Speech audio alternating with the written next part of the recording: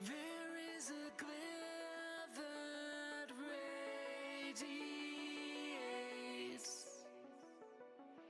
something tangible remains clear in mind. My head is spinning, gotta regain control.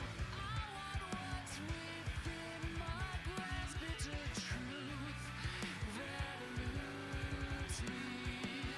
I want what's within my grasp. It's a truth that is gone through the eyes of my peers. There is a glow that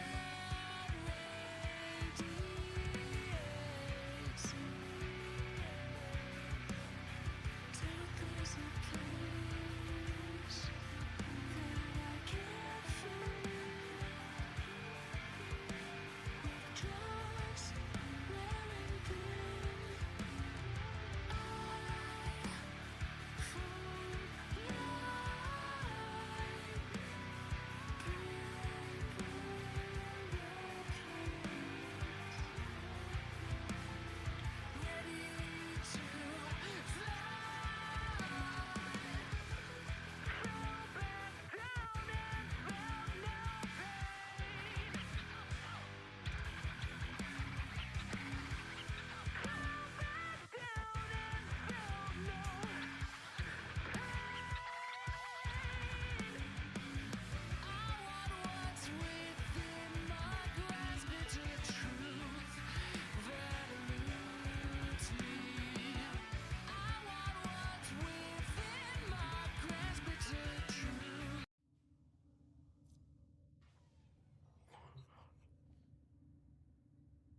Hey y'all, how you doing today?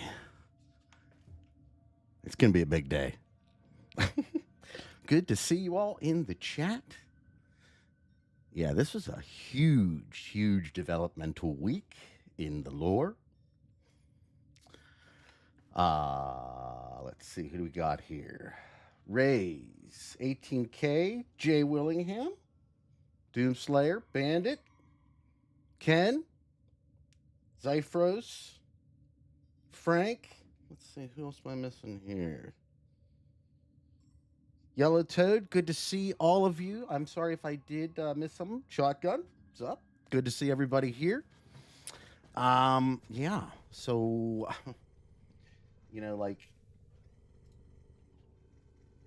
I got some very good advice earlier today to change the title of today's stream because it's pretty significant in that regard.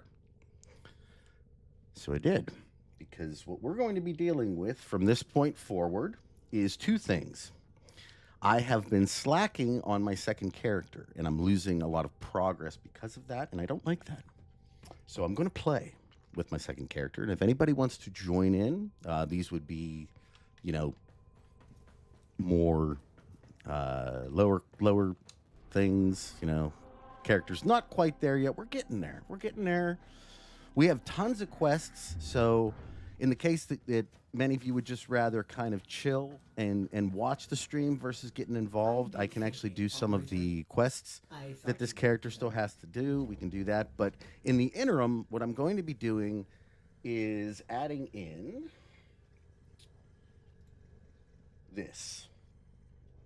This is a great site, okay? This is essentially the Kinematik, which allows you to select any chat room that you want, and you can get literally every aspect of every piece of dialogue. So versus me having to go in and get like every little thing, and hopefully I record it all, and if I miss something, like I have to wait until next season to get it. Now we can sit there and analyze not just what I got, but what I didn't get. And that is huge. So let's see, who else we got here? Mac Jack, Bear, Zerg, CDXX, what's up? Good to see everybody. I'm glad you are here because what we're going to go over today in the grand scheme of things, is it's pretty like narrative changing. I don't want to say lore breaking because it doesn't do that. In fact, it's actually really in line with the lore. But at the same time, what we have to remember today, I'll tell you what, 18K, I will put the link in the thing right now, but also all you have to do is look up Kinematik. That being said, it's just a good idea to put that link up considering we're going to be using it so much. Give me 1 second. Let me just put that up for all the peeps. Beep, beep.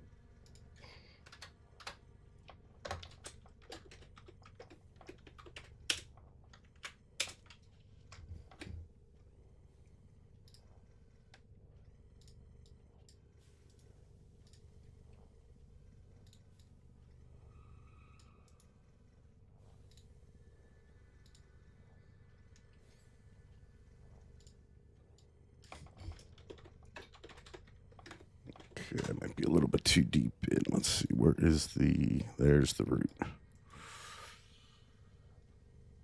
Doop, doop. So and you know what, with me putting this in the link, if you too want to follow along,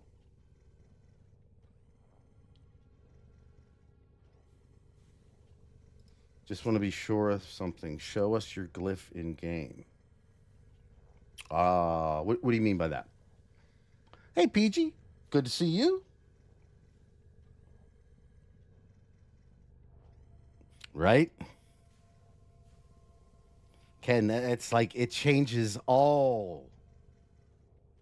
the concept of everything now.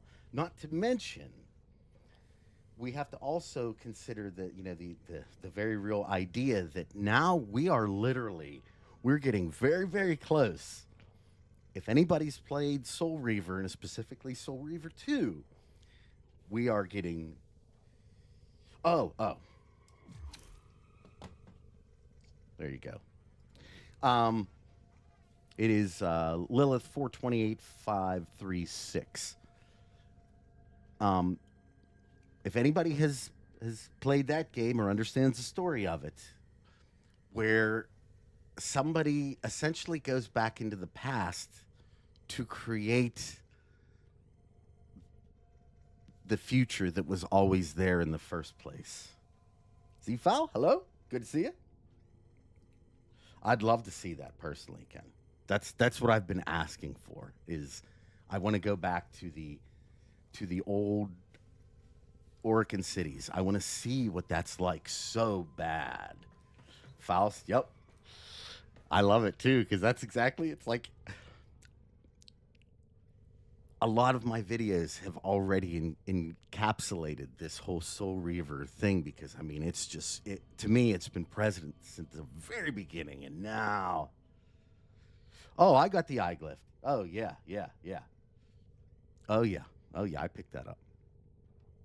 I mean, come on. Essentially, the only glyphs that you're really going to see from me at the end of the day are the eye glyph, Drippy, because I still think that has a deeply,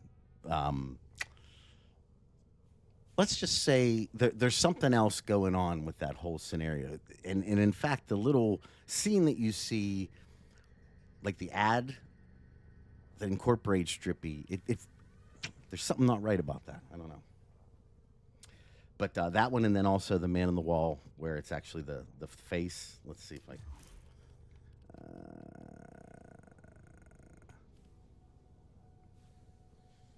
trying to think exactly where... back here. So, I don't know about Tao's Insight, okay? Because if you've been following what I propose, at least, and again, I could be completely wrong, but if you are following what I propose in any way, shape, or form, like you may have noticed that Service job efforts myself. I know you can use Lizzie too. I would have used my regular character, but I really do want to kind of get moving forward.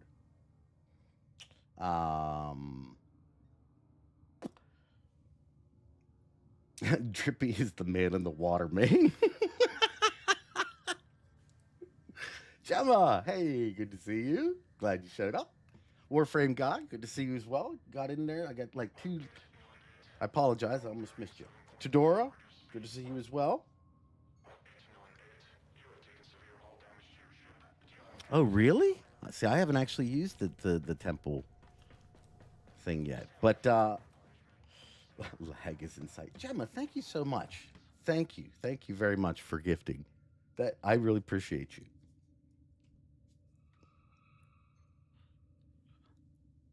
You've made a habit of that. It's very, very nice. Thank you so much.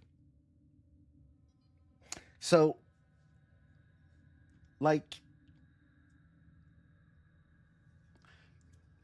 first of all, I don't think the person that said that the Tau is in sight is Entrati. That doesn't mean that we're not going to Tau. But to me, if anything, that says that the man on the wall has an interest in Tau now.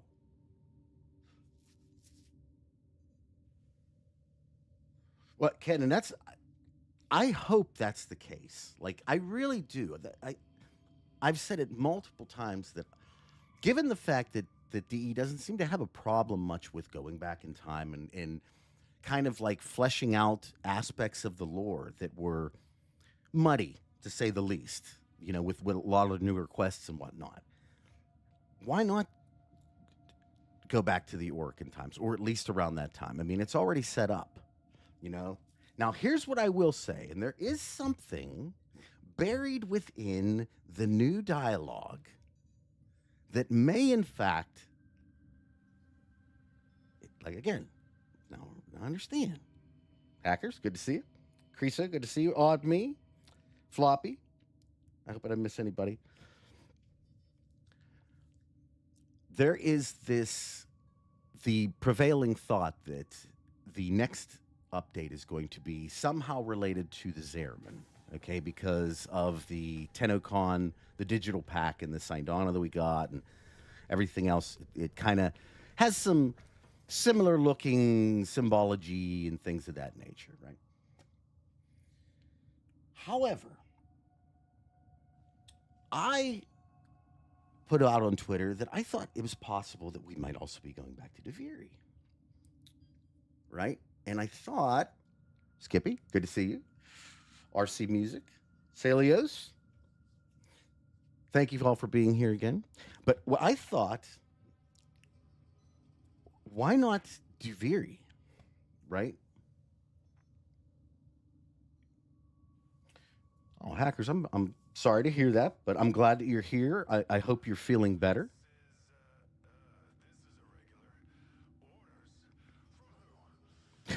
Z-File, that was the whole goal. I wanted to claim that glyph for myself before anything else happened.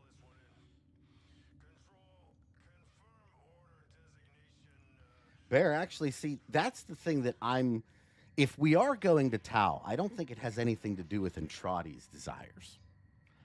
Because Entrati has been very firm on the idea of trying to, and let me even say it by the actual quote, resist it to the teeth, right? So I don't see effing off to Tau and leaving both 1999 and presumably the Origin system to its devices as essentially like denying the man in the wall to the teeth. Like, and his plans also with the vessels and whatnot seem to suggest a confrontation of some sort. Now, what that's going to be like is it's anybody's guess. But if that were the case, wanting to go to Tau now, just to me, it makes no sense. Now, the man in the wall wanting to go to Tau, especially if, and what we're going to kind of go through a little bit today too, is some of the implications of Gemma, and this is for everybody that hasn't been this far in the game. There's going to be a lot of spoilers for a lot of quests today.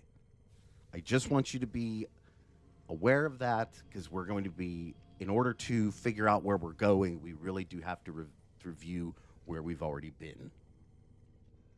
Okay? Hey, Joe. Good to see you. How are you feeling? Seifer, I want to see the point of view from the Orkin. I mean, like I said, if we go back to the Orkin system, I'm all in. I am all in. But you know, it would be very interesting, because we know that the Man in the Wall has some kind of tie with the Sentients. It would have to, because the Lotus, in her sentient form, Nata, is the one who tells us about her interaction with the Indifference, right? So with that being, said, and then also take into consideration that the Indifference was such a huge point, or like aspect of the new war in getting the Tenno to do what Ballas, and essentially, at least from what we believed, was, Nata and Era, what they were trying to get us to do was largely dictated by the Man in the Wall showing up and giving us little like manipulated memories to get us to go where we needed to go. One of the things I think we don't think about or realize is the reason, most likely, that the Man in the Wall utilized that same path that was used in Apostasy was because of the curiosity that the Tenno would have in finding out, going back again, what would happen given what happened the time before with Apostasy. If we lost the Lotus the last time going through, maybe at the end of this, we could figure out a way to get back in. So it was a lure. Have the Celestians been talked about? I don't. Are we talking about maybe which Celestians?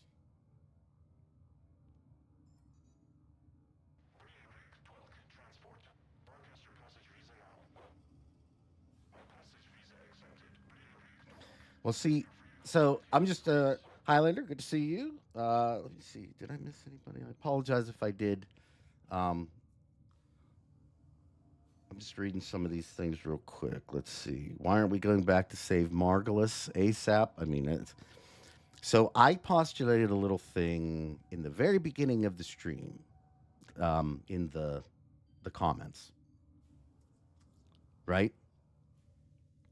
And what I essentially said was this,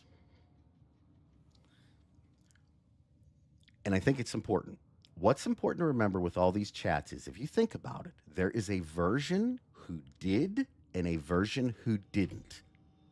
Eternalism, essentially at its finest. The question, though, that we have to ask is, how far does that concept stretch?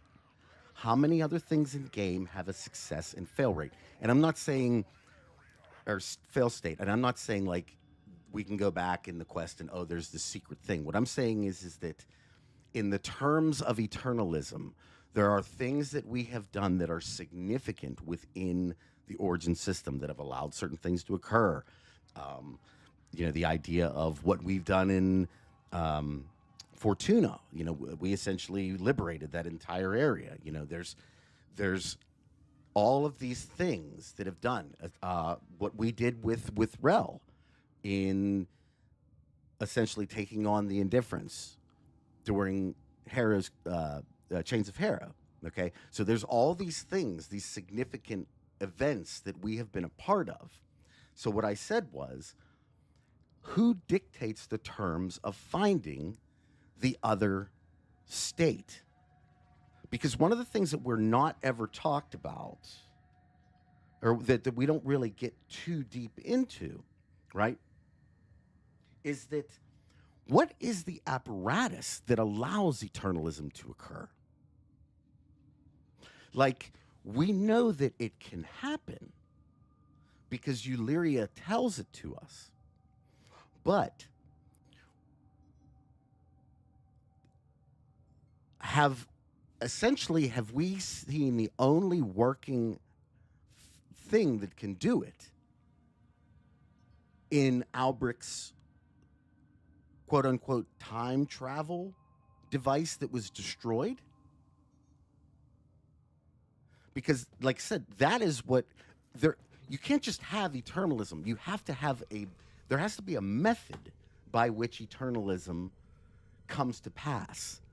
Be it the man in the wall, maybe he's the one that goes and does it, or some Orkin device that they have constructed, right? Up till this point, though, we do not know what that thing is and how it's who utilizes it, where is it at, how does it function? Because once we figure out how eternalism works, then we can start to figure out why eternalism works, or should I say, like, if there are darker players involved with eternalism.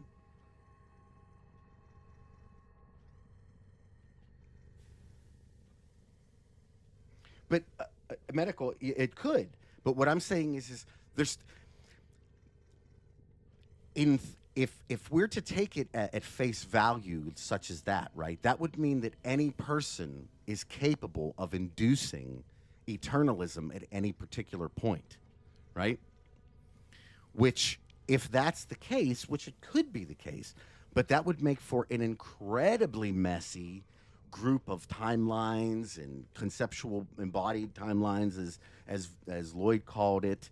So what I'm saying is, and it seems like this is the case, there is a device or there is a ritual or something that allows eternalism to be first viewed and then exacted a force upon by which it can change.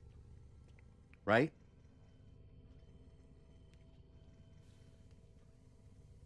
Well, Gemma, there could be something to that, and I think that's one of the things that you see in the New War with that particular scene, is that all other like aspects of what the Tenno may have been at any particular point are destroyed.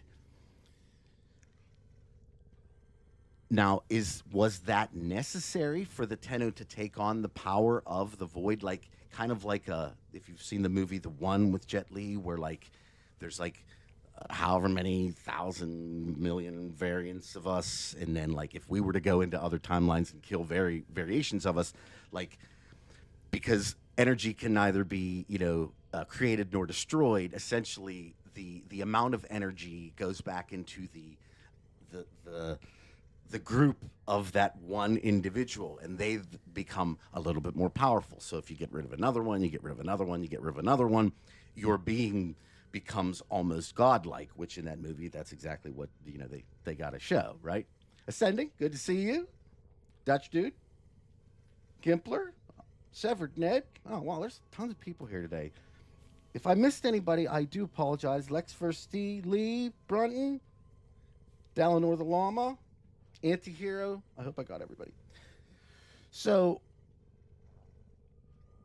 what I'm trying to get at with today's stream is, and this was the kind of the point of the title, now that DE is like really, they're getting in on the eternalism. Like, this is what we've experienced is eternalism, because for those that know and some people that don't, again, big spoilers, probably the main aspect of it is that Kaya can now show up within our timeline, having utilized her interactions with what she believed was Albert Entrati, which I don't think that was Albert Entrati, and then her interactions with us, she was able to figure it out, right? And so now she sits at the Larunda Relay. However, she also doesn't. Matko, yeah, I did get it. It's amazing. It's actually, I believe it's you'll notice I just teased a little bit of Temple's last message to us, Flair's last message, if you will. We'll get to that one too, because that's something else we'll talk about. So that okay, so here we go. This is exactly what these are the questions that are going to all start flowing in. See, Severed Dead. Good to see you're up at 3 a.m. It's a good time for Warframe discussion. I'm just saying. Oh, Lev, good to see you. Hey, enjoy making them dough balls. Are they going to be turned into some baked good that's super awesome? Because that sounded real good. Floppy, you are referring to the that was on Cetus, correct? With the ghouls? Is that I think that yes, that she's got her own little set of and that particular incident seems more like a concept of a person actually having an innate ability to do something that most people don't do. It's an outside type story though. Keep your heads down, Solaris United, and steer clear of Officer Friendly. Well, Krista, so this was the thing that I remember saying as soon as I saw Kaya at the thing. I'm like, okay, I am I missing something here? Like you said that I knew, but throughout our discussions, I within the KIM, like here, we'll go to that real quick. Let's start utilizing this. Gemma, thank you very much again. I really, really appreciate that. You are the membership machine, and I thank you from the bottom of my heart. I really do. So let's go. So first of all, is the text large enough so that everybody can see it like comfortably? Because it's natively this particular site is actually really, really small.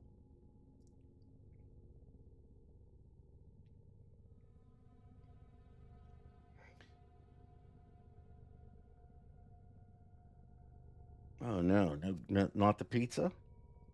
That's not going to be good.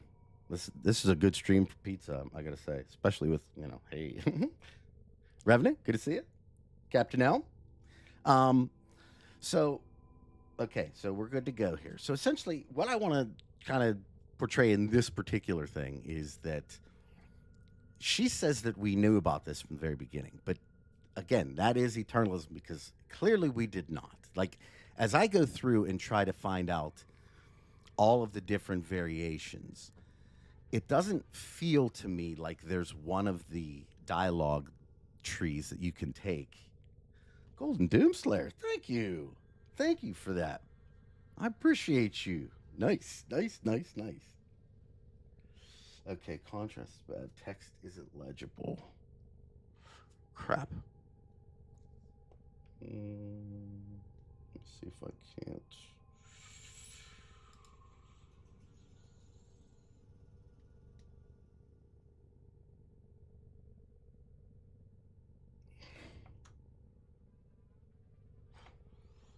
Is it worse or better if I make it larger? Well, I appreciate that, Doomslayer. Arch Columbus, good to see you. Drusik. Never Time. Eye Perspective. Gimpler. Nice to see you. Good to have you all here with me to go over this because this has been one of the best lore things. This would have been one of the best. The KIM's best lore thing we've ever got.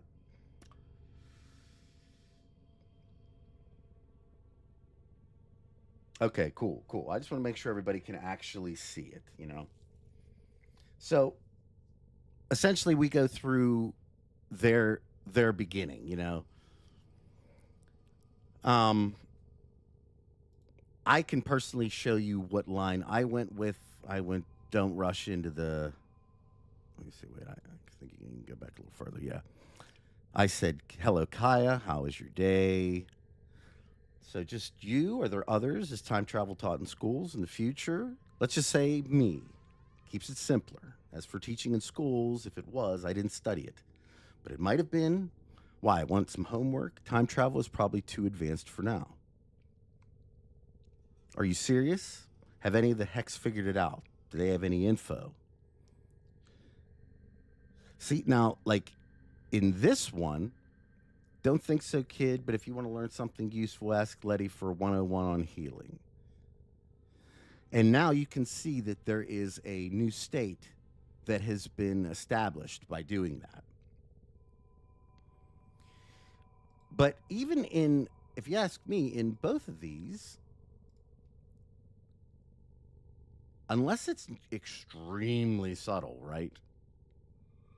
I don't necessarily see a variation of these answers that even sounds like I know, but I'm just kind of playing along. So essentially in either one of these, nothing really occurs aside from the idea that we get a, like an almost, I guess you could say, the beginning of a fail state. Kaya Letty Hio is now true because that is going to be one of the things that gets her to not go to Larunda. Which is crazy when you think about it because, again, if you don't know about any of this stuff, there's going to essentially be two paths of lore for every single one of these characters.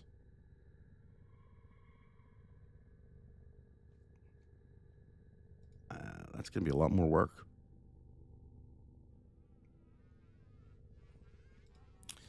So, let's see. Essentially, what we will do is, because I don't necessarily know, let's see. Okay.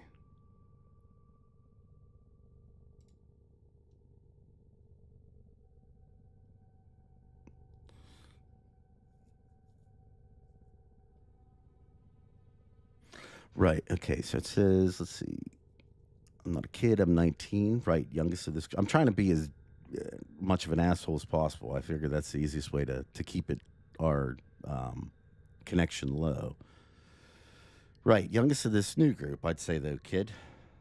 Youngest, sure, but also clearly most intent on doing something to find answers. Try and keep up. So time travel? How and who?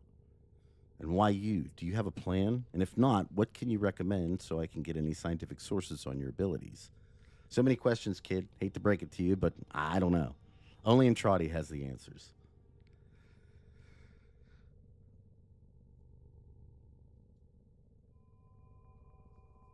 Let's see. Let me look back here real quick.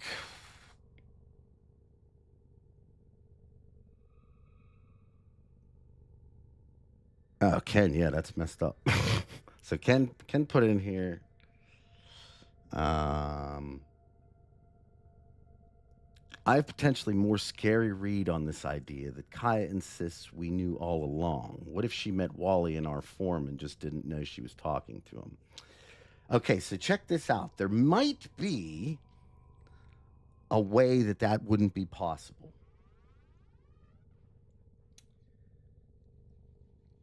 But it only might be a situation that we know it because of, let's say, we haven't seen it yet. To my knowledge, there has been no scenario that has shown the man on the wall take the form of the drifter. Takes the form of everybody else, even the Tenno.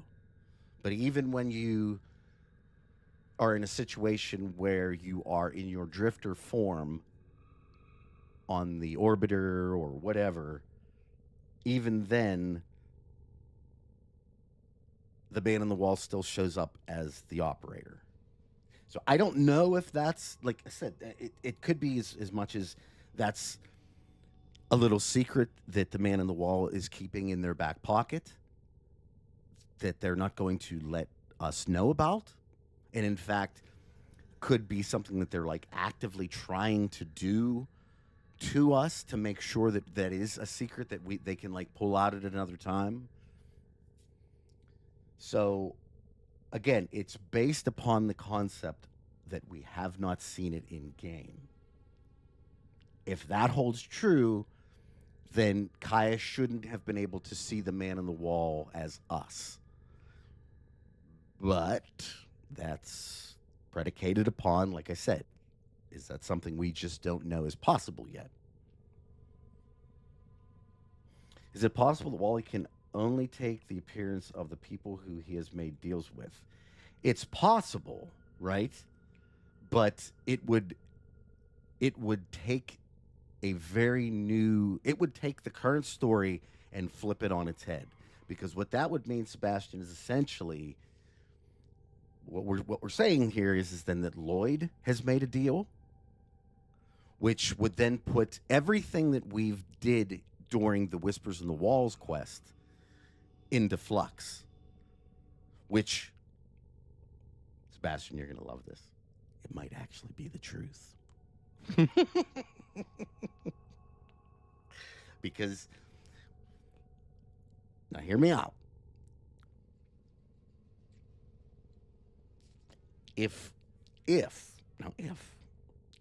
the end of the Hex quest, where it says the sequence was completed with all the eyes in a red screen, right? If that is, in fact, referring to the Kalimos sequence being completed, then it's very possible that everything that occurred within the Whispers in the Walls was done specifically for us to do what we did. And it wasn't Entrati's idea at all.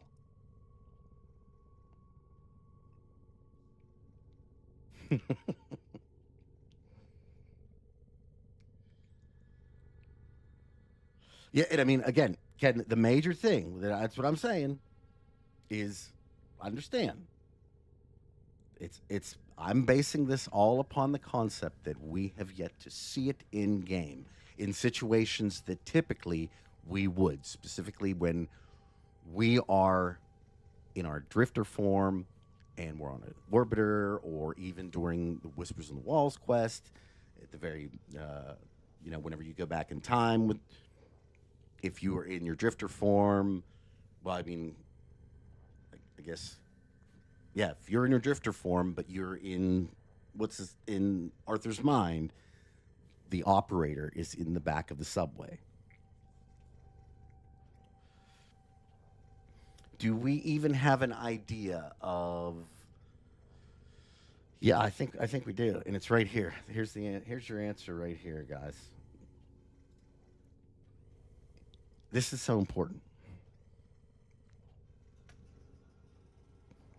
Why would Entrati's cross-temporal setup involve what appears to be an active connection to the Kinematik online network?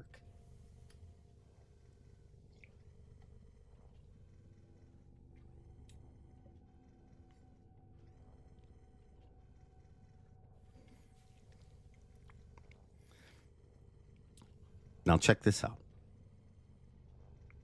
Let's see. Right to it then. Okay. No, the internet didn't make it to my time, really, so it can't be required. Or maybe it is. So do you not need an internet connection to come and go as you please, like did Entrati? I really don't know anything for sure. I just know there was a sequence. Entrati had a plan, and it involved me, here, now. I needed to get here to meet you all. Okay, but why does there seem to be an internet connection that is non-negotiable in some of his notes? Meaning that has to exist.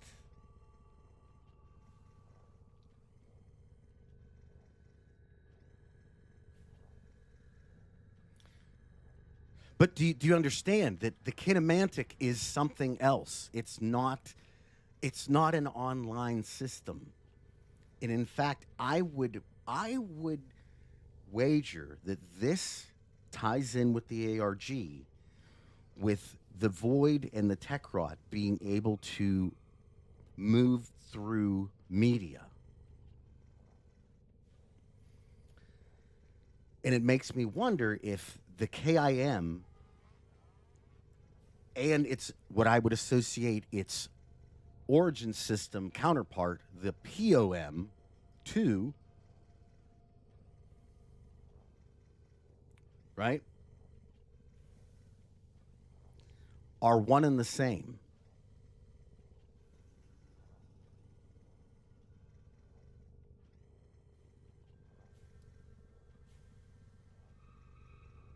Because we know through, let's just see. Let's see here. I don't think it's in this one.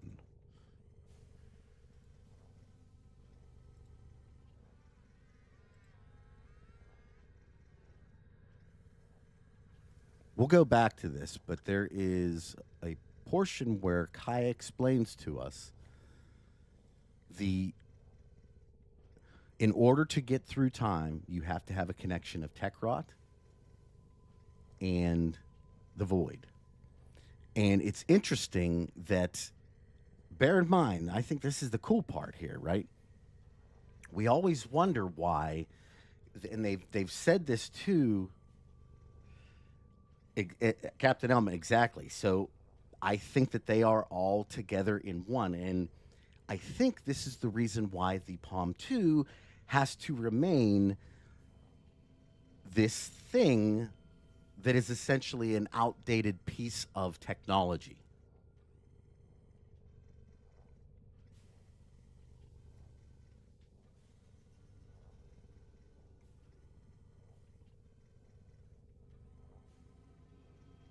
Doomslayer, you might be right on to that, actually.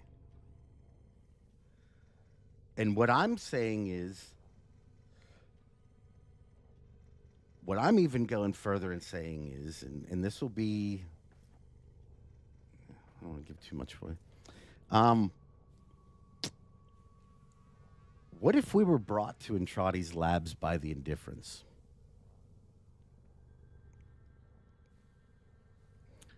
All I'm saying is this. The people in Entrati's labs, you got the 3 Kavya, who, while they're now sentient because of the Void, one of them hates Entrati, and they all would have died without the Indifference's intervention when Lloyd was trying to fix them in the story through ranking up in the Syndicate. Then Lloyd, we know, has at least some kind of connection with the Indifference, or else the Indifference wouldn't have been able to take his form in the Hex Quest. The Palm 2, which is present in 1999 and in the Origin system in Entrati's labs, with the eye logo that seems to be the driving force between trying to misdirect us to believe that this is Entrati's doing, and yet it's not, that we find. Yeah. How about the back rooms? How about the back rooms? I mean, like, just the eye is constantly watching. And in reality, at the end of the Hex Quest, what sequence was completed?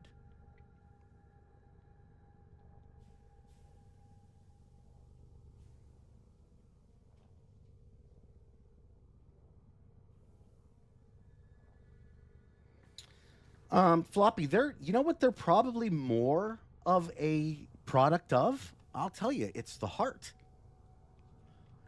The heart is what they're more a product of. And actually, I would say that while the heart provides incredible benefits, right, as far as being able to not time travel, but move around the galaxy, at least, you know, or the solar system, if nothing else, relatively effortlessly. it can't be understated what benefits that gives, right? But also, if you believe in the concept, right, of that the void is the man in the wall and the man in the wall is the void, what the heart does is essentially pumps void juice all throughout the origin system. That's all it does. It just keeps pumping it, pumping it, pumping it. Kind of like a conductor, right? Or I shouldn't say conductor, kind of like a very conducive environment. Then the fingers that are in our rail jacks, that are in different things on the Zariman, they are like an antenna. And they can utilize the ambient void that's already in the air and use it. Now, and I would postulate that given what we're figuring out about time travel and things of that nature, it's also extremely possible that what occurred with the Zariman 10-0 is essentially what occurred in the movie Event Horizon. If you know Event Horizon, then essentially what happened was they were using space-time to essentially fold reality. But in Warframe, with our focus on especially like time travel now, it's very easy to see that what we're doing when we move through the void, like on our rail jacks and moving between places and whatnot, we might be actually skipping time.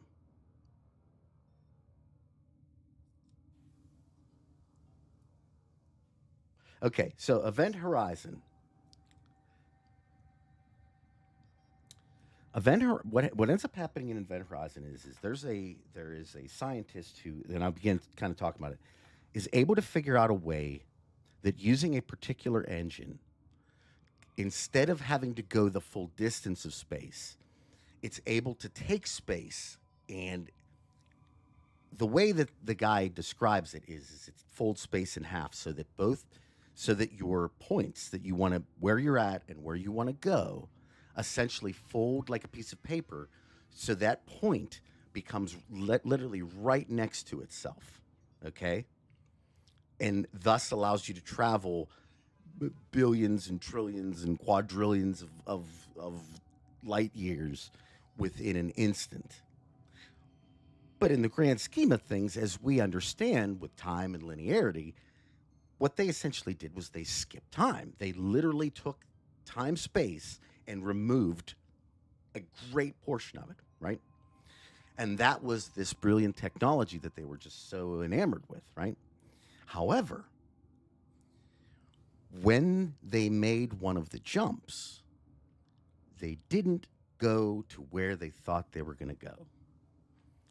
And in fact, I don't want to spoil it too much, so if you are interested in this movie, and I would say this movie it's fantastic, it's really great, it's scary, but it's really good. It's not like to the point where you're gonna freak out or anything. It's scary. But spoiler right here.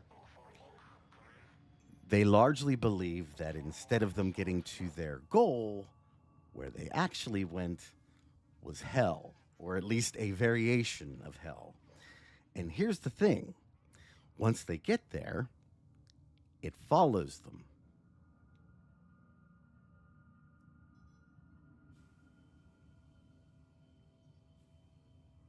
So I think you can see a few parallels with the Zariman and things of that nature. Or you could even take the following thing from Entrati in his initial interaction. So I do apologize that most of my stream here has just been like kind of nothing on the screen, but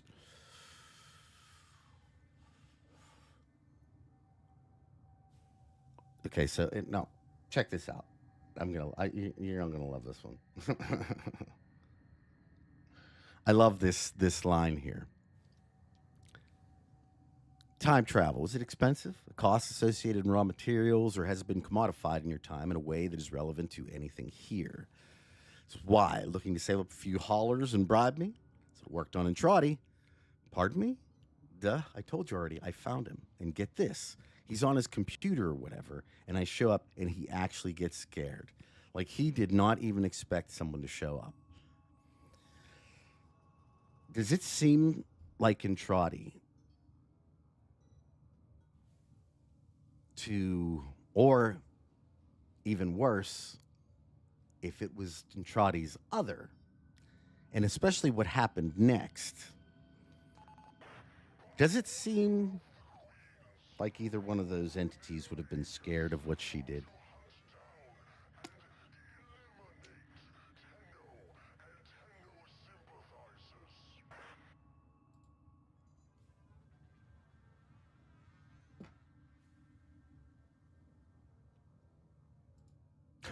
I went into the void warframe and ended out in the void in the first.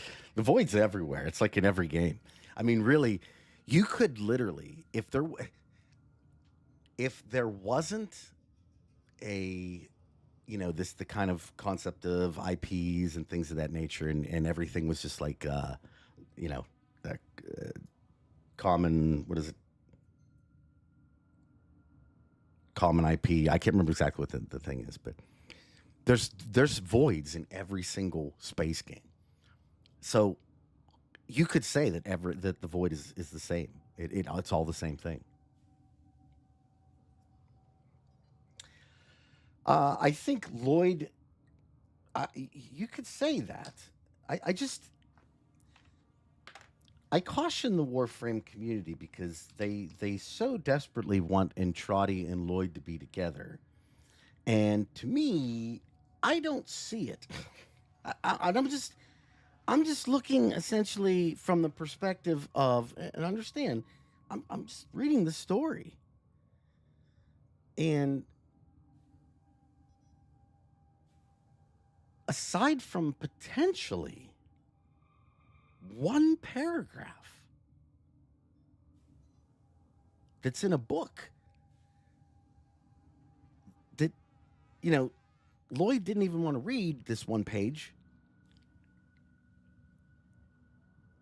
Not to mention the book itself is like some crazy magical void thing to begin with.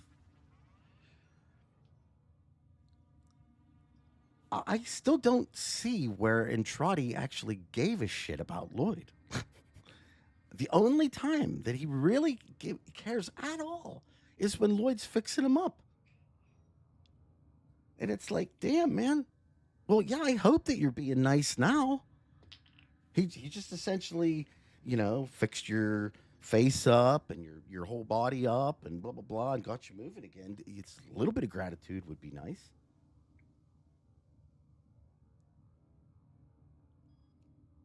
So to me, I don't see it. I don't see this love affair between the two of them. And to me, it actually seems like two things. One, it's very much reminiscent to how things were in ancient Rome with the servant, which is exactly what Lloyd calls himself and Albert calls Lloyd. And but more importantly than that, I would even postulate that some of if what we just got done talking about, right, if there's any reality to the idea that the man on the wall has been kind of leading us, which man on the wall led us around during the New War. I don't know why he wouldn't lead us into the Whispers in the Walls too, but the idea is that what if that bit of tenderness, right, that we did get, what if that was a ploy from the Indifference? What if the poison to his plan is love?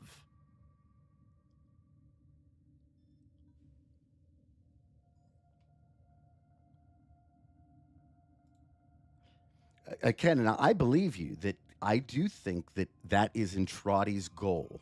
that he is on a redemption path of his own. The problem is the way he's going about it. He's learned nothing. He's not changed any bit. He's still consumed with his own thoughts. Once he gets an idea in his head, it becomes the only thing that matters. He doesn't have any thought to anybody else involved. In a perfect example, if the beat up Entrati is the Inradi during the Hex quest, if that's really him, he reiterates multiple times. Tenno, I know this is tough, man, but you got to kill all these people. Are you no more of a child than your other?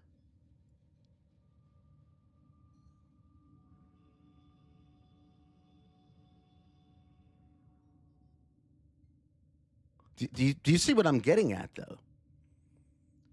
He is not changed in any way, shape, or form in any portion of, based upon what we saw in the notes, in the requiems, and how he behaved in real life.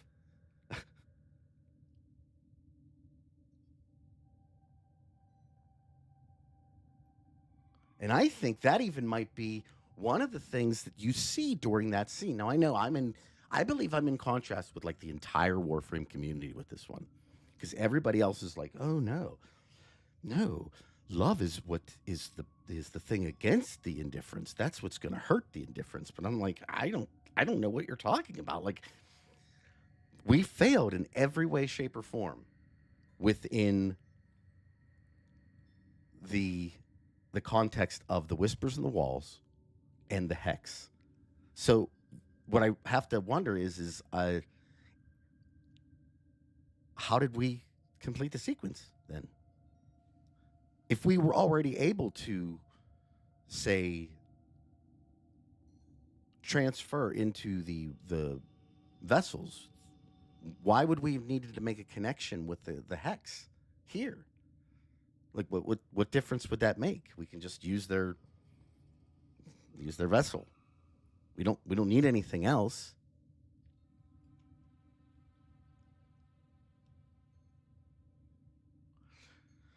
Oh, Floppy, I think that's one of the easiest ones. Again, you have to be looking at things from this perspective. But if you are able to shift your focus,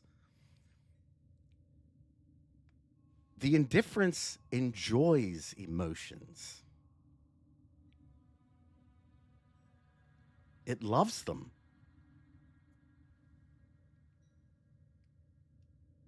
You know, it may not have them itself, but it doesn't mean that it doesn't enjoy the concept of them, or specifically seeing emotions, especially negative ones, but positive ones too, in those that it's observing.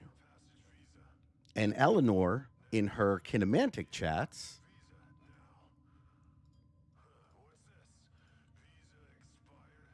let's see.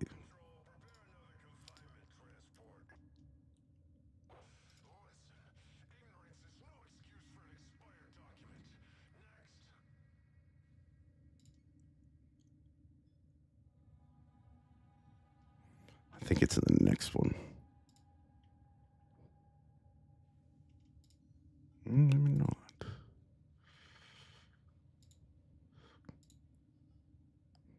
There's one in particular where she talks about it.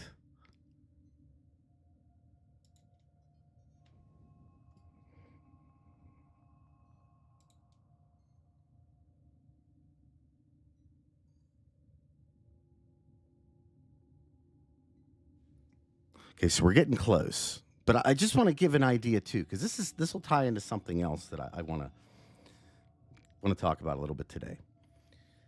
Why do we trust Kalimos?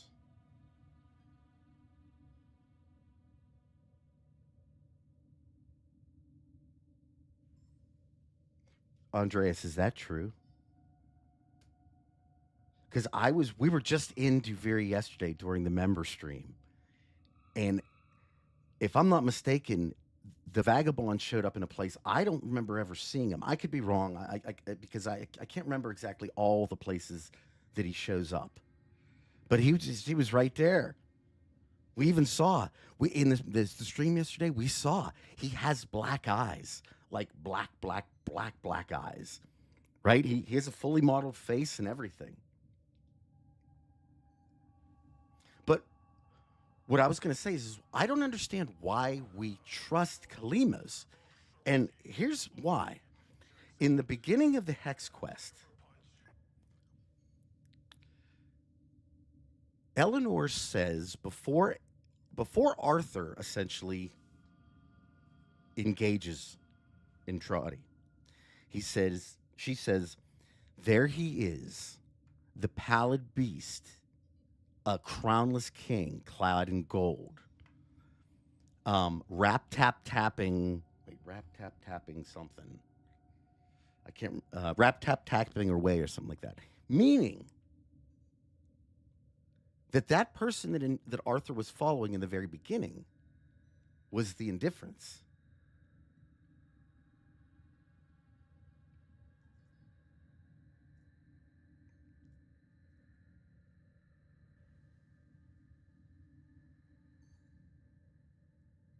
Phoenix, I got a great answer for that. Let me just finish what I'm saying here, and you're gonna love it because it's really messed up.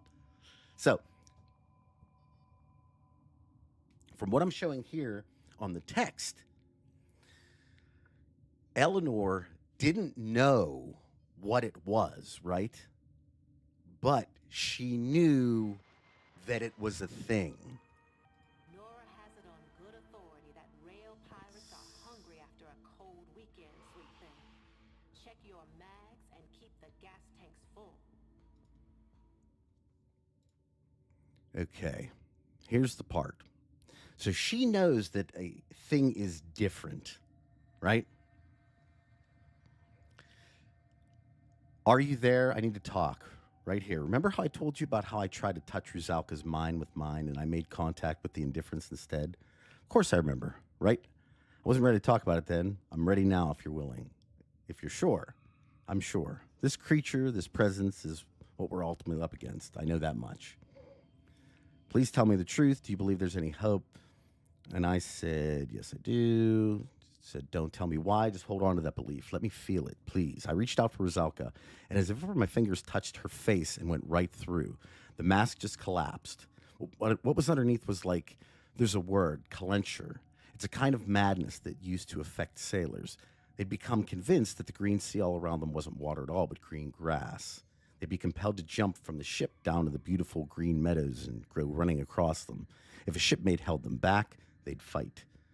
I jumped expecting grass. Next second, I was in over my head in the freezing dark. This is what really, I don't think it's safe for you to talk about it like this. Well, shit. I just managed to psych myself up with this, and now what? We're not mentioning the devil in case it summons him. If you hear me screaming in the night, it's me. What I wanted to say is that even in this instance, up until this point, she didn't know what it was. She thought it was just Rusalka. So it's the fact that she has the alliteration to the rap tap tapping and stuff probably very much means that when she saw this person, she was looking at a very similar thing. And even telling him.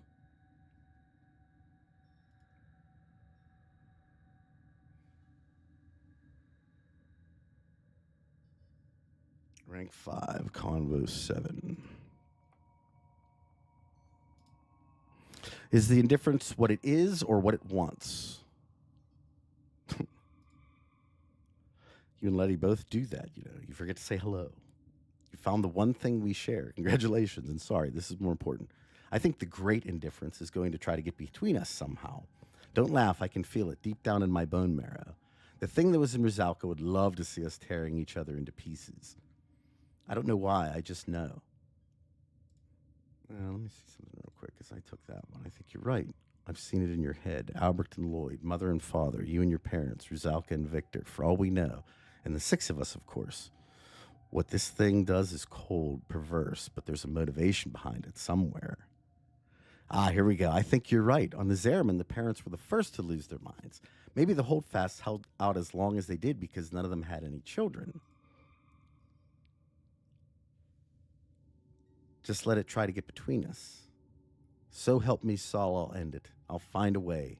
There are powers in the universe that thing can't stand against. I choose to believe it with every atom of myself. If it swallows me whole, I'll stick it in its throat and choke it. That's a great way to die. I don't know how we're going to do it yet, but I'm with you. We have to win. If this was a story, you'd come up with some clever trick. You'd dig up the giant stone heart and crack it with a swan's feather or trick it into throwing itself over a cliff. You said you were a journalist. Those aren't the sort of stories you're used to tell, are they? You told the truth no matter how ugly it was. If those old stories didn't tell the truth, people wouldn't have kept telling them. I don't mean giants are real. I mean the old stories tell a different kind of truth. So, I love this part. You ready for this? So many people have asked me if that was the indifference at the end. Why did it want us to get together with the hex? Why did it want us to, if this is how it is, right? It splits people together, right? Let me see here. Phoenix, real quick. Probably zeroed in the drifter copy of The Man on the Wall. That's actually possible. I think she saw herself. But let me ask this question, because I think this is so important. This is so important, to my point at least. If the indifference indulges in negative emotions, extremely negative emotions, right?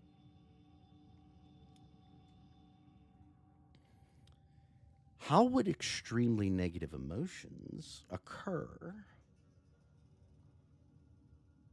between people who don't know each other?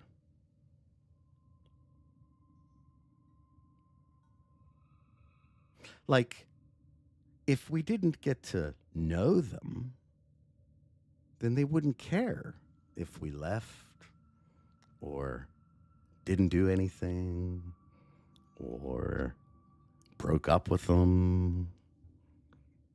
They wouldn't care. And that doesn't actually produce a very good negative emotion. Now, does it, Precious?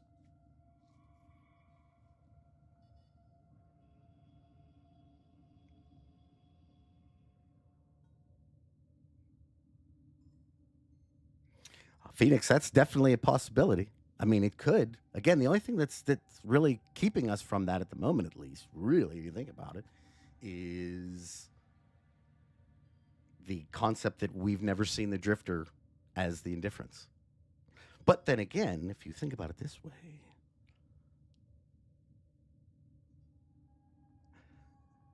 maybe before it wasn't like that, but I question when we were on the Zariman during the Hex quest and the black goo that kept getting into us, did that have a effect later at all?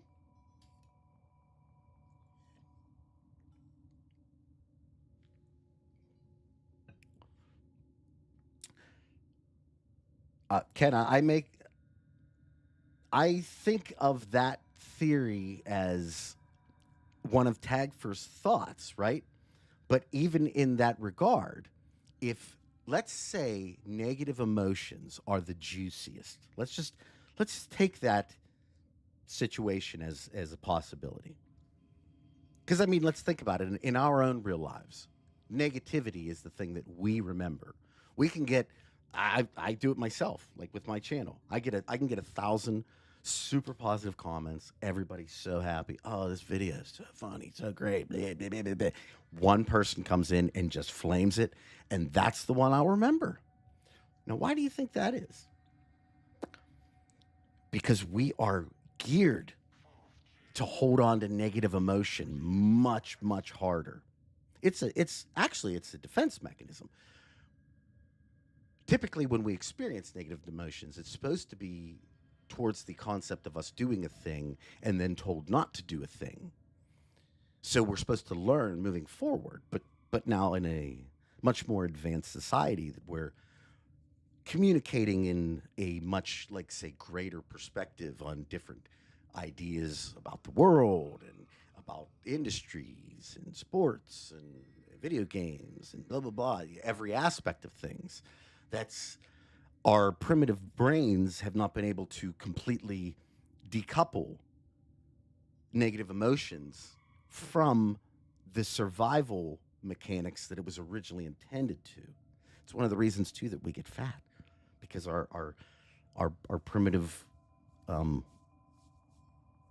structure and the way that our body stores food, like the less that you eat, the more your body will actually try to store, because it thinks that you may not, you got to go hunt tomorrow for another meal. Maybe you don't hunt, maybe you don't get a meal tomorrow. This is like our primitive body. Our body has not caught up with our like higher brain function in an evolved society.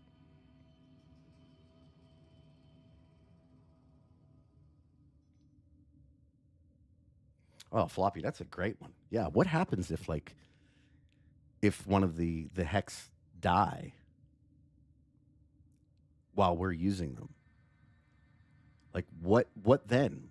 That's true. That would be the first time that we would look at a maybe not. I mean, you know, if I lost one of my Warframes, I'd be jacked. I'd be pissed off. I'm not gonna lie to you. Even the ones I don't use. But at the same time, like I wouldn't be like, oh, you know, it's crying and stuff. But with, you know, my boy Quincy say, because we've bonded a lot. We've bonded. And because of that, People ask me if it gets lonely out here. I say, I'll go to war for my man. nah. I'm just saying, I'll I got do all it. the company I need. I got you, sweet things. Well, see, odd me, that's one of the things that we don't know yet. What exactly? You yahoos she could box for essential. What exactly is, let's say, the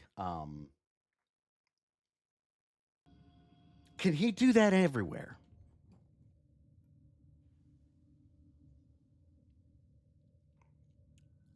I don't think so. I don't think that the Drifter can stop time and just turn it around. I don't think he can do it in the Origin system.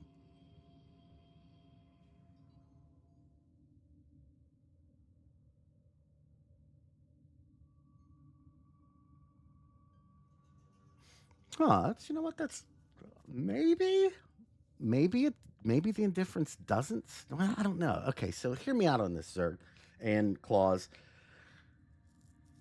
Now I dated Eleanor. But Quincy's my bro. Okay, and that's weird because if like in the first video I did after the Hex Quest was kind of announced at TennoCon, I may have flamed Quincy a good bit. Yeah, I feel bad about that. We talked. I said, dude, I didn't know you. You know, I got him a couple things. I bought him some stuff. He's fine. I don't know. I would just think that a being of essentially what I think we all believe, power-wise, the Indifference to be, that it would understand or it would know the difference between the operator and the Drifter, mainly because the operator has had one-on-one interaction with the Drifter. Or not the Drifter, I'm sorry, one-on-one interaction with the operator. Like literally they've like touched it. And one was based upon, and one based his, you know, an aspect of his visage off of it. So I don't know. I mean, that's yeah. I think this kind of goes back to my other thing, and it goes back to the Whispers in the Walls quest. I don't know. This is another thing I'm the community and I are at odds with, and you can have your own opinion because I still have mine, and I'm not changing it yet. I don't care what they said in a dev stream or whatever.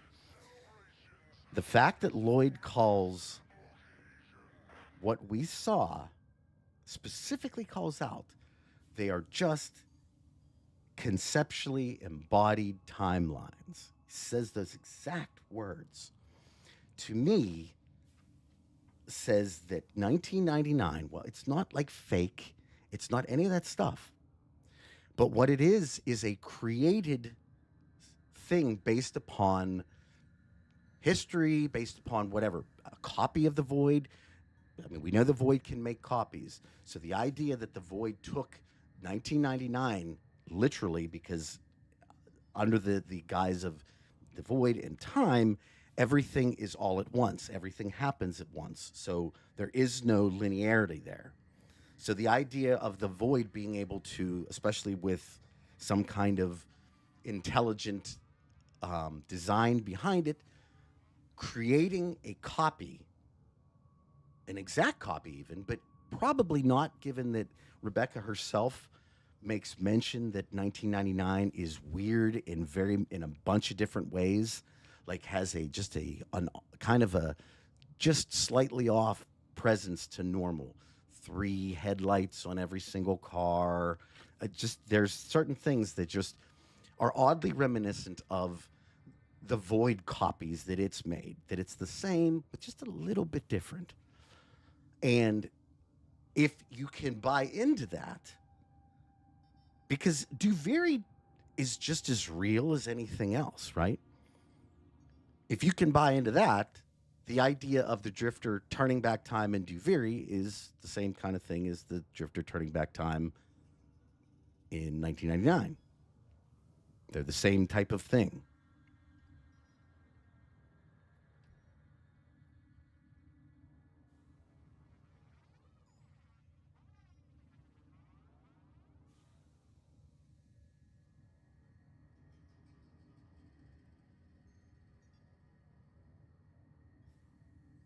Andreas, there you go. I mean, I just, given the properties of what happens and the back rooms and the idea that the eye is everywhere and it's the only place that it's like that, it's very difficult for me to break that thought process that this isn't just going back in time. That essentially that we went to a, like I said, like a Void copy of that timeline, whereas the people, if it was taken from the original, the people that were taken would essentially have all the same memories. They would live all the same lives. Everything would be the same. But if you look at it from the perspective of if Entrati specifically wanted that area to be blocked off for whatever reason, as that's what it appears like, at least from the initial stuff that we're told, not only did everything we do screw that up, but it essentially allowed for Kaya to make her own path. And what we have to remember now is that now with Kaya making her own path through,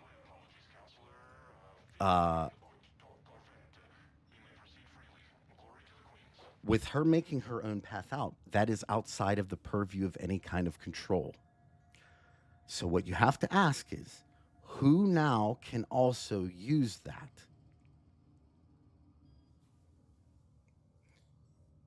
Well, so Gavin, according to, apparently, is it at the next, there's some kind of gaming awards thing or something coming up here that they're supposed to do a little bit of a reveal from.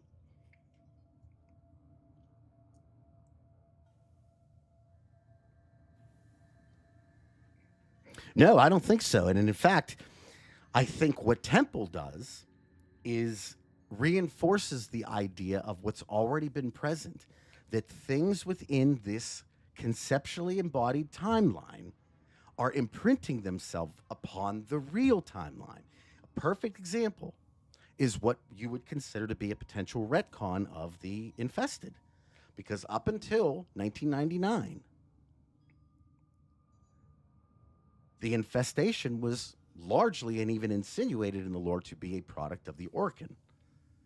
But now in the quest, there is additional dialogue saying that it was predates the Orkin. So that's an actual change. You can look at it as a retcon if you want, but you can also look at it as outside influences imprinting themselves upon the real, changing things in real time. And we've already seen it. Perfect. Go to the Necrolisk and listen to what do you call it? Kylie listening to Party of Your Lifetime. Or go to the Larunda relay if you have that unlocked and you see Kaya there. Because in her mind, right? In her concept of things, she acts like we just knew this was going to be here. And when you left, we were already here. But anybody that was at the Larunda relay up till that point, for whatever reason, knows instinctively, because they were there, that she wasn't there. So aspects of Eternalism are changing our reality in real time.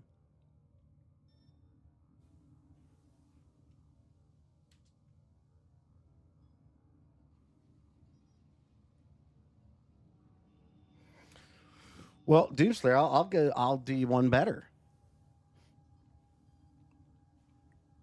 What if everything's made of void? What if essentially it's the essence that gives matter mass within the universe? What if we are all a product, and whereas we were allowed to evolve from certain things, supposedly, these other created timelines are, as somebody said it in the thing too, it's basically taking a concept and forcing it into reality. That's what the conceptually embodyism or embodiment is. It's literally taking a mental concept, something that's in your head, and creating real. So the question is how do you define real then? What's real? If I conceptually embodied a sandwich to you, but it was real in every way that was matter, because it was a concept manifested into reality. If you ate that sandwich, it would be the same thing as eating a sandwich that you made from anywhere else.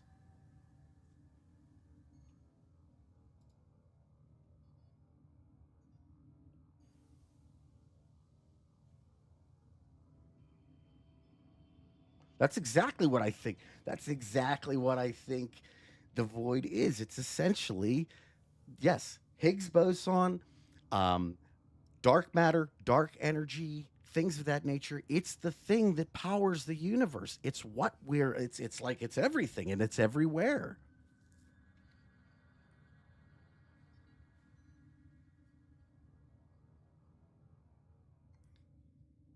Yeah, sometimes that'll happen, anti-hero. It's a little overwhelming, isn't it?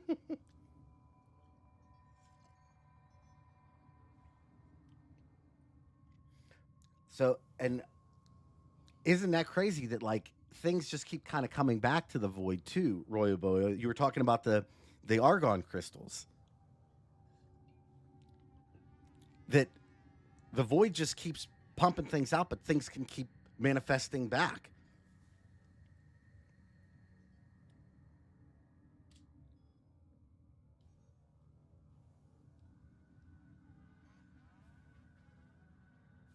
Well, I mean, I think the resources are there, but you just have to look at them as more primitive, more building blocks.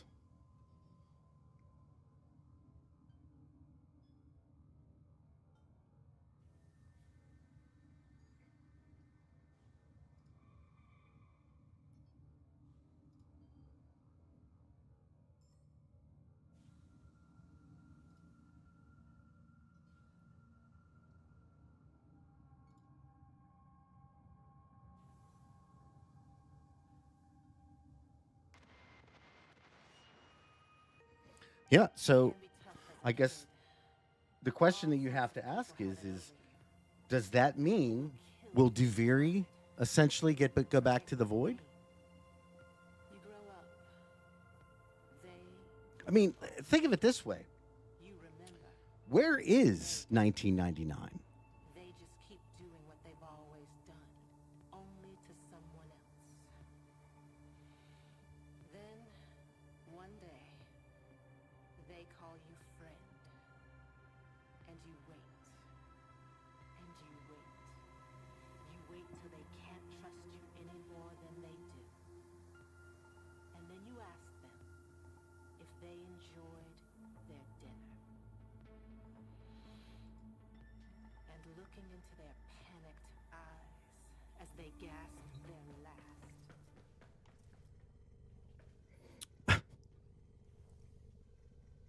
This has been a super fun stream. I do feel bad for my second character, but it's okay. Oh yeah, we'll get into that. And I mean, the crazy thing is, from what here's another perfect example of how things have changed within our reality. It's what Flair and Lizzie go on to tell us. Let's see. I don't know if it'll be in the convo or not.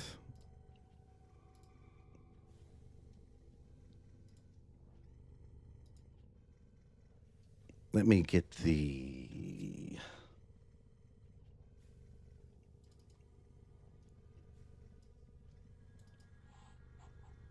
Let me get the last thing up, because that's probably going to be the easiest way. And then we'll Tarantino this. That's what we're going to do. We're going to Tarantino this. We'll start at the end, but then we'll bring it back.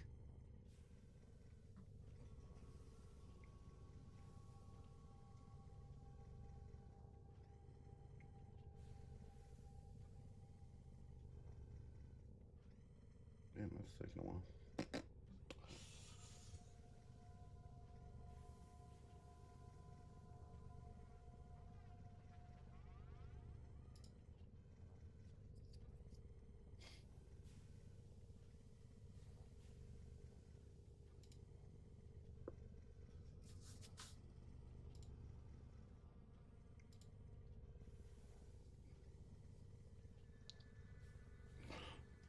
Sorry, I'm just trying to find an image amongst quite a few here. But essentially what I'm going to pull up is the final message that we get from Lizzie and Flair, because its implications are huge. But I want to stress that it doesn't mean that it's always been this way. And I would say it definitely hasn't been this way.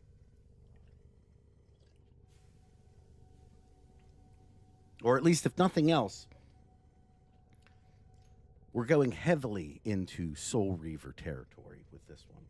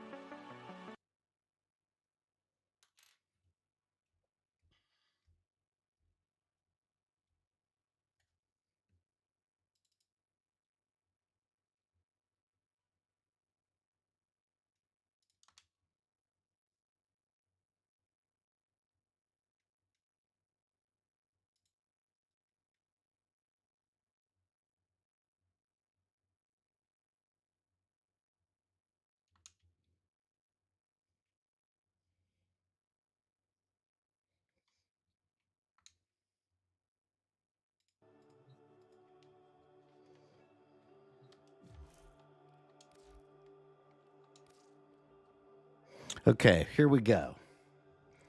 Heavy spoilers here. I feel like you should kind of know that by this point. Flair sends us, something's been nagging at me for a while. It started as a little thing, but it just wouldn't go away. How come the Temple Warframe has my name? How come they have a guitar called Lizzie too? Temple was my stage persona. the me I wanted to be. And Lizzie is unique. I couldn't figure it out until you brought me and Lizzie together in harmony, and I finally understood. This change that's happening in me, it can't be stopped. I'm going to transform completely one day. And that's okay, because the Warframe from your time, Temple, it's me, one and the same. The Warframe that Ballas was too scared to build because rebellion was built into its DNA. You see, Drifter, I go where I'm needed. I stick it to the man in Ludston, Samaria, Hulvania. And I know I need to do it in Pluto Terminus too, many, many years from now. I mean, if the Technosite Coda can survive to your time, why not me?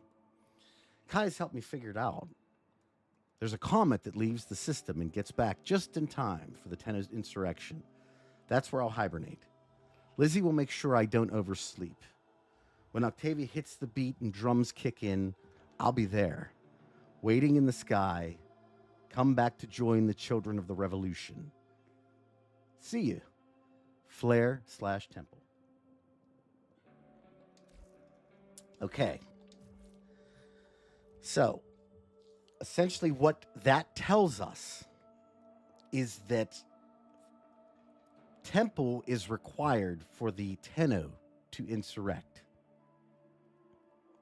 However,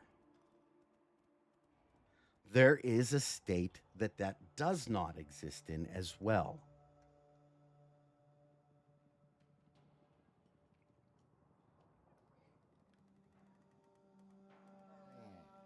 Well, hey, my question is when they do come out with Temple Prime, is that all bullshit then? Because that means that Ballas was more than willing. And dare I say, for Temple to be even in a situation where you can build the frame. That's exactly what that is, Matka. Yes, we are talking about, Temple is essentially saying that they are required for the Tenno insurrection that happens on the Pluto terminus that destroys the executors.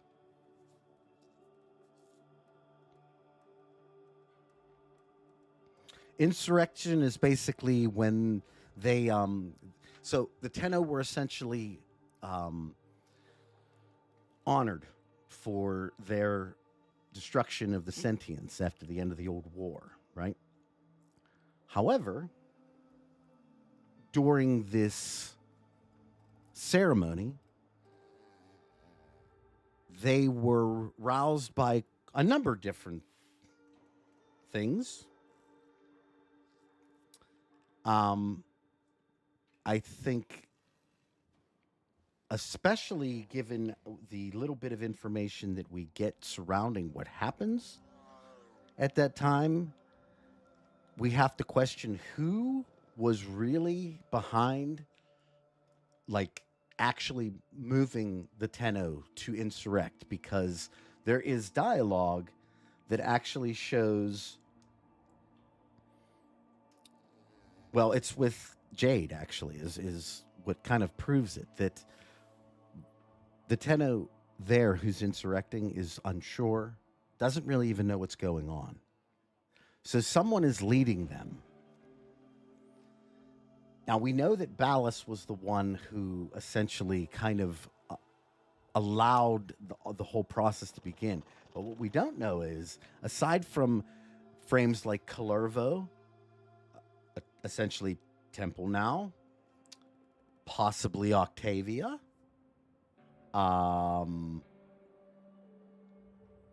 it could be the Lotus. That could be the thing.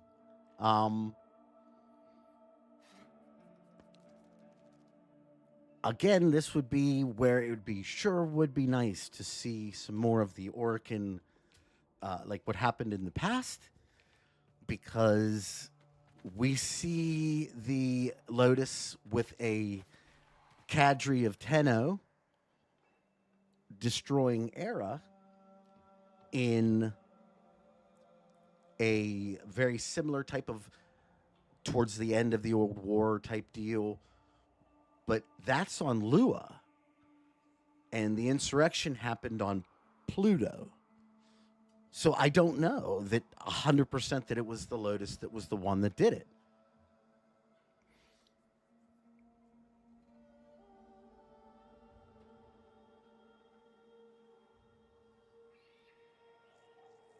Well, I do believe, I think that there is a, I think there's a fail state for, maybe I'm wrong on this one because I haven't been able to get through all the dialogue, but is there a fail state where Velimir and Minerva don't get back together? Because there's definitely a flare state, a fail state where Kaya does not go to Larunda. She stays here. She stays in 1999. She becomes a healer.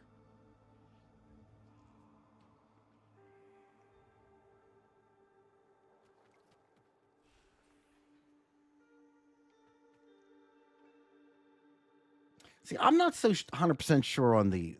I don't know if all Warframes can, and this is very important, can morph into prime forms. I think Lavos is the only one, and I'll explain to you why. One of the major things with prime frames is they are clad in gold, right?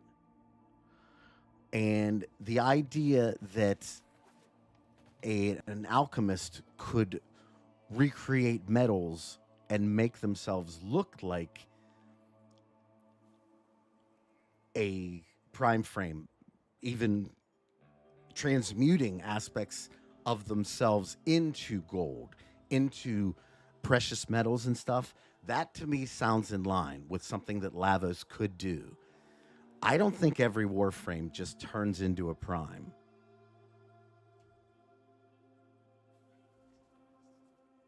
But I mean, do we see anywhere where Revenant Prime is morphed into into Prime?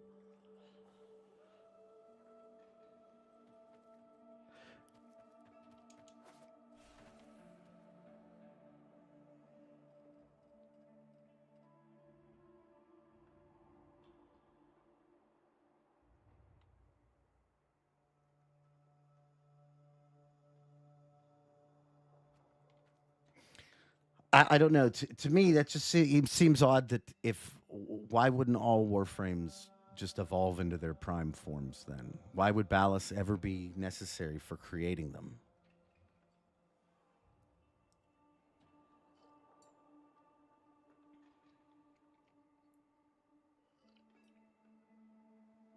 I'm not necessarily saying that. I think the helmet is the one that actually does all the stuff, if you will. But again, I don't understand then what would, if all frames just turn into primes, then what, why would Ballas be even a portion of it?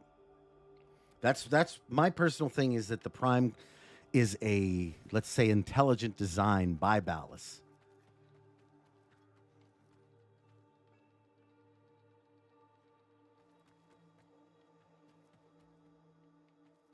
Well, I mean that yeah, that's kind of my whole thing. I don't want to necessarily assume tons of stuff, because as I think the KIM should have kind of showed us, a lot of the things that we assumed on other things kind of have now explanations, if you will. So I'm not saying that it's impossible. It doesn't seem like to me that Ballas would have a unless he had some interaction in the prime thing.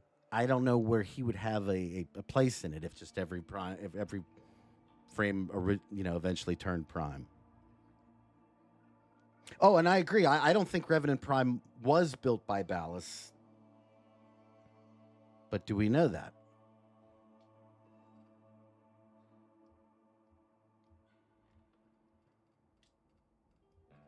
Again, that's the thing. Do we know what actually turned Revenant into a prime? I don't know that there's any definitive dialogue, if you will. Me personally, I've said this before. The fact that we build prime frames and we build regular frames says to me that they're not the original.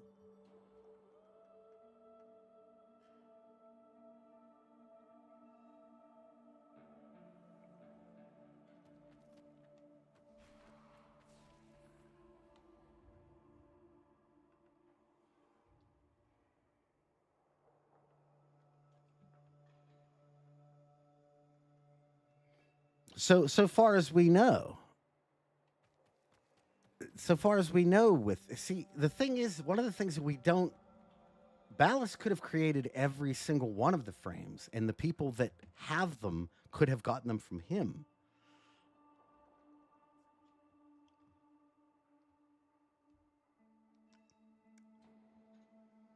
Like I would even stress, even in situations like with Nidus and Revenant, I wouldn't necessarily jump to the conclusion that Ballast didn't have anything to do with it. It's just that portion of it may not have been necessary for the story.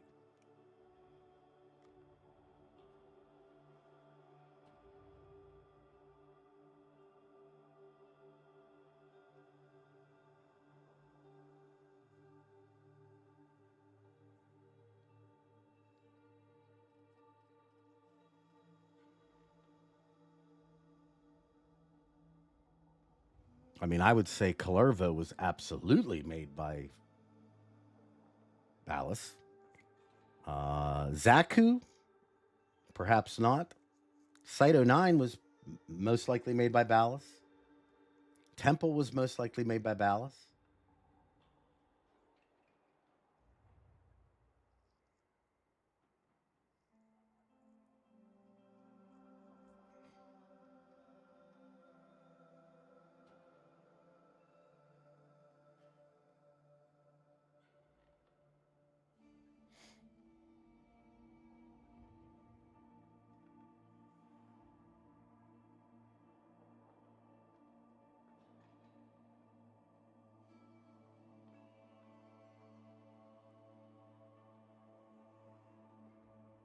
Yeah, and actually, I'll even go further. Is they kind of go a little bit deeper into the concept of the Techrot, essentially hiding the codas, or like hiding, if you will.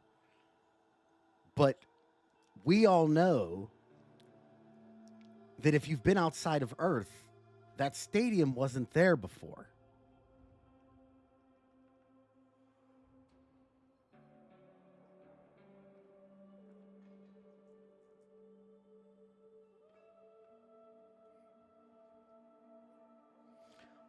Like I said, I'm given the fact that Ballast is so incredibly intertwined with prime frames and the frames in general, because every single frame, bear in mind, every single frame that Intradi has comes from Ballast. The proto frames come from Ballast. If Intradi made Flare, if Entrati made Kaya, he used Ballast's helmet. I mean, we know that. He specifically says it in his notes. So all the proto frames are made by Ballast. Every one of them.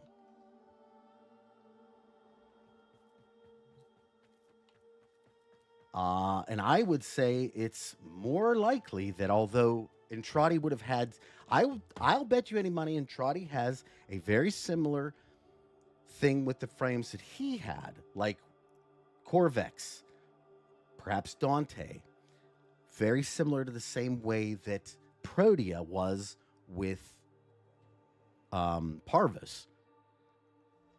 They were probably manufactured or created through specifications that they specifically wanted within the Helminth.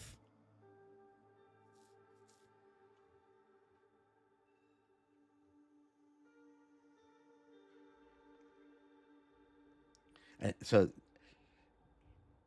that's my own thing, is that at the end of the day, like, the Warframes almost always come back to Ballas. So, you know, the idea that there's these other ones out there that he didn't have, you can say that he didn't have any type of interaction with them or anything, but like that would definitely be an outlier.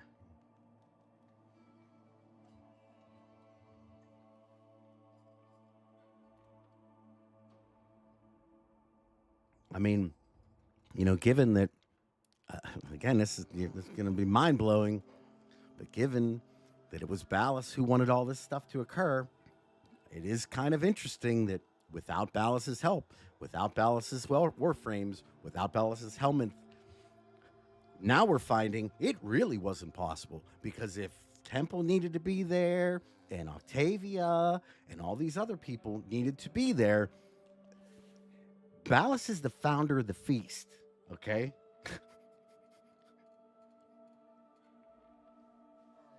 Hades, I will agree with that.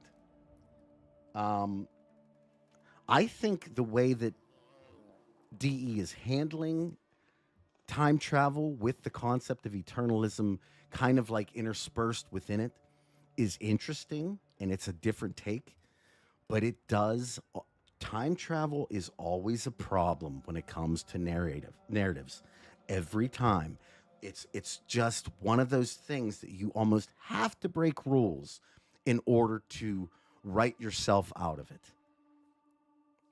It's just like there's just no, because every time that you introduce time travel, then you have to ask with every single bad event that's happened, why didn't we just go back in time?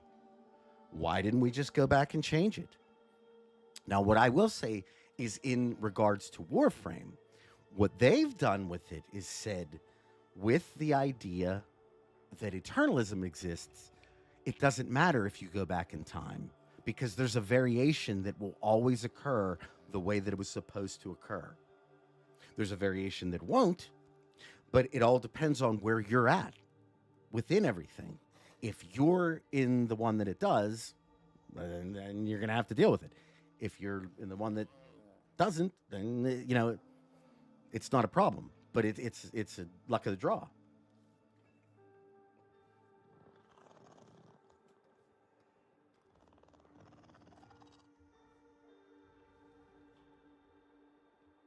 Well, I mean, Melissa, my only problem with that is that the stadium is from Earth.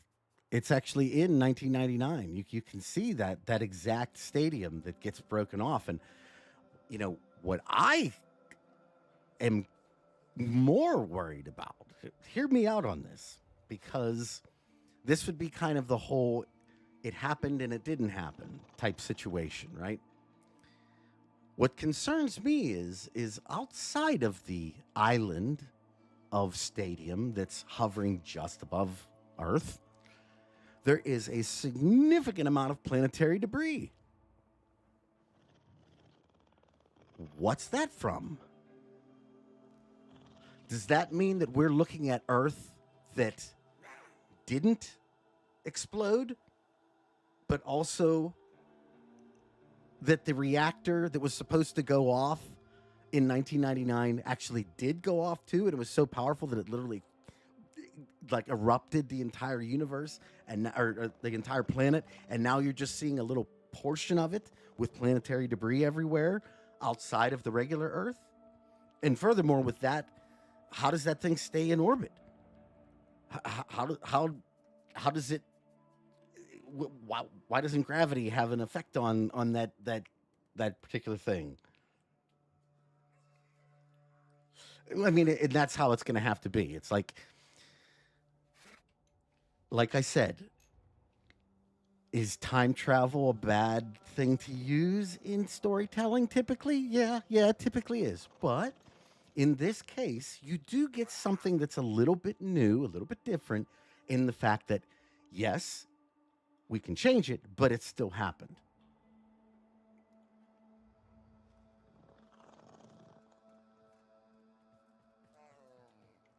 Like real quick here, I'll go show you the I think you probably have all seen it, but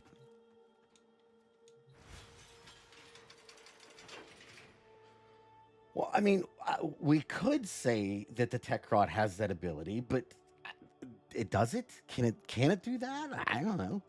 Invitation received. I accept.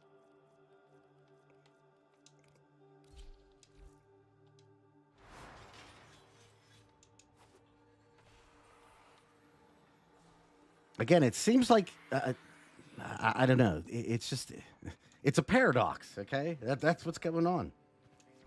There's just no other real way to explain it.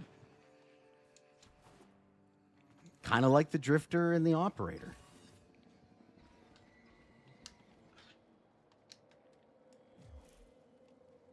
Let me just do this real quick.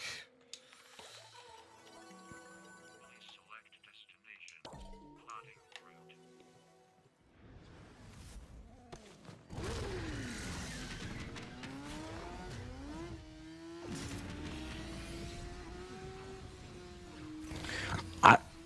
And again, understand, I'm just trying to take what I'm given and explain.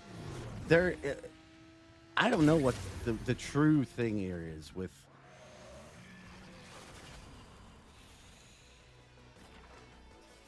There's the stadium.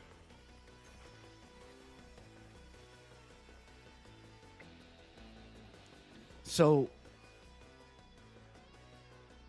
this thing is in orbit now, but it's only this little piece. And there's buses just kind of chilling out in orbit, like it's no, you know. I don't know. It seems like it's bad. It seems like something bad happened for that piece of the stadium to be just sitting out in our orbit now. Like something real bad happened. Got a solid move. Abandoned supply cache. Now listen up. If you get close, it'll clock you and I'm start a try to countdown. get through Bust here. into the cache. And I mean, or it's smoked. you know, kind of what we were talking about too earlier is like. So, okay, we're talking a little bit about the kinematic, right, and it being a necessary thing within 1999, but also to get through. And I have to reiterate that, like, one of the major aspects of the KIM is the Entrati eye, right? And that thing's everywhere here. Like, it doesn't make sense for a quote-unquote, according to the story that we got, that Entrati is essentially a, for lack of a better term, he's like a criminal. And that's what they make him out to be. And yet, at the same time, if he's a criminal to this society, why are his apparatuses literally everywhere? Why is the thing that's associated with them on every television screen? There it is there. There's one right there. Like, there's no places in 1999 where you're not being watched by the eye. So the idea that this place is just, oh, it's just back in time. Well, I mean, I don't know. There seems to be something very, very wrong with this area.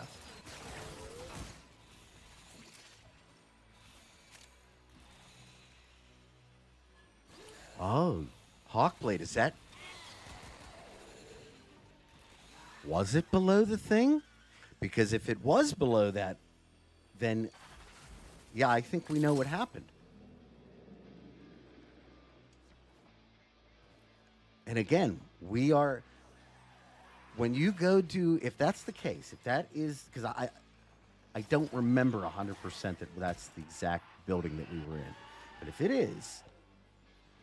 That would mean that our current origin system is showing the effects of Eternalism.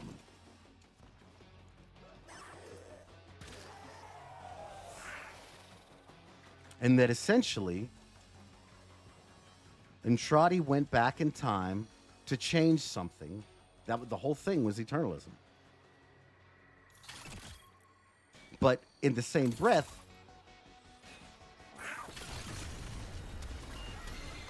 when you hear about Eternalism from Illyria specifically, it is a a void necessitated thing. Let them come.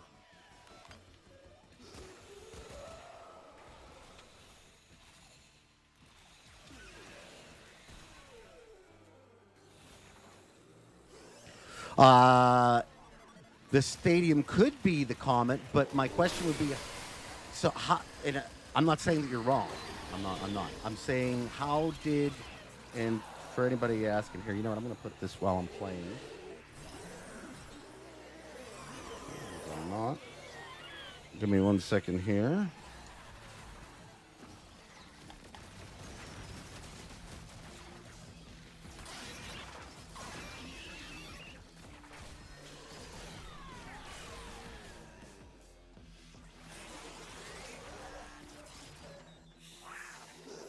Okay. That way, people can actually kind of follow a little bit of what the questions that are being asked and whatnot. So it says, what if the stadium is the comet that gets sent out that Flare hibernates on? And my answer would be, I just want to know how it gets from Earth to Pluto. I'm not saying that that's not the case. It very well could be the case. But some other event is going to have to happen in order for that thing to go out of Earth's orbit and get all the way out to Pluto.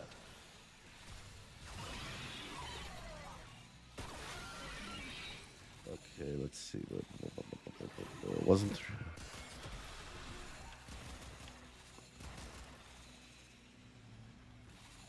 Wait, so are we sure about that? Are we going to have to end up playing the Hex Quest over again at some point here to verify?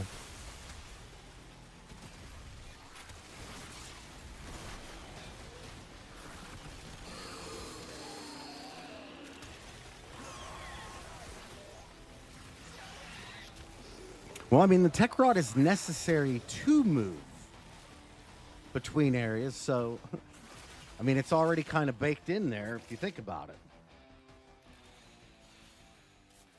So, Zerg, real quick, I'm not saying that you're wrong. You're probably 100% right. But can you just give me your reasoning behind...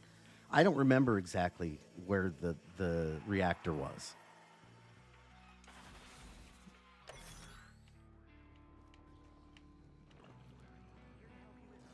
Probably end up needing this at some point, huh?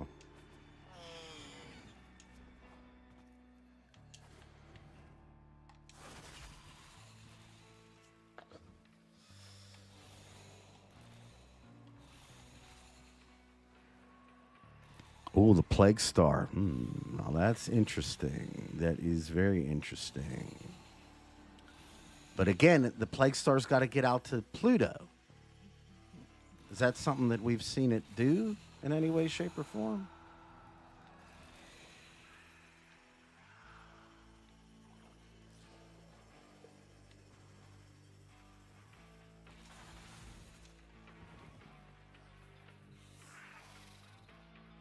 Forever Words track. All right, where's the thing? Oh, it won't let me carry that thing? That sucks.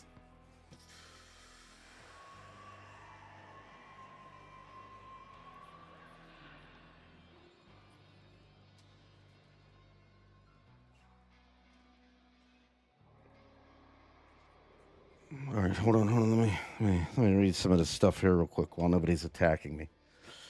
Wouldn't a nuclear send it flying into space to travel the cosmos? Oh, man.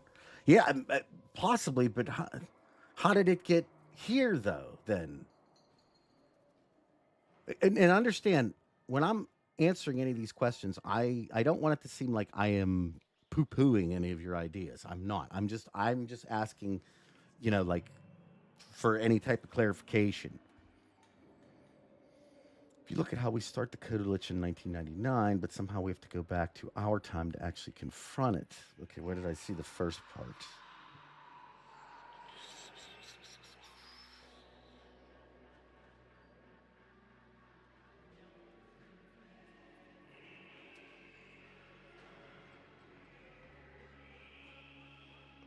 Well, Drusik, I will say this.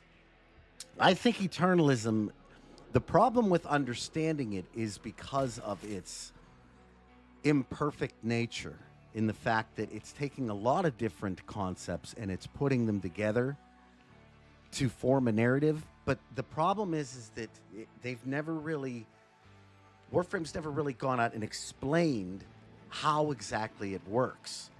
So it does provide for a lot of speculation on what can Eternalism do and what can't it do.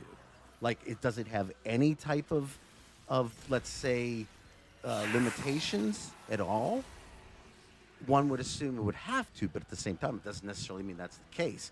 So I think in the confusion comes in trying to quantify, what are you doing there? Exactly like what its capabilities are.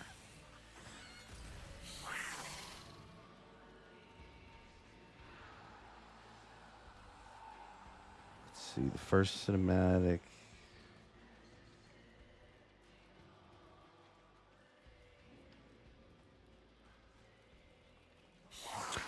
Frank, that is the Techrot's 2 colors are based upon the infestations, Fast and Vom. It's kind of like the dual nature of the infestation. What is with all these posters like sitting? I feel like I'm in I Am Legend here with the mannequin that showed up right there. Like perfect. Getting back to what I was saying earlier today. Why is this here? Why? Why is the Intradi eye? Why is everybody okay with the Intradi eye literally looking over everything in this place?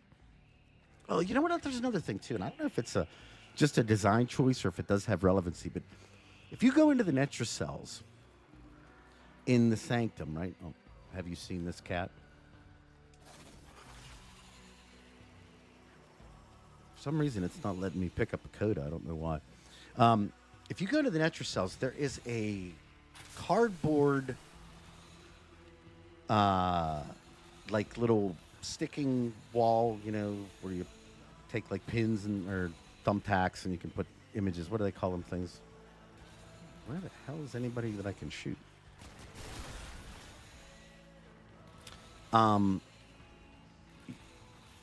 I don't know if it's just DE throwing that asset out all over the place just for the sake of it. I don't think it is, because DE doesn't really do that. They usually like care a lot about the aspects of their world building, even in tile sets that repeat. So I don't really understand the reuse of that particular thing, especially considering that one in particular is in the Netra cell itself. Let's see. I mean, I missed a ton. Just go up here. Maybe no one. I'm just gonna go in there. Yeah.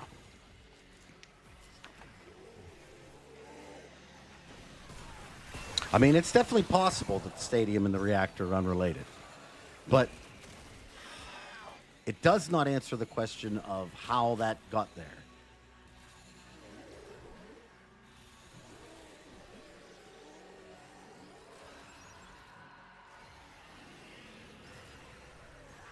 Ken, I would say how we figured out about internalism at first was through.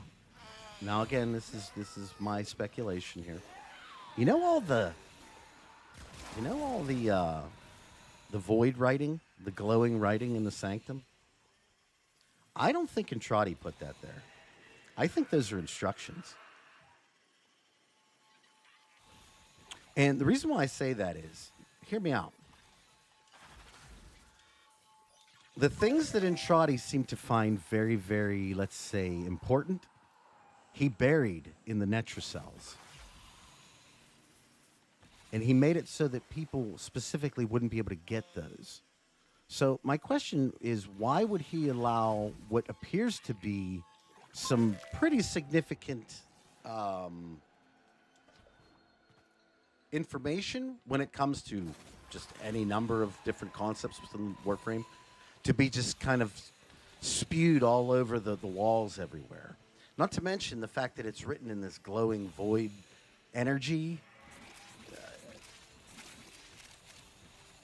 Even when you're talking about the writings of a madman, like, there seems to be more to it than just he was just writing on the wall with a special pen. Not to mention that same dialogue seems to be found, or that same information is repeated in so many different areas.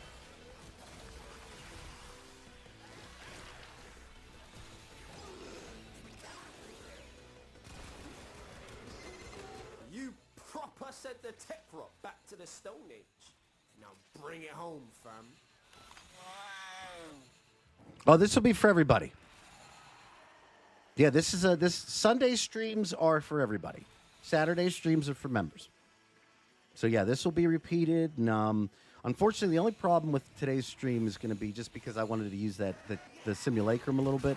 But there's going to be an aspect of it where you're going to have to kind of follow along with the questions on the chat, because I wasn't able to put them on the screen.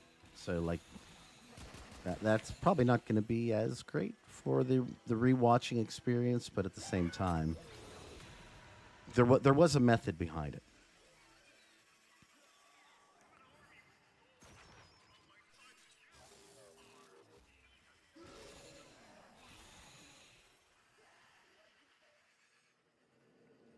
Like I said, I really, really, really, really, really, really want to know. I really want to know why it's where it's at. If it's just been hiding all this time, if that's what they're trying to say.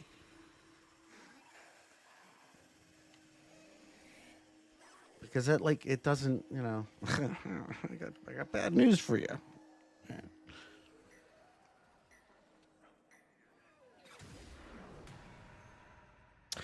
Krista, thank you. I appreciate that. And I try.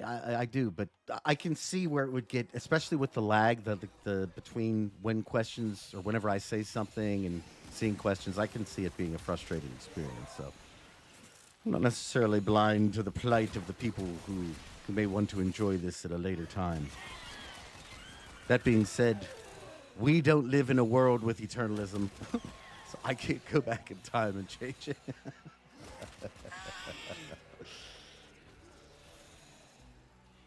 Yes. Oh, Samaris would love this area.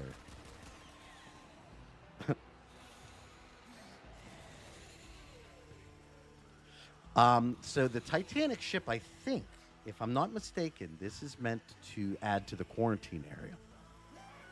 It's not necessarily meant for a vacation, or rather meant to be kind of in the way of things. I could be wrong, though, on that. Yoshi, good to see you.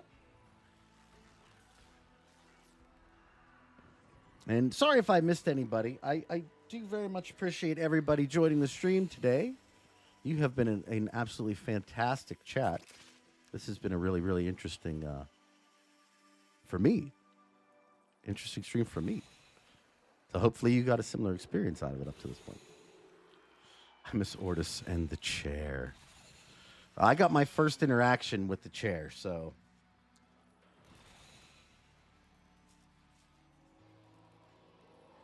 What is this terrible music?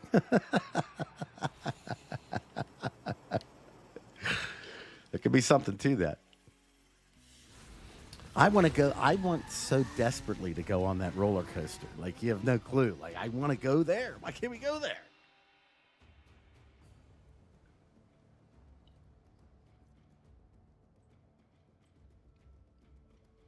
So, hey, that's the whole thing.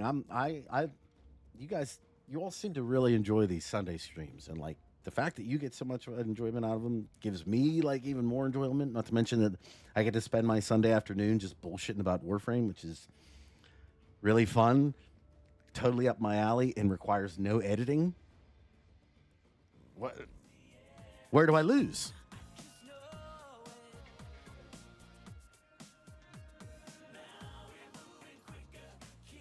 And then, you know, the number of eyes that are here. Get you sorted with threads, bling, ink. Could the stadium be a spaceship? I mean, it could. I don't know. To me, it seems pretty entrenched in that area. But could it? Yeah. Could it lift itself up? We've already seen the tank lift itself up with, Techrot legs. I would definitely be into the cruise liner tile sets, though. Yes. Yeah. See, that's why. Can I say something to y'all? I don't want to leave, Hull. I don't want to leave. Yeah, I don't want to. I'm not ready to leave Hulvania yet. I don't think I've ever said that about another update. Ever. Huh. That's really saying something. There's a fellow Titania.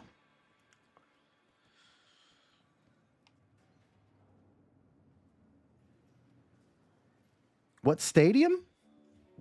Diego, so the stadium is the one that that we fight the Techrot in, or the Techrot Coda, but it's here. We'll go back in. I'd like to get another Coda. I don't know what happened there. Why it didn't. It was like, hey, not this time, buddy.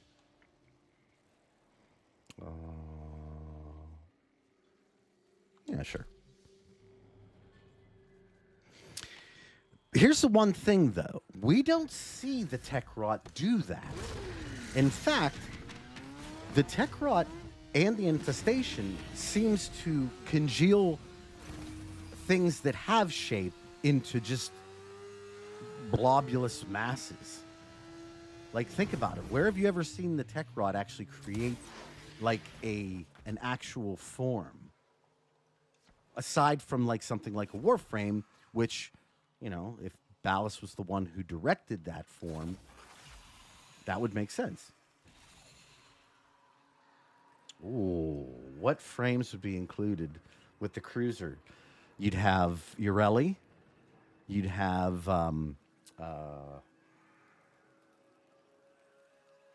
Hydroid. I don't know. Let's see. Hay says if Kaya can leave the time loop, does anyone else? That was my question. I put that out on Twitter. I was like, okay, so wait, if she can get out of here, like, what's Kaya's deal? Is she doing this for everybody, or is she just a big think for yourselfer out there?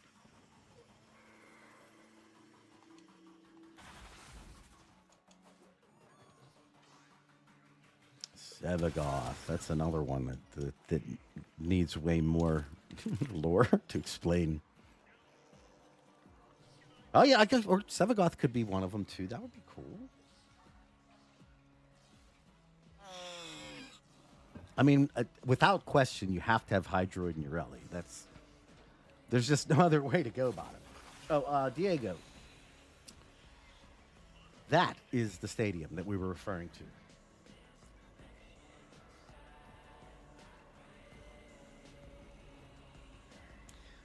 Ness Ken. So here's what I would say, and I'll go over and check out the cruise ship too. I don't think the Techrot and the Infestation would have a problem. What I think is, what the fuck was that? What I think is, there is a sect of the Infestation that appears to have a void influence within it. Okay?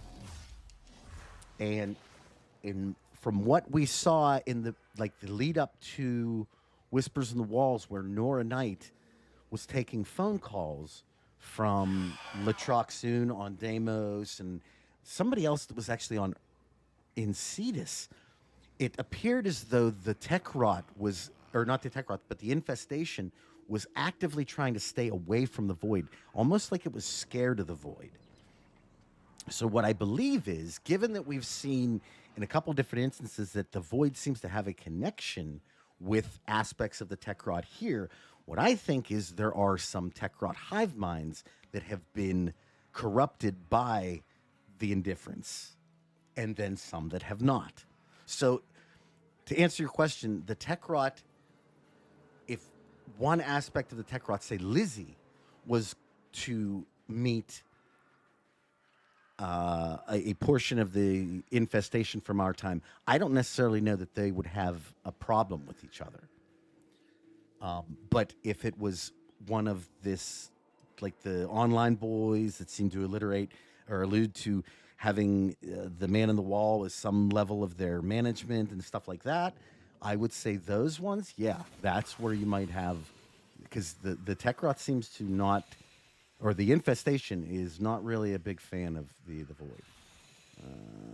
Where is the...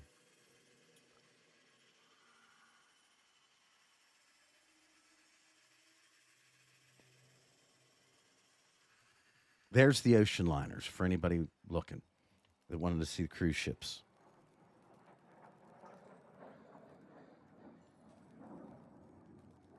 There's a plane around here somewhere.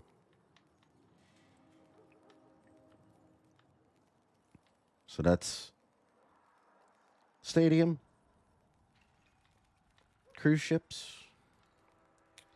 Where I want to go, the freaking amusement park. I mean, that's right there. It's right there. It's right there. Look at this. This looks like a nice roller coaster, too. I'm not going to lie. Look at this. We got some loop-de-loos. Look at this loop-de-loo. Yeah, this one actually looks like it's kind of fun. I want to go. You know, you could take your date on a Ferris wheel, which I'm assuming most of us at this point actually have. We actually have a date to take.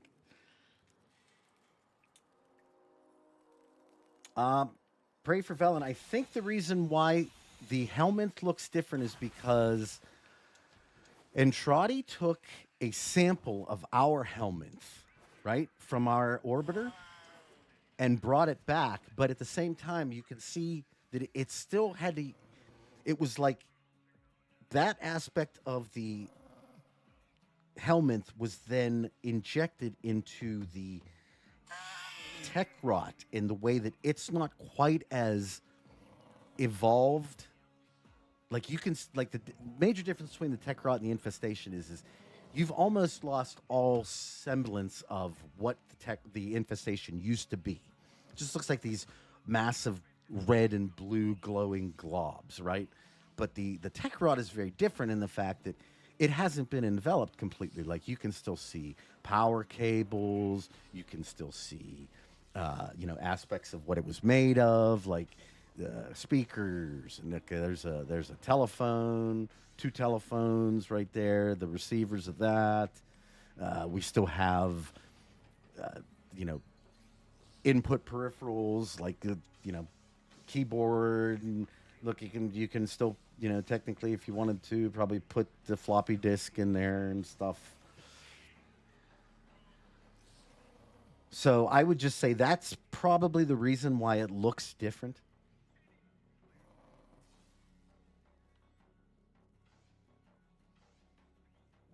The Dons, William, Ed J. Kepper, I love that. That's a great. I love your name. Doctrine trot at the end of the drifter. At the end of the drifter falling to save the Hex when talking about returning to Lua. It makes me think the Indifference had plans to take the Techrot. Well, that's very possible. Again, if there's a reason why we're quote unquote going to Tau, I think it has way more to do with the Indifference's interest in Tau than it ever has to do with either our Drifter or even Albert and Trotty's desire to go to Tau.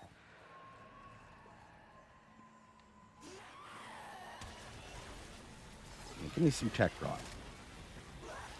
Or, I mean, not Coda. I want Coda. I need new Coda.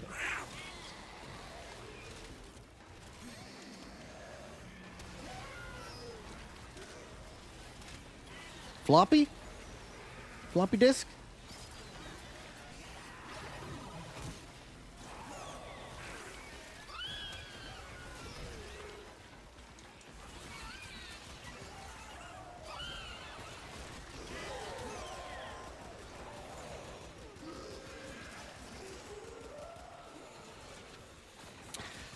Ian, that's a really good question. Actually, I would say the answer to that question is most likely found within very, very, very small pieces of dialogue and the Hex webcomic. It looks very much like Halvania was a test site, that Albrecht Entrati, or the Indifference, may have been the one to seed the area first, which it's probably Entrati, but again, a lot of it's predicated upon a couple little minor details. But we learn within aspects of the Techrot, or the Hex webcomic, that there was correspondence going on between Nisi Ruzalka, who we know to be Indifferenced, and Entrati about using Halvania as a test, kind of a test site for what he was attempting to bring to fruition.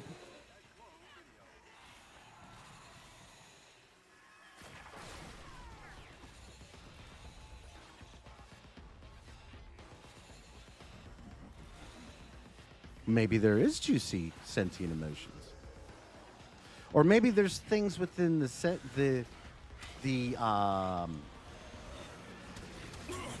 Tau that, you know, for lack of a better term. Oh, nice! I didn't. Bastard used Nidus's ability.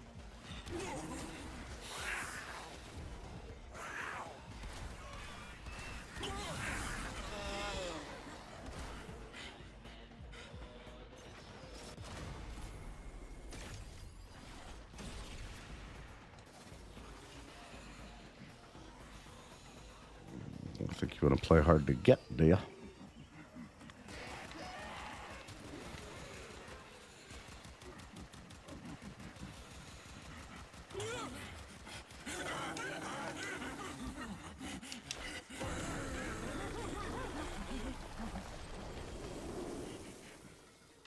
Let's see. Kalimos is ready to hunt again. So, Drusik, I think, okay, one of the main things that I think that we're learning, It is right? done. Either Is free to that- extraction now, or if you have it in you. And again, ask this Kalimos to was find kind the of next legacy. Remember, revealed the Techrot evolves quickly, and your next with battle will be Eleanor's harder speech still. in the Kinematik, and essentially says that it's kind of the worst thing that could have possibly ever happened to us, okay? On the surface, we look at it like the Indifference is just having a little fun.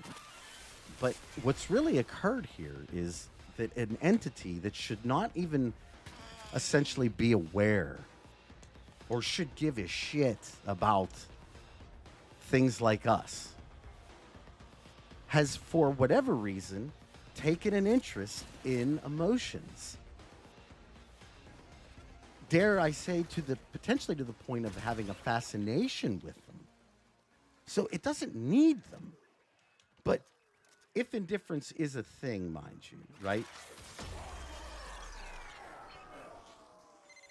Okay. Imagine if Now he says, tell the Drifter they are now being hunted by Something online only. like, it's not them, it's the Techrot. It this stole is a their great shape. speech Oh, right here. sweet lure, this is horrible. Emoticon, emoticon, emoticon. have you played Bloodborne? If you played Bloodborne, all you need to really to kind of bring it into focus is think of it as the Great Ones, like the Moon Presence and stuff, right? Think of it as instead of them coming as the, let's say, A formidable effort. Do you think you can do more next time? the cosmic entity that was called by Lawrence and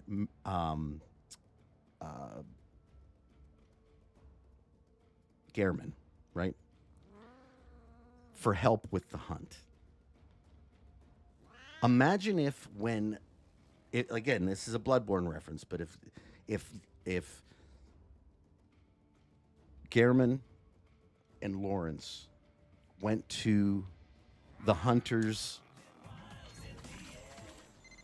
You can count on this coming up. Jazz Krusty. Renegotiate my contract.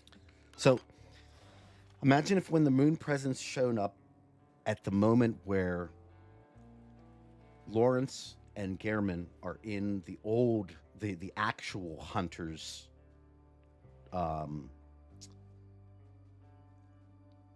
what do you call it? The workshop. And they place the third umbilical cord on the altar, and they ask the moon presence to come down and help with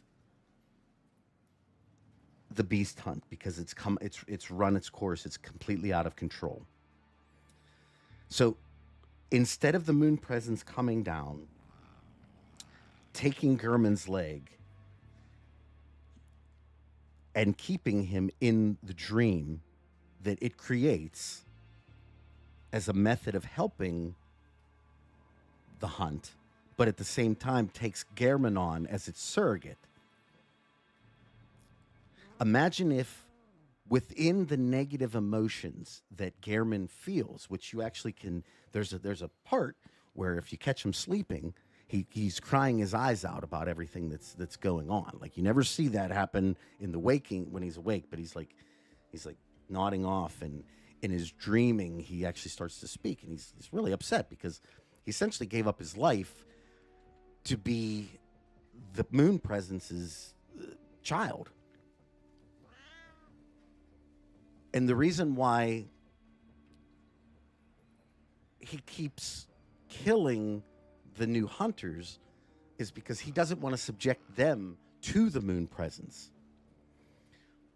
But imagine if the moon presence instead liked all of the negativity that was going on, didn't necessarily need it, but enjoyed it, found it interesting. Like, in the same breath of, say, if you learned that ants actually had feelings, definitively, maybe even could hear them, what would you do? And then imagine if you didn't have the experience of knowledge, of understanding that they're living creatures, like, say, that of a child. A child doesn't understand when it's stomping around at an anthill what the hell's going on. We do. I mean, we might still do it, but at least we know what we're doing. But they don't. They just think it's interesting. So imagine if the entity that we've brought in, that we've given a form and face to, is, as Tagver says, stunted, not evolved to understand the nuances of things that occur and why and feelings and stuff, and is only being introduced to the dopamine-ish aspect of it, if you will. You know, just the interest in dominance, things of that nature, especially if it's derived from Intradi's conscience. And I think one of the things that we do see is that it looks like different variations of the indifference work differently. Like the operator's indifference has a different behavior to Entrati's. And you can see it kind of in the way that they hold themselves, especially when they are together at the end of the Whispers in the Walls. They have a similar goal, but you can tell they're two very different individuals.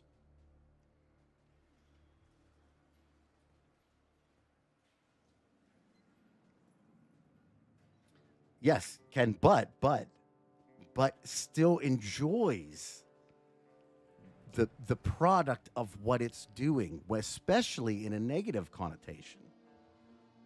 And one of the things that you know that this is actually the truth is, if you go if you're in a relationship with somebody in 1999 and you break up with them, what happens?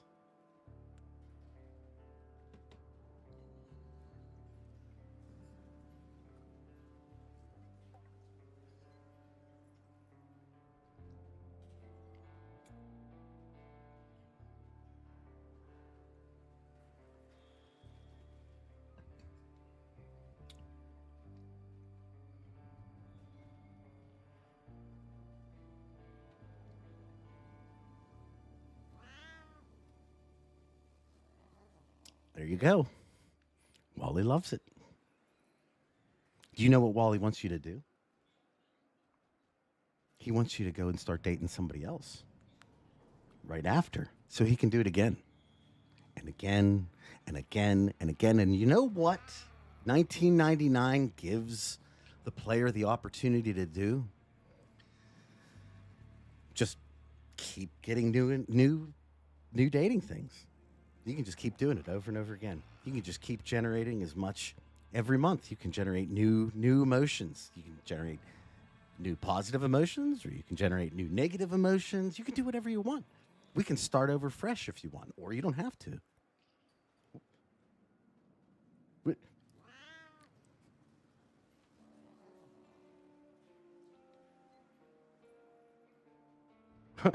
Well, I didn't mean to.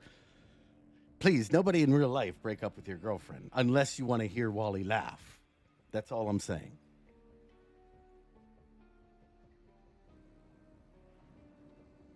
Uh-huh. Well, Thrax has his own little kind of scenarios going on, doesn't he?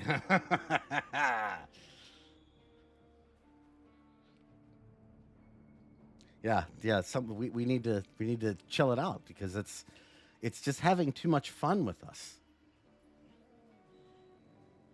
I mean, that's the key. Maybe that's where it's at, because that's one thing. Where's the finger? We thought that was something that the Indifference wanted, but it doesn't really seem like that, does it?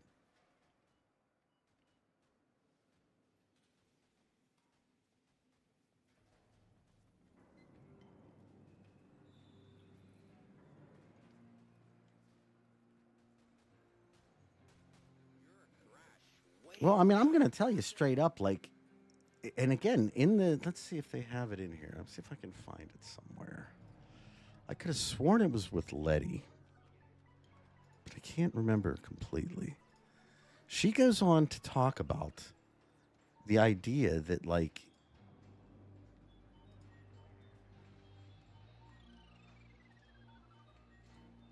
that she's actually upset with us because she doesn't feel like we're allowing her to live.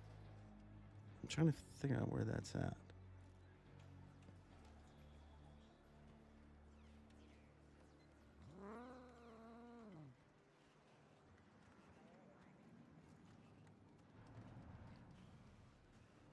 Oh, Ken, don't get me wrong. I don't think that the Indifference hates the Tenno or anything. It absolutely does not. It's actually using the Tenno to get everything it wants. In my opinion, it's like literally the Tenno's best buddy because we keep doing everything that it asks. It leads us everywhere, and we just go. And that's the craziest thing if you think about it, because in every instance of the Indifference, right? Every single instance of the Indifference that we've seen, DE has made it very clear that it's a horror type individual. Am I right? Would you agree with that? That statement that basically, like, in the beginning, it was like with the Chains of Hero quest, which was introduced in a horror type setting, right? So there's that aspect of it. And every single time it seems to show up, it tries to scare us in the beginning, you know, with the hey kiddos. And then it tries to manipulate us at the end of the sacrifice quest, right?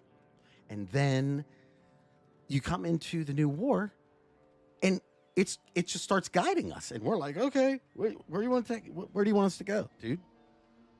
You know, now it's under the guise of that we are curious. At no point do the Tenno ever not listen to the Indifference.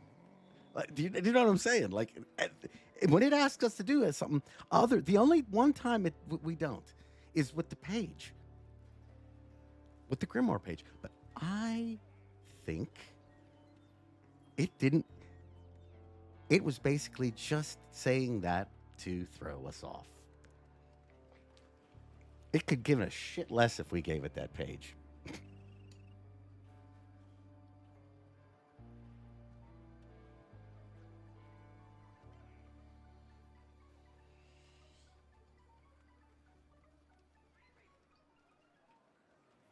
Well, Ken, see, now this is the thing that I believe is the difference between the Tenno and Entrati.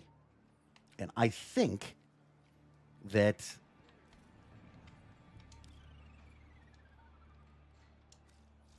I personally believe, and until DE comes out and tells me different, right?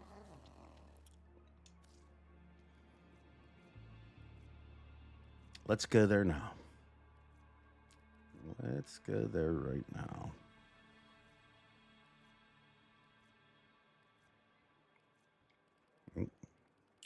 I always seem to pass it up, don't I?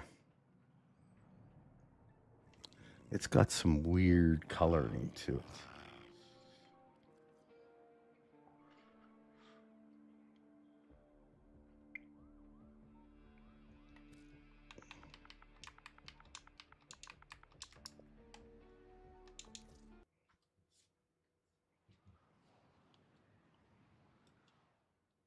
Phoenix, I think that's exactly where we're headed. We're going to do what the Indifference wants us to do. And I mean, again, if you even look at it from the perspective of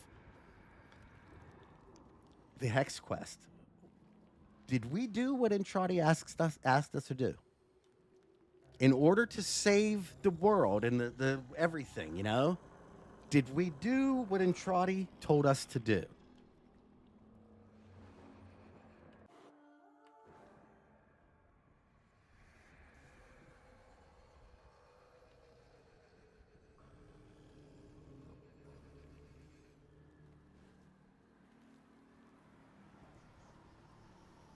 I mean, again, I don't think it's...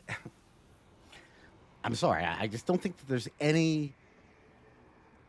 There's no coincidence that this particular vessel is sitting here right underneath this particular structure that looks exactly like what the Indifference's head looks like and everything else.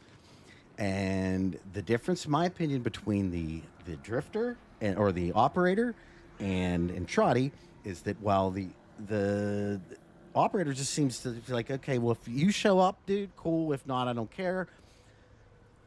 I think Entrati figured out a way to speak to it.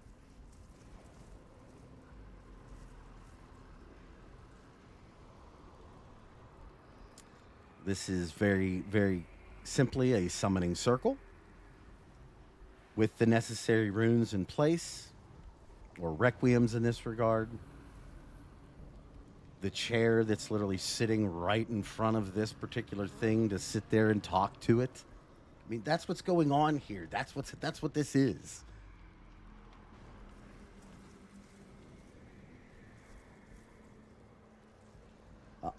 Krista, that's exactly what happened. And it even says within the Kinematik, they even say that essentially the Indifference turned the parents feral in order for the Tenno to have to deal with them. So they basically forced them to kill their own parents. Now, how about that for a negative emotion? And then on top of it, right, the fact that it's not enough that you get this particular one right here, right? It's not enough that this is sitting right here and you have the vessel that's only been used, as far as we can tell, by the Indifference or DJ Rom, apparently. We'll get into that more later. Hold on. Behind He's the absolute best. If you're never gonna get a better you're never gonna get a better view.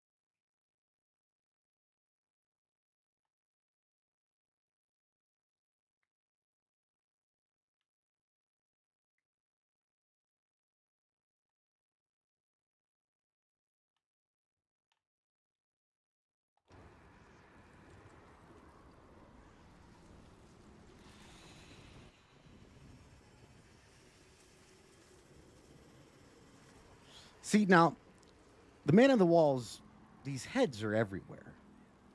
They're all over the place. There's one.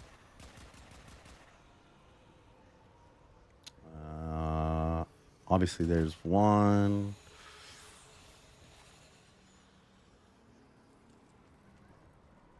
If you go to the sanctum, there's heads everywhere. I mean, there's literally heads everywhere. There's a big one like above you there and whatnot.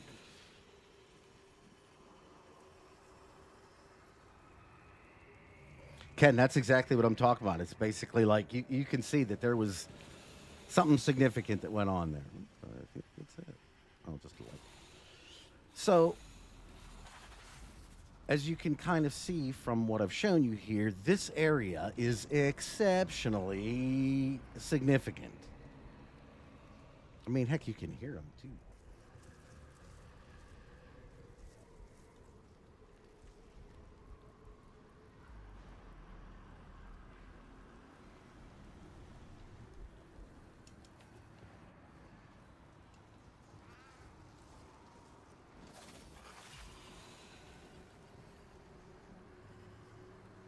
You know what's crazy, though?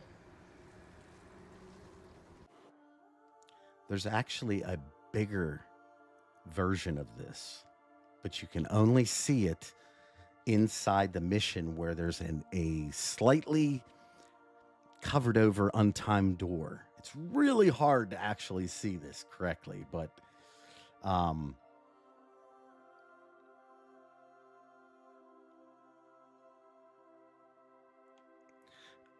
Ken, I'll be completely honest. This is exactly okay. You want to know what this is? This is Intradi's Duviri. And we kind of know this because of what we hear in the his initial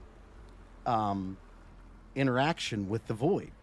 When he goes into the untimed door and falls through, when he falls through, he falls down onto his own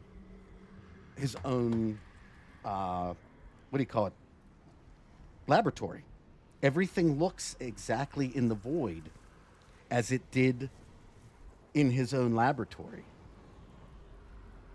And it's the reason why during this particular point, or during the Whispers in the Walls quest, whenever the Lloyd says that he's taking the labs, it's literally pulling the lab back from its what it is, if you will, like this creation, and it's turning it back into the dust.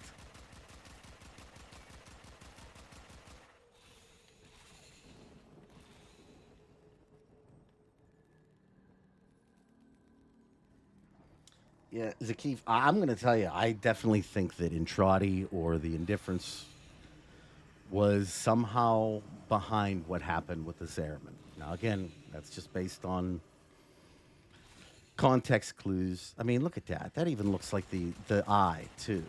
The Entrati eye. I mean, come on. Yep, that's exactly what this is. Created by Entrati himself. Well, through the void.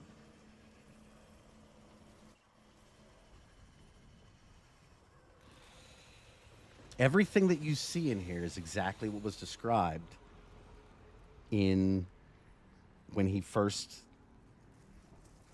touches onto in the void and falls down into it.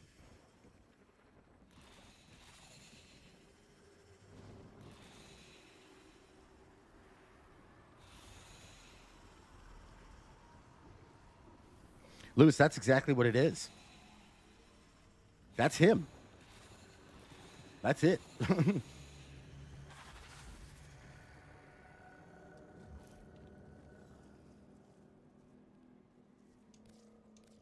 We'll go to another one.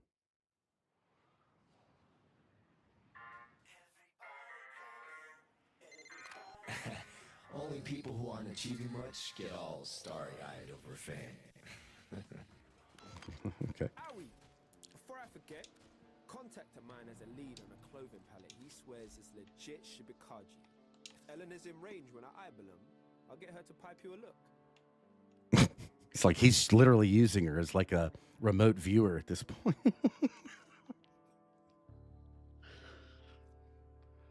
Quincy knows how to make a buck. That's what you gotta know about him.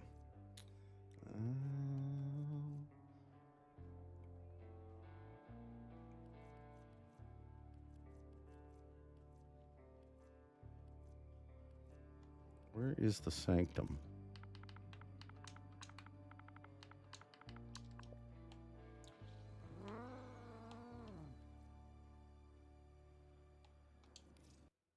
Here we go.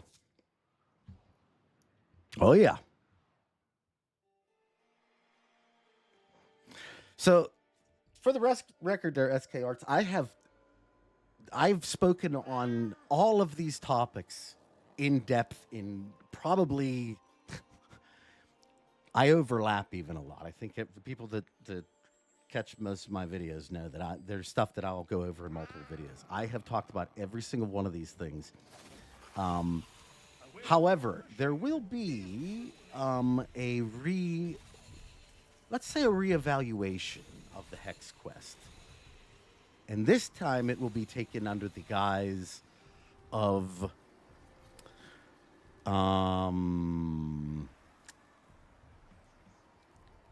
something I'm going to call sister quests.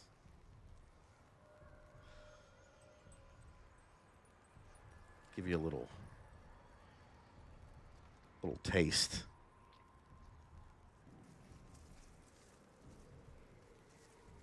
Just a taste, not too much. You're gonna have to figure it out here.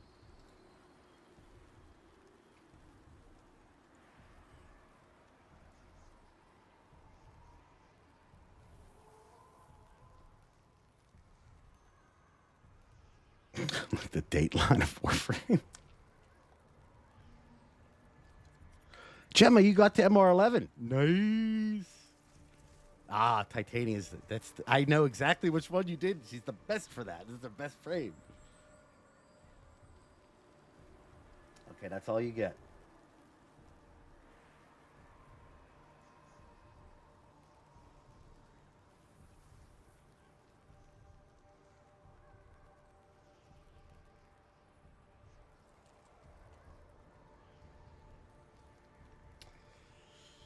Zakif, that's from, you got to remember, that's from Entrati's perspective.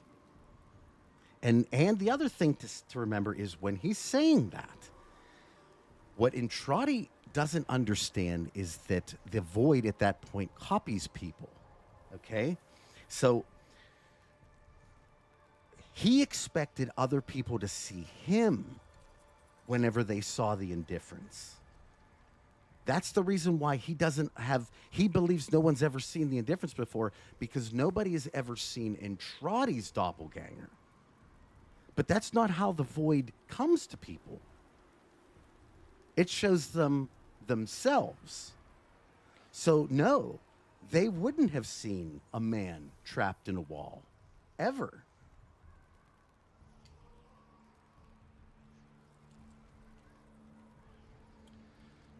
Ken, I would be happy to.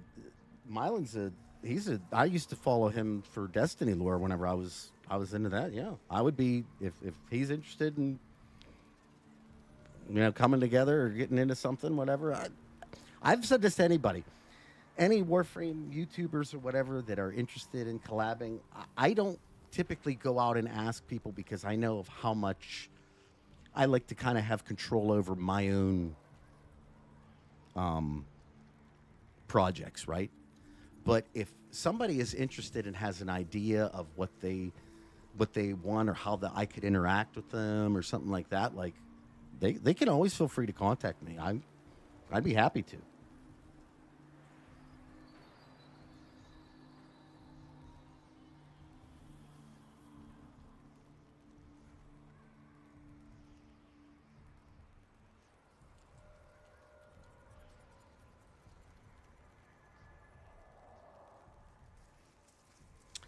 Yeah, Zerg, I love that. That was something that I never really put together either until just recently. The Vitruvian portion of sacrifice, the fact that Ortis has to reinstall his quote-unquote caring precept. Weird that he would need to be indifferent for that quest.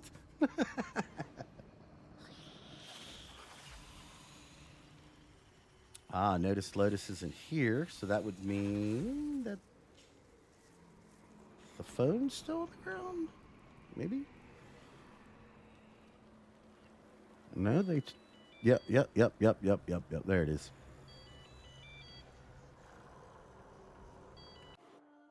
Oh, nice job there, Hobbs.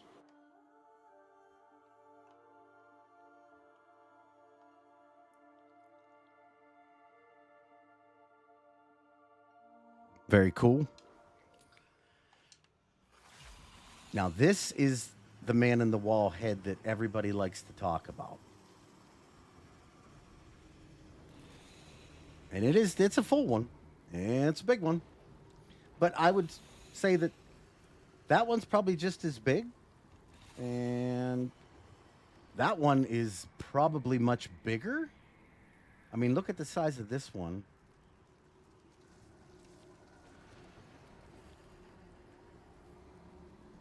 See, I'm a lot closer to this one, mind you. Yeah, I don't know. Maybe they're about the same size. But you can see this area is littered with all these, like, there's another one. There's a really messed up one in one of these tile sets. It's very hard to come by, but it's pretty cool looking.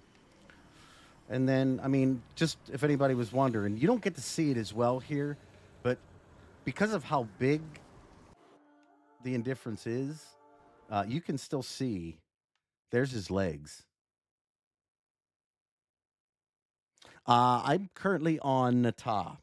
I have Nata. What was the other one? The green version of her. I can't remember what the heck that one's called. That one's pretty cool. I have that one, and then I have, just the regular one.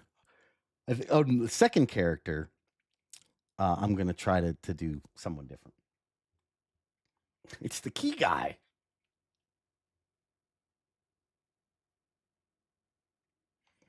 Roboboyo, yeah. It's well, I mean, can we also talk about the fact that everything that the Lotus told us that we needed to do in the Hex quest, we failed at?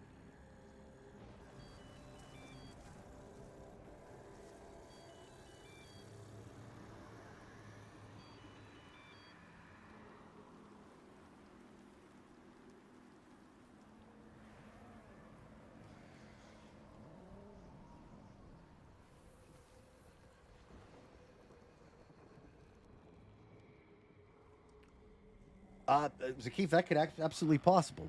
Absolutely. The only thing that I would question isn't it also possible that he may induce that in whoever he wants? Like he can decide who he wants to turn feral depending on void saturation or who he wants to copy or... Gemma, thank you very much. Did it again. Thank you so much. Appreciate that.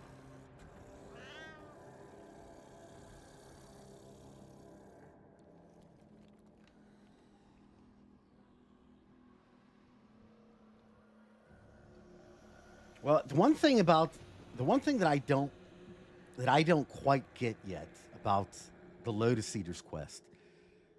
And it's something that's occurred. It started, actually, if you ask me, in the Angels of the Zariman. But she has this, like, she moves really weird. Like, she didn't move like that in Second Dream, and I don't know if that's just, you know, maybe I'm just over analyzing or whatever, but she just has these really, like, robotic type movements to her when she's speaking to both of us. Not to mention the fact that, like, how she addresses the operator at the very beginning is like the operator walks up and she's like, "Oh, it's you." What? What do you mean?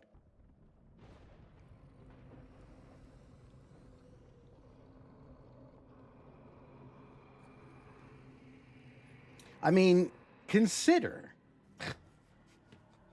that the end goal of the Indifference might not be established. See, I think that's what we all want, is a motivation. But when you're talking about a cosmic entity that's just enjoying the deliciousness of seeing other people suffer, or even, you know, the deliciousness of seeing some people come together, does it need to have a final motivation? Maybe it's just enjoying itself.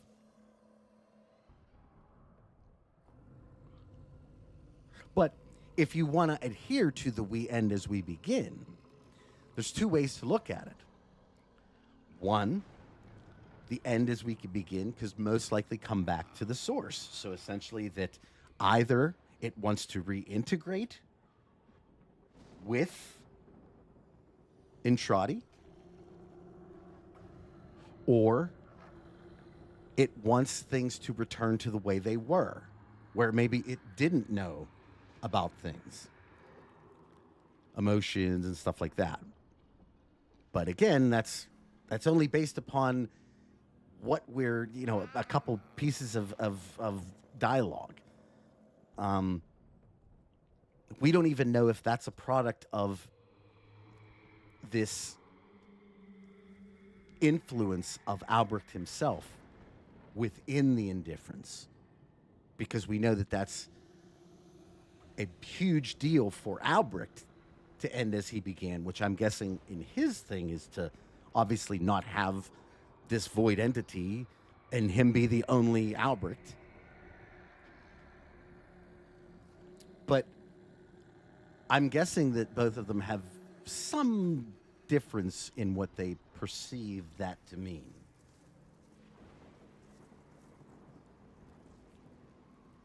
Right, that's exactly it. It's the Lotus Eaters thing was so strange, just in the way that the Lotus behaves, dialogue, movements, what she told us to do, the fact that we didn't do it. It's like every aspect of that thing I know is going to make sense completely at some point, but we have not been given that part of the story yet. Yeah, just imagine if that's it. Like, we beat the game, and then, like, you beat the Indifference, right? And this is like 2 years, and then 2 years in the future, and then after you win, it gives like a login screen, and you literally are starting from the Awakening quest, and you've lost all your shit.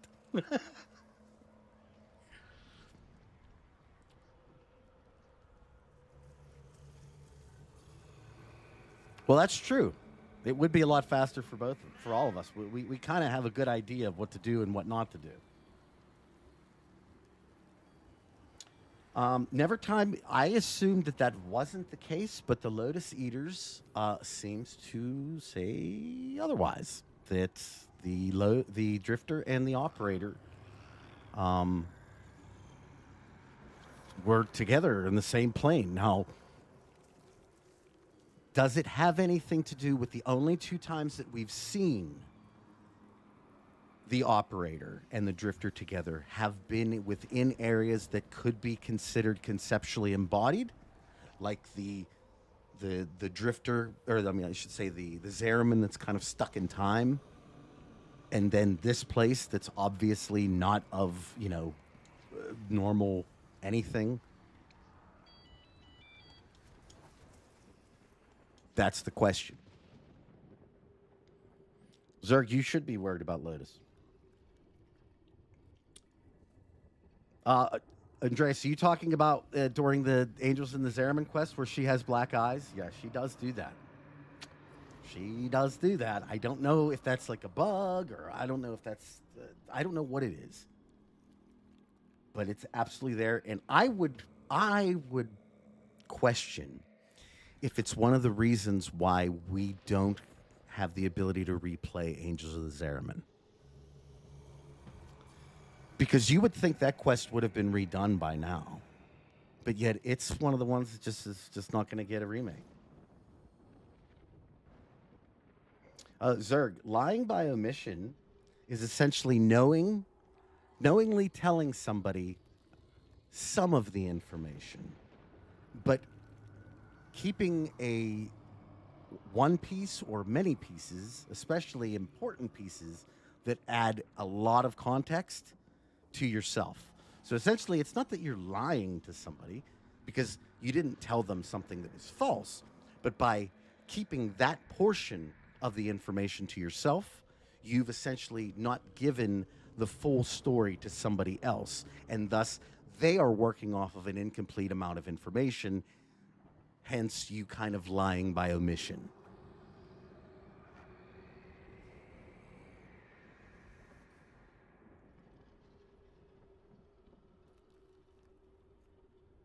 Oh, wow, wouldn't that be crazy? A demon, wake up.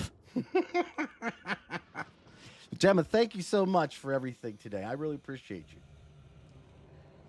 So you have a good rest of your day, for certain. We still need to play with what you need to get done. So next week on the member stream, we'll get you sorted.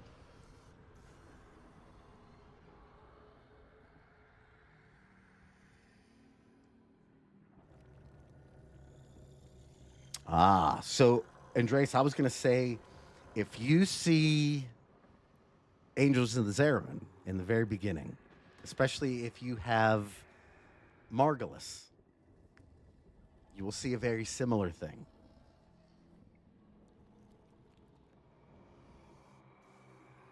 You love my witch laugh.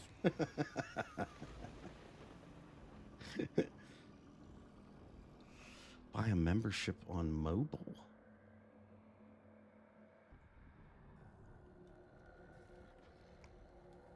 Unfortunately, Cybers, no, you cannot replay Angels of the Zariman. And I do think there's gonna be another Void War. I actually think, hear me out on this one, the Sentients are gonna be on our side. I really do.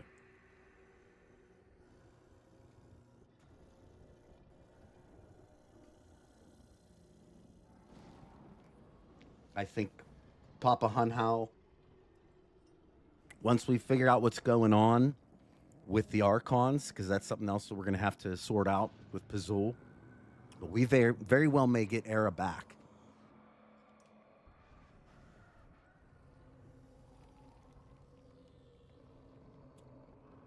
Oh, would that work?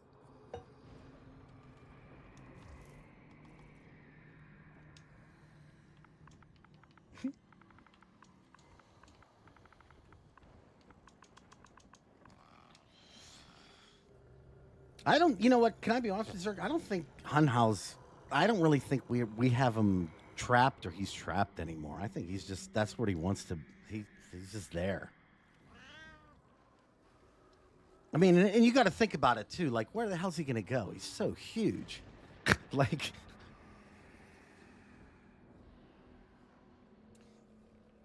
and I don't think void travel works too well with the Sentients. Even on a second time back, I don't think they like it so much.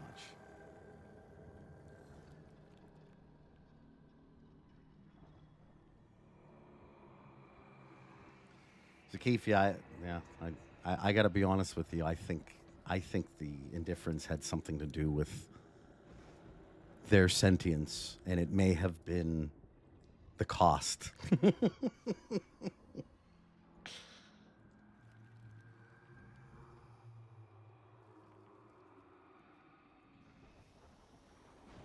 floppy. That would actually be pretty cool.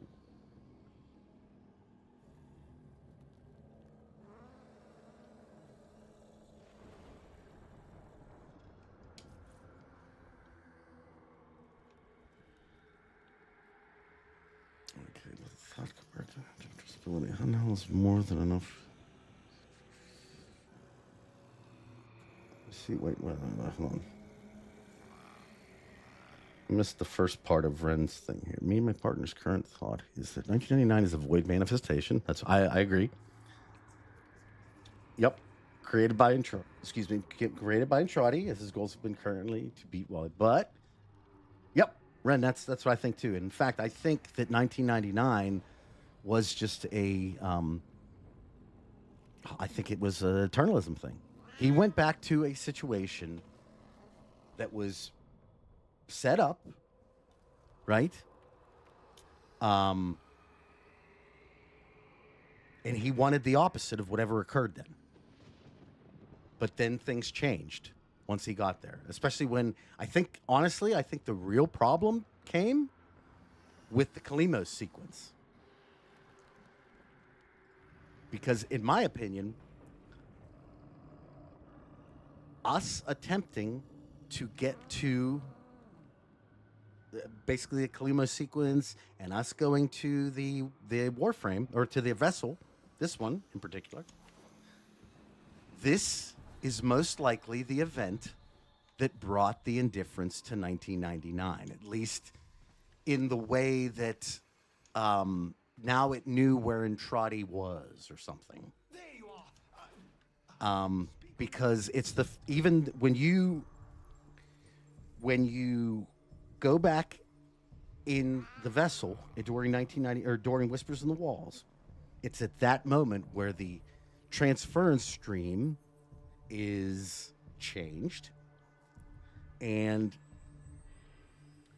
kind of getting back to my original theory with the Kalimos sequence potentially being a more of an Indifference thing than a Entrati thing, this may have been the path for it to get back to 1999, which is exactly what it did.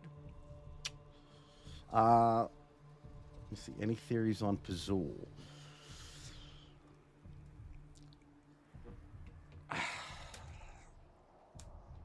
He's definitely...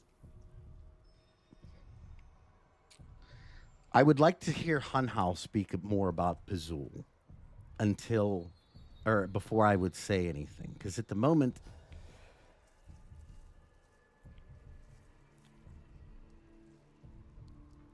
I don't understand why the supposed strongest Archon wasn't initiated or wasn't utilized.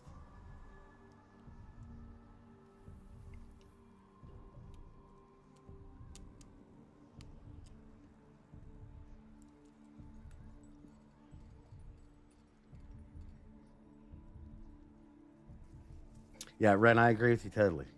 I couldn't agree more. When Entrati says, "Are you no more than a child than your other?" I don't think he's talking about the operator at all. I personally believe he absolutely is talking about Thrax.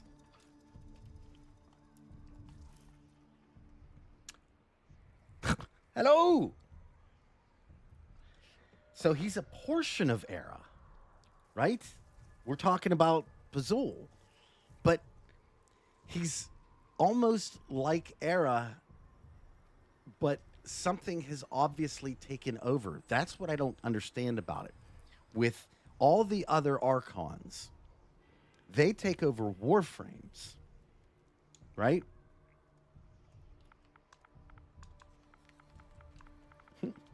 Yay! So they take over Warframes, and then that's what they utilize a sentient aspect and then a Warframe aspect.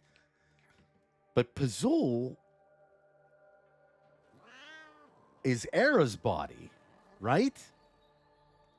So that is very different, and it's interesting that one Archon would take over the body of another Archon, because that doesn't seem to be what the Archons are about. They're like supposed to be utilizing warframes. And I could, if you said to me that like Pazul showed up just as a ram taking on another warframe body, that would have made sense. It's like, okay, this is the main Archon. They sent the other ones down first because they weren't like, just in case. But it's weird that the person who created the Archons era would then get taken over by one too. Well, Zakif, but here's the thing. And this is kind of my whole thing with this. Eternalism posits all of time is equally real, but that's only possible through the void. So what is the mechanism that makes it happen?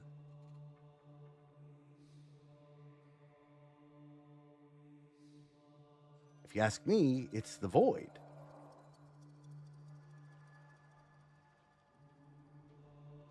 Funhouse retired. I liked your funny. It was a good one.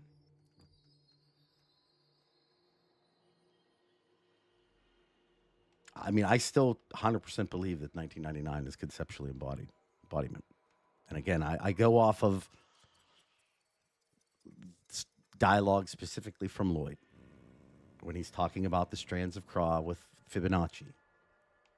Because even though Fibonacci says to Lloyd that, the way that you describe things is kind of like the way that your daughter was able to describe things in a child's mentality. Essentially what he's saying there is, you're right, but it's more complicated than just that.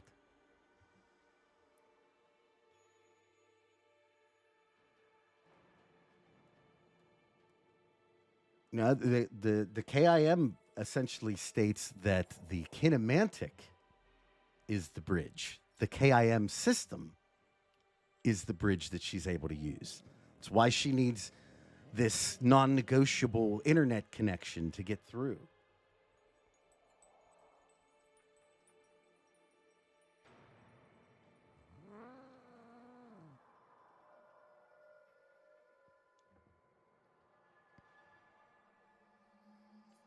Well, bear in mind, though, the difference is that argon is something that is created that is something that's naturally inert in the void. That's not what conceptually embodied stuff is. They are argon and a conceptually embodied thing are two very different things. Argon exists in an inert state within the void. When you take it out of the void, its natural state is to be in the void. So it's only going to be in this area for a little bit of time, and then it goes away. The difference is, like Duviri, created conceptually embodied creations, they last for as long as you need. Otherwise, Duviri would have just went away.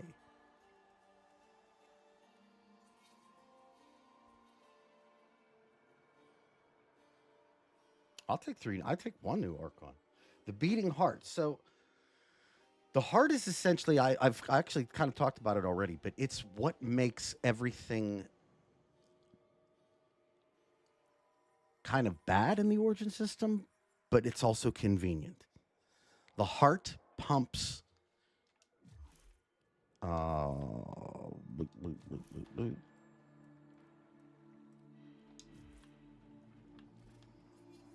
you can't do that here, unfortunately. I thought you could. Yeah.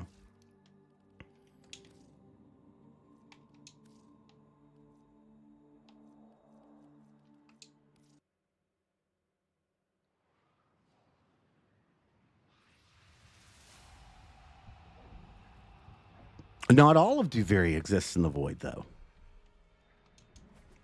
You can see a piece of it jutting through.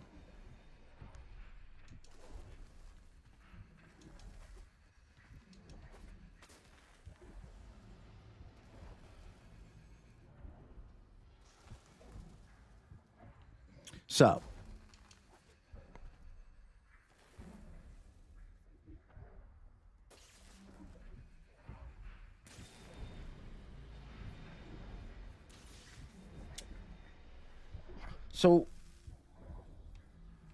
well, yeah, the whole thing with grandmother here is it's a whole other thing in its entirety. There's an aura worm.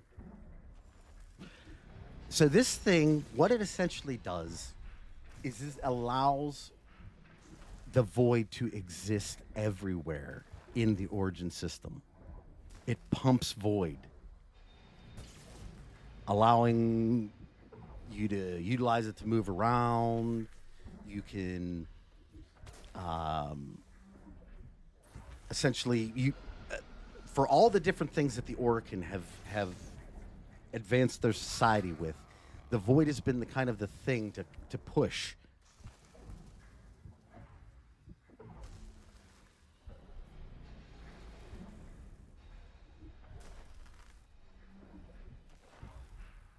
I mean, I think Eternalism only exists with the void.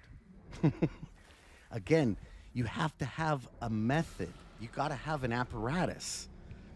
Like, I think a lot of us are believing that, like, people can just change the thing. But one of the things they don't show in Warframe that I really wish they would is there's a thing that occurs to go back to your place that you're trying to change. People just don't magically eternalist events in their life in the Warframe universe.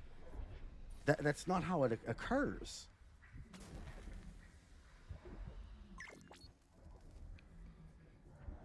There is a apparatus, a device, a method that allows us to view that. That's what Ulieri says. Essentially, the void tells us the greater.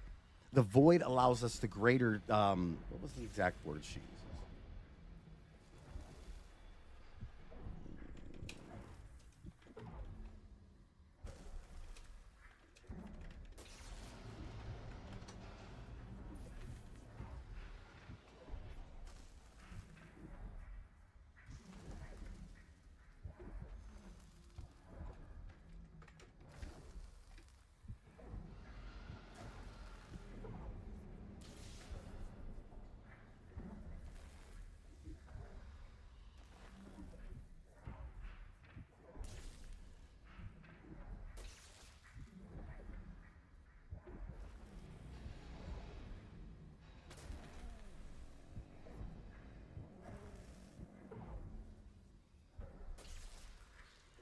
So she goes on to talk about presentism. The absolute theory of linear time posits that now is all that is real. In this frame, the present absolute, the now, moves constantly towards the future and leaves the static past behind, discarded, consigned to unreality. The future remains to be discovered, but is less real than even the past. We see the shadows on the cave wall, but not the hands that cast them. The void offers humanity the truer telling of eternalism, that now is merely a facet of a great block. The void is what offers us the ability to have eternalism in the first place. Without the void, there's no eternalism. Without the void, time moves in just a linear path like it does for you or I in our world. The void is what allows us to move. It allows us to do all kinds of things.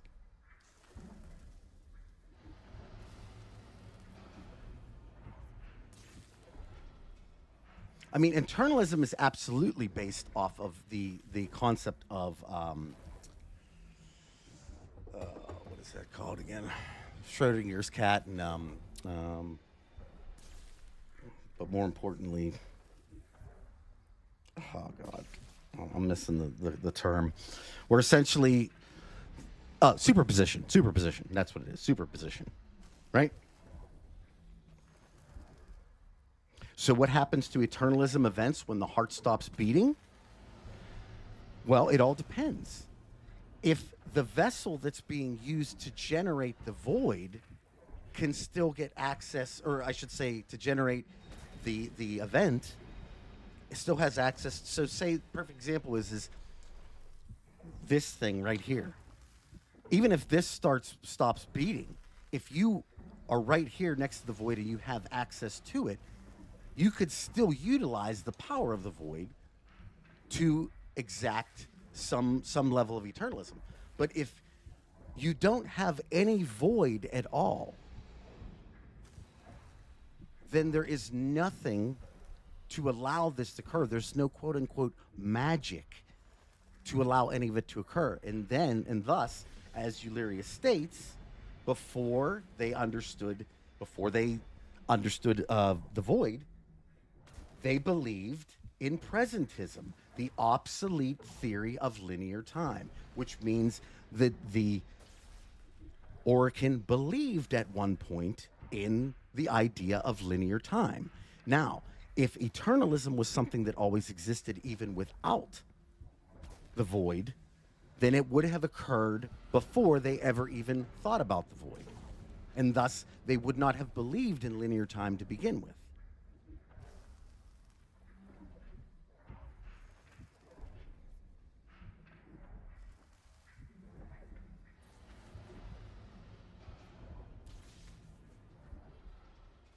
If we can't access eternalism, though, then I guess you could say it exists, but it's only predicated upon the concept that the void, and then who's to say the void isn't the one that makes it exist?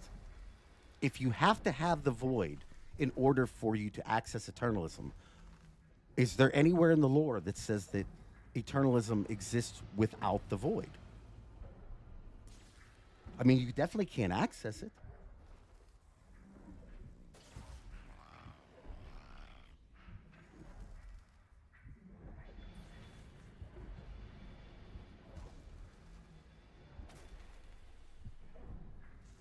I get that the void was there without the heart, but what I'm saying is eternalism is a human concept that we wrote down because we figured out how to do it like a scientist, right? And if eternalism only functions, if it's only possible through the void, then it's almost more than likely that eternalism exists because of the void, that we can access its abilities because of the void. Because of without the void, or without our understanding of the void, and especially in this case without our actual being able to experience the void and eternalism, we would have never known that it even existed, or that it existed at all. Wally he doesn't give a shit about the heart.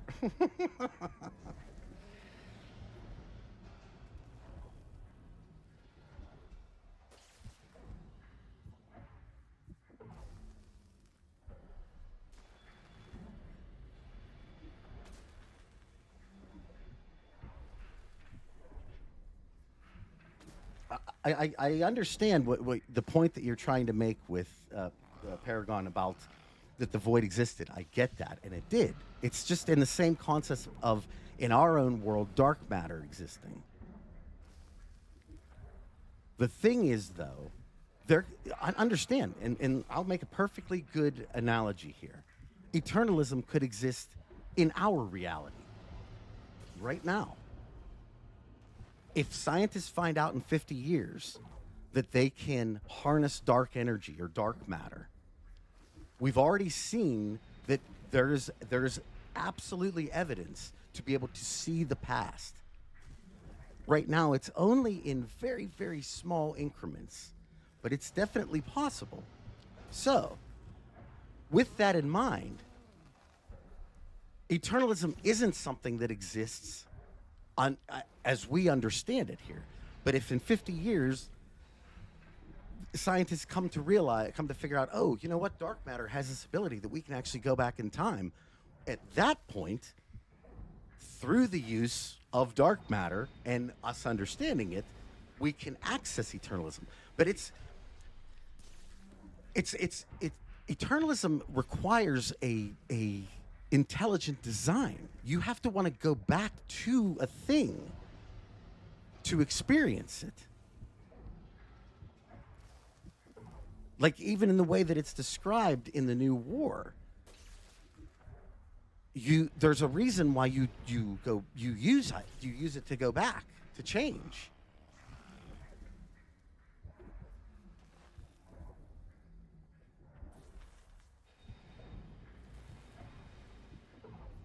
I don't think a lot of people know about the heart, to be honest with you. And I think that's intentional. For the exact reason that you're saying right there. That essentially, if, in fact, people knew about the heart, everybody would be going after it. Especially someone like Parvus Granum.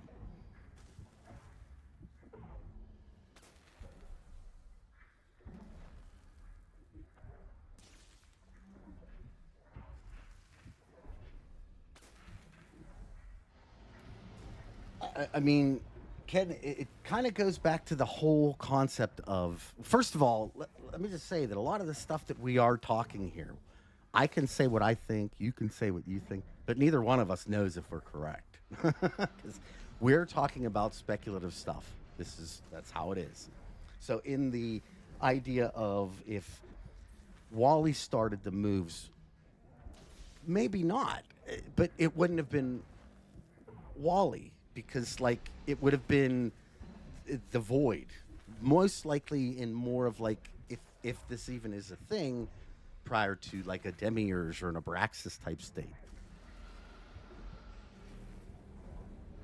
Oh, you can't hear me?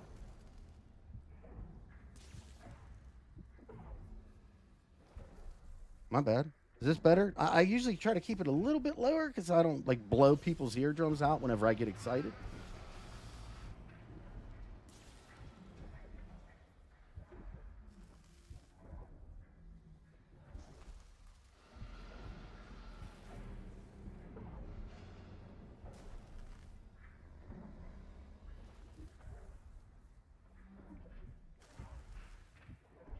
How about now? Can you hear me now?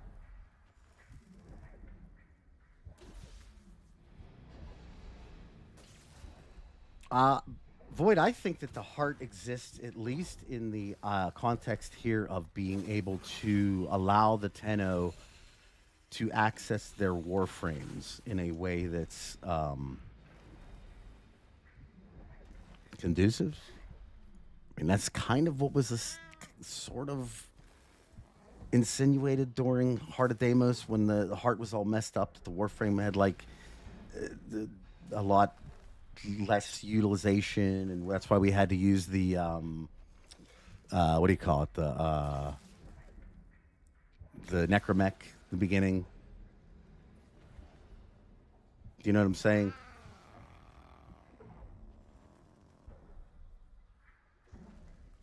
White Knight Black. If the indifference recreates the past perfectly, does the past exist in the present or in the past? In the present. Which is exactly what we're seeing. Unless you're saying that within... Again, now, I feel like my concept of 1999 being a conceptual embodiment fits this much better. The fact that we can just move right through. But if you don't like that, then that means that the drifter just keeps going back and forth and back and forth and back and forth and back and forth through time.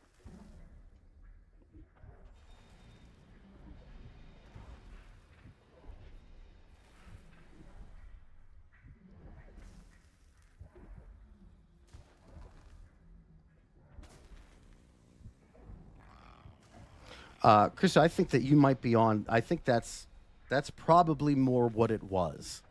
That the void was just inert energy, but it is possible, given just what occurred and what we're getting out of it, that there could have been an entity there, always there, just maybe, like, again, going back to the whole Bloodborne kind of reference, indifferent to us. Didn't give a shit that there was any humans or anything. They just couldn't care less. But now knows, and now, for whatever reason, has an interest in it.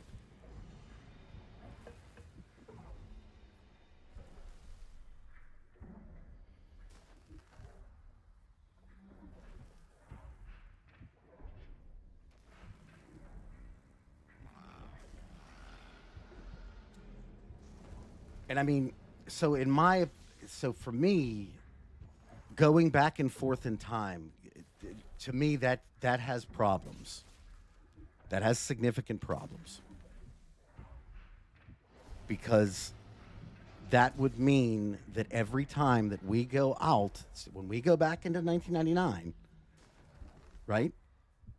If we change something, that would mean that when we leave, we would go into a different dimension.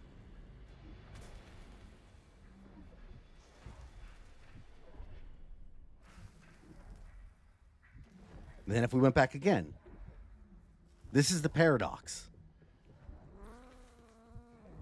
And you can say whatever you want, but there has to be an explanation for changes in the past, even the smallest ones, manifesting like legitimately in the future. And you can look at it however you want, but it's hard for me to get behind the idea of coda worms just hiding themselves until we can know about them by going back in time. Because that's exactly what's occurring. Otherwise, before 1999, there would have been, especially now, there would have been a stadium right there. There have to be. But there's not.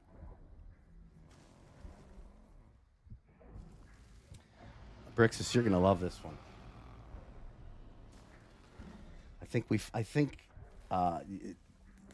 Who was it?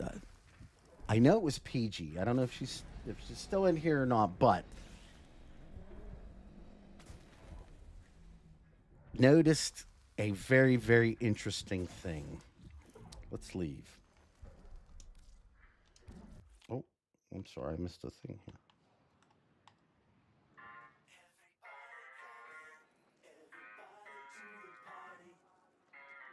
The heart is beating from the statue. Why does it not move? Oh, Shadow Gavin, you're talking about the vessels. It's interesting that one of the hearts still beats and the other one doesn't, isn't it?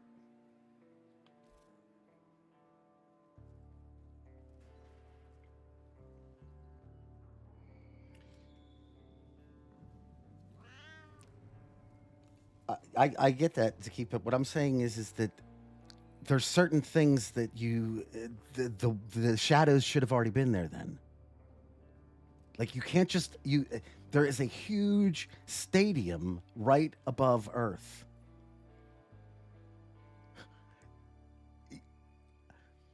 You can't just say that it just showed up. Like there something occurred. And I get it that future Tenno may not. That's pretty cool. Future Tenno may not understand it, but we that were here, we saw it. We know that Kaya wasn't always in the Rondo relay. We know that. We know that there wasn't a stadium always at above Earth. We know that the Orkin weren't always, or I should say that the Techrot wasn't something that wasn't a Orkin creation, because up till recently, these things were that way, and then they changed.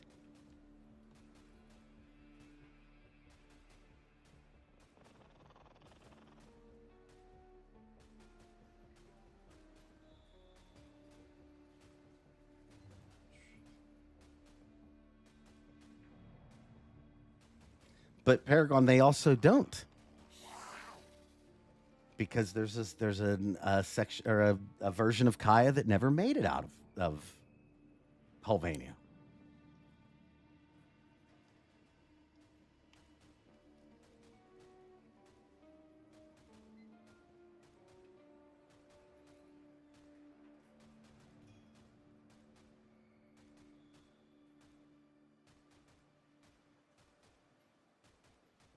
Again, Zakif, absolutely correct. But bear in mind, without the power of the void, we could not go back. So if there is no void, there's no us going back, which means there's no coda, which means there's no 1999.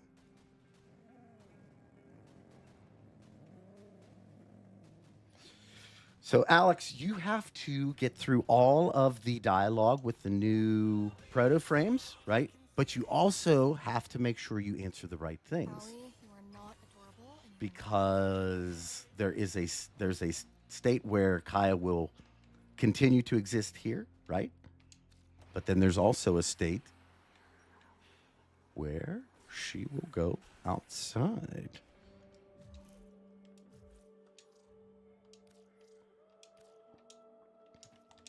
If it rains, I'm taking you up on the roof to dance in it.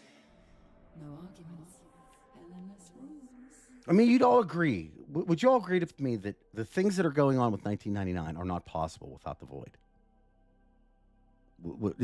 Can I at least get an agreement with that, or not? And if not, I would like to know why. Well, Paragon, don't forget that we make things with argon that stays once it's created. It's just if you keep argon as its regular form, does it go back to the void. But the weapons that we create with them, they stay here. So it's more so a situation of, if argon is left to stay in its regular state, it will revert back to the void. But if it's consumed or used in a product, it will remain.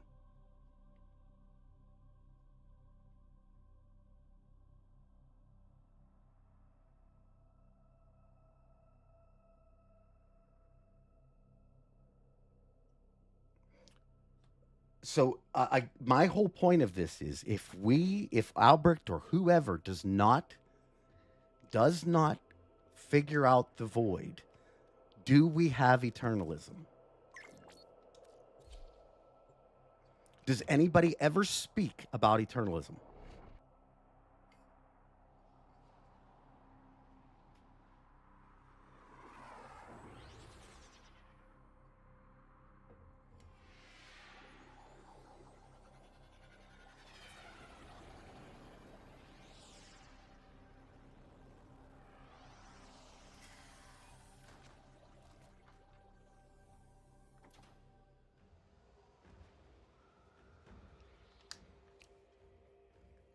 I don't know if maybe I'm not saying things correctly. I'm not explaining myself right. Like, I guess in the same breath, as I said earlier, that if we come to find out in 100 years that there is some kind of energy that exists in our reality and are able to go back in time, you can say that we've always been able to go back in time, but that's not true.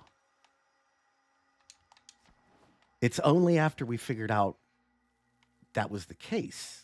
And so if we never figure out the void, if Albrecht never figures out the void, then Albrecht and Euleria never learn about eternalism, which then makes eternalism impossible within the Warframe universe. I get that the apparatus is, the void still exists, and sure, somebody can still figure it out.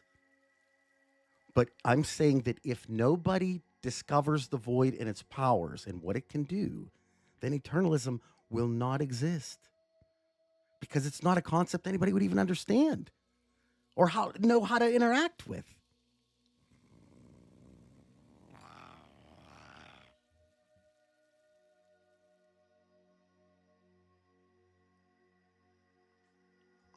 Yeah, I would just tell you where I was at. That's where I would try to stream from. I would do an eternalistic stream and talk to you from wherever I'm at and be like, hey, guess what? Some cool shit here. I would figure something out.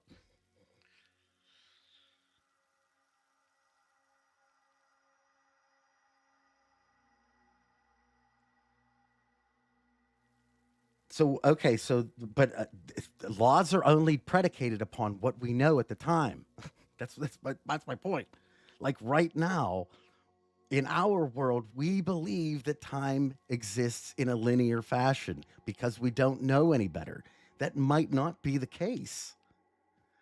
But even if something exists, if an entire group of people who may have access to it to do anything with it are ignorant to it for the entirety of their existences, it may exist, but it doesn't exist within the concept of the Orkin people because they don't know about it. So that's my point, is that eternalism as a concept, as a functioning thing that happens within the Warframe universe, is predicated upon Albert Entrati learning about the void and learning that eternalism is a thing that's actually possible. Without the void, without Entrati, we never have access to it, and thus nobody in this system would know that something like that was even possible. Oh my god. You! That was a cephalon.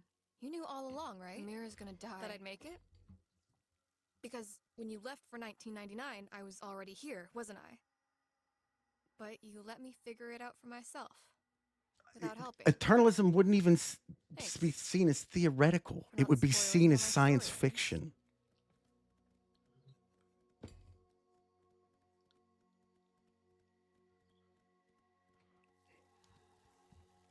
No, guys.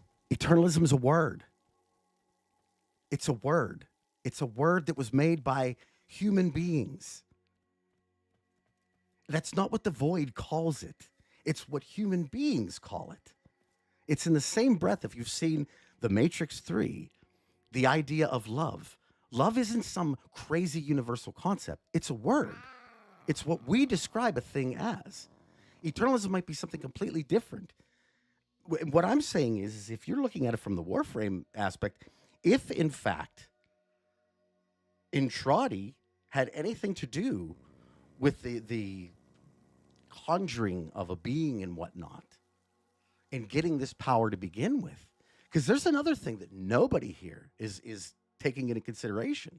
Obviously, if it existed so much, and if it was always there, why is it that Entrati says, in his own words, all the other scientists that looked into the void found nothing?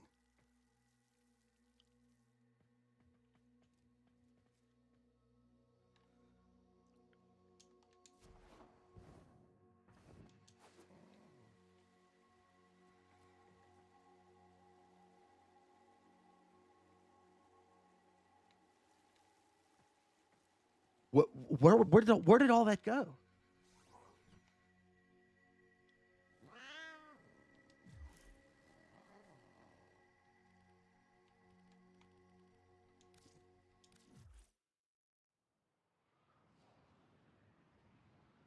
I absolutely can see that, Paragon, but what I'm saying is if you don't know it exists, then it doesn't exist to you.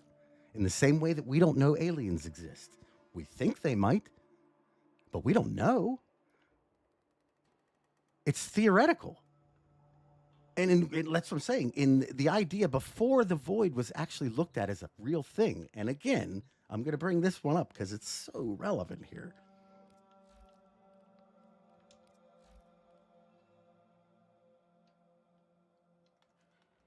Oh, you know what? It's actually...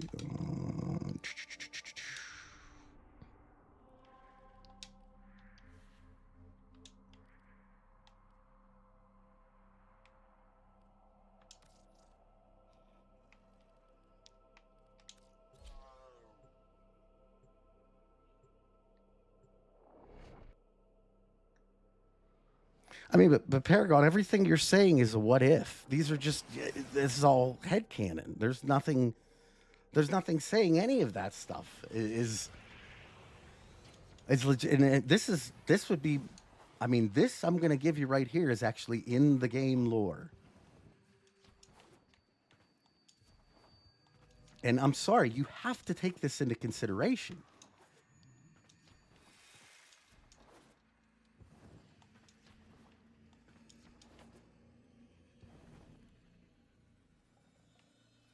Is it this one? Zata.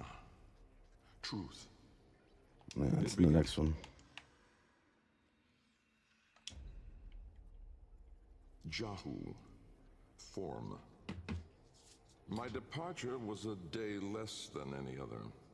When I stepped inside the bell, I saw no crowd through its glass, no skeptical onlookers, no regal send-off. They all had given up on me and my paradoxical formulations. The wasted years had all shown the void to be just that. Nothing. Nothing. No energy, no entanglement, no form. To spacefaring ambitions, a dead end. On the day, my laboratory was mostly vacant of witnesses, most of all of expectation. Only my sluggish attendants, my sagacious Kavat, Kalimos, and of course my daughter. I had raised her. But the absence of evidence cannot also be taken as it not being the case either. What I'm saying is according to Albrecht, everybody that looked into the void before him seemed to see nothing, so much so that they thought he was a failure. So it's very possible that there is something significant with Albrecht. And my point remains that, again, I get it that these things are there in the void, but clearly the void makes them possible. So if we never access the void, then we wouldn't know any of this stuff. So it doesn't matter if it exists. Because if we don't understand it, and we don't know it exists, and we don't know it's there, then we're ignorant to it. So I don't understand. I don't get this.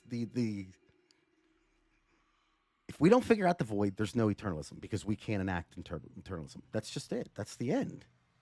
I get that it's still there, but if human beings never get to see it and never get to act on it, then within the context of human understanding, it wouldn't be there.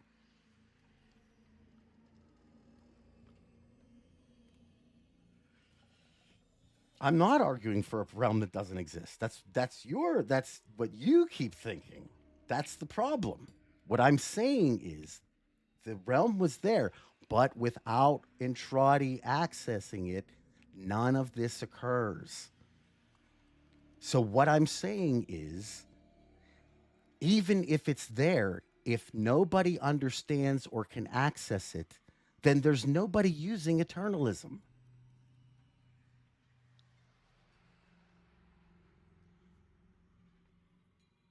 They have to figure out the void.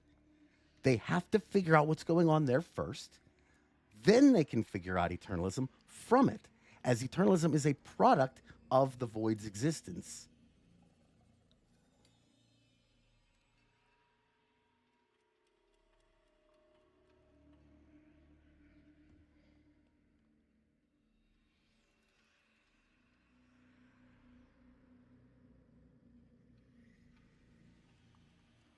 But Paragon, I could say you look into an enclosure from a glass window. There's nothing. You enter it, and there's nothing. It's the same thing. I get it, but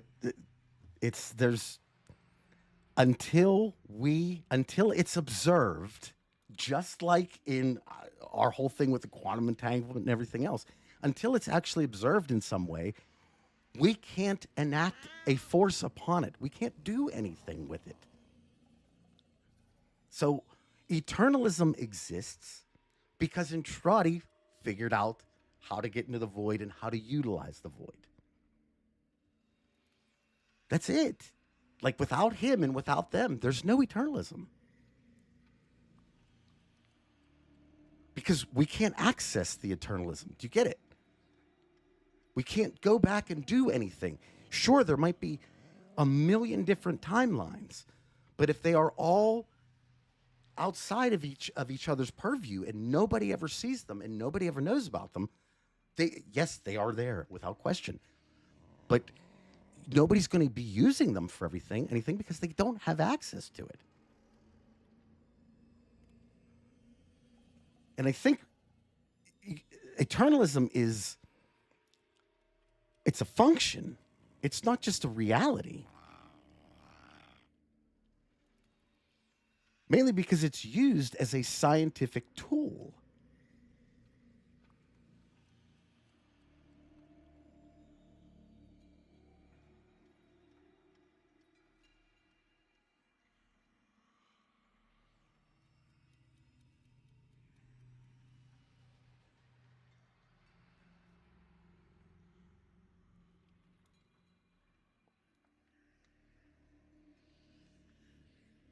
That's it, Faust. That's exactly my point. Until you actually know a thing is there, you can't sit there and give it a name. You can't sit there and describe what it does. Think about it. In that regard, there could be all other things in the void yet that we don't know. Maybe it can spawn, like whole aspects of itself all at one time and copy everything. And maybe that's something that through the void, human beings can figure out how to do too. Like, I could see of all different things of making that really a great thing. Like, perfect example. Imagine if you were, excuse me, imagine if you were sick with something, right? And you could make a void copy of yourself, take the pieces that you needed out of the void copy, fix yourself, and then get rid of the void copy. Like, the implications of that, especially for people, would be incredible, because people would never ever have to worry about dying or anything like that again, unless it was like some kind of traumatic experience at the moment, right, where they couldn't get their clone to give them a piece of something. But until we figure out that that's even something that the void can do, we don't know that, so we don't have a word for it yet. We don't understand. It could be something that the void absolutely can do right at this moment. And in fact, I would say, given what we've already seen Wally do and everything else like that, it would probably be like something that it could easily do. I mean, heck, you could even use Eternalism if you want to do that, but unfortunately, you'd be taking the version of you out of its own living conditions in its own world to bring you over to here. Again, there's all kinds of things that the void could be capable of, but until we actually observe them and quantify them and give them a definition of, okay, this is this and this is what it does, it doesn't exist, at least in our minds. And I am looking at it from the human perspective, because that's where we should all. I'm looking at it from the player perspective, the Warframe's perspective, because that's the character that we play.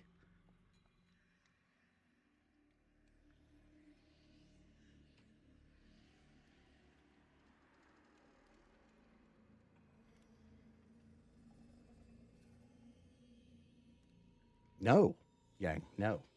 The void wouldn't always be discovered due to Eternalism. Because you have to go back.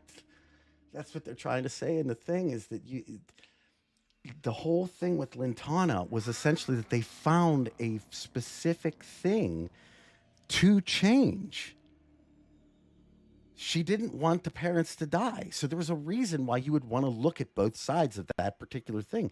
But I mean, like, are we saying Eternalism is also like, oh, we got to go back and I want to change my breakfast this morning? And because of that, then there's another timeline where I didn't, right? I get that we're going into the many worlds theory here, but I don't see that's how Eternalism working. We're not just creating millions and millions and millions of different little obtuse timelines with different things going on in them. Like, it seems like everything that we're doing is very specific, very calculated.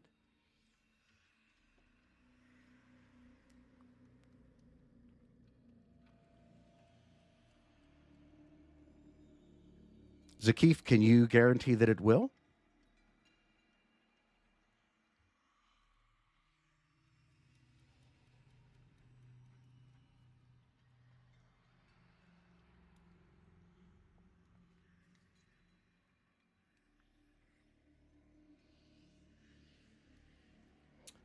Can you verify it?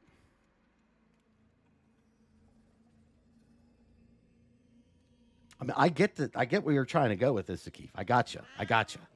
But I'm saying in the same breath, if nobody is there to observe, then we can't say for certain, can we? It's not like things in the known universe have done things that we assumed it wouldn't do. In fact, that happens all the time. So whereas I agree with you in what you're saying is, yes, the tree, does a tree fall in the forest, you still hear it. You would assume yes, but unless it's observed upon, you can't be certain. So it goes back to the Schrodinger cat thing. What? No. I don't know. Again, how do you guarantee it? Zakif, how would you do it? How would you prove it?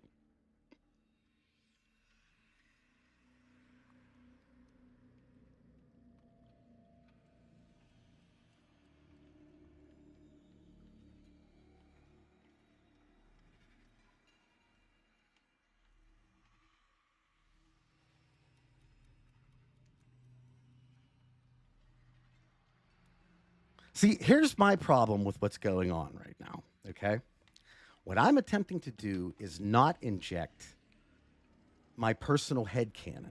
I'm just trying to say that these things, again, it's just basic knowledge. If the Orkin didn't figure out eternalism, they wouldn't be able to go back and utilize it.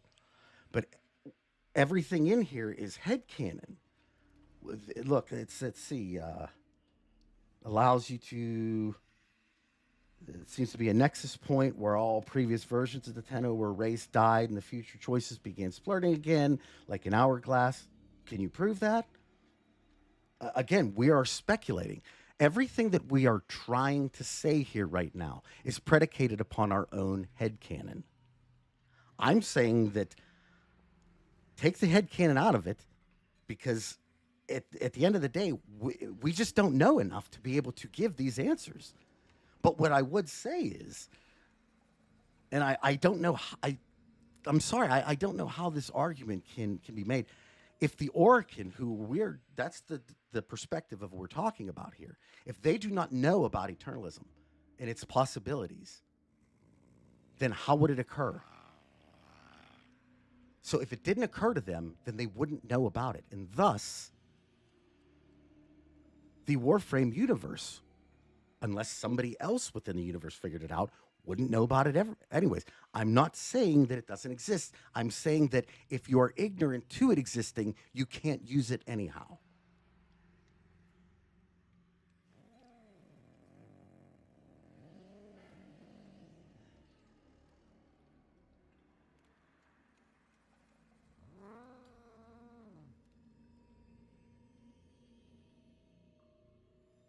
Like, I get what everybody's trying to get at in this chat, but it's because none of you're not understanding where I'm coming from.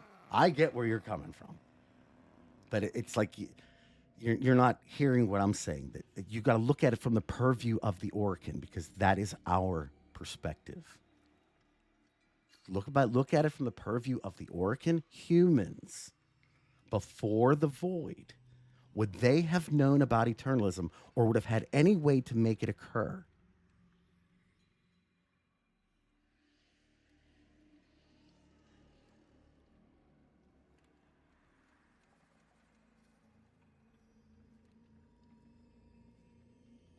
Ren, there it is. You can't time travel if you don't have the right MacGuffin. That's exactly it. So until Entrati finds the void and gets the right MacGuffin, we can't do anything. So that's what I'm trying to say is that the Orkin have, before the Orkin figured it out, or before Entrati figured it out, nobody had access to it. Nobody would have known what the hell it is.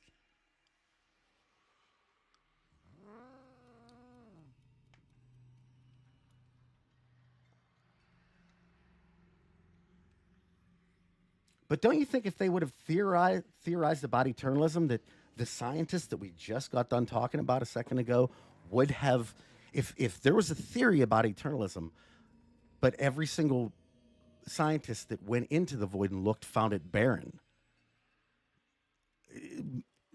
at some point, those scientists would have had to have said, look, there's nothing in there. We've looked. It's barren. So we don't know eternalism because we can't see proof of it.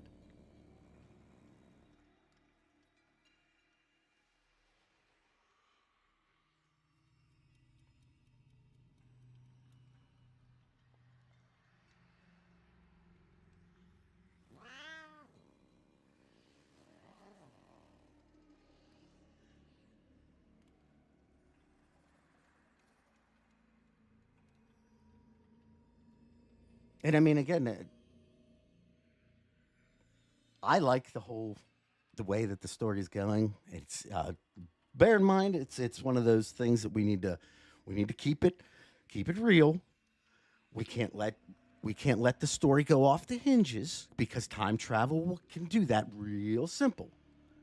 But I like that Warframe has given time travel what I see as very strict kind of adherements that it must stay within.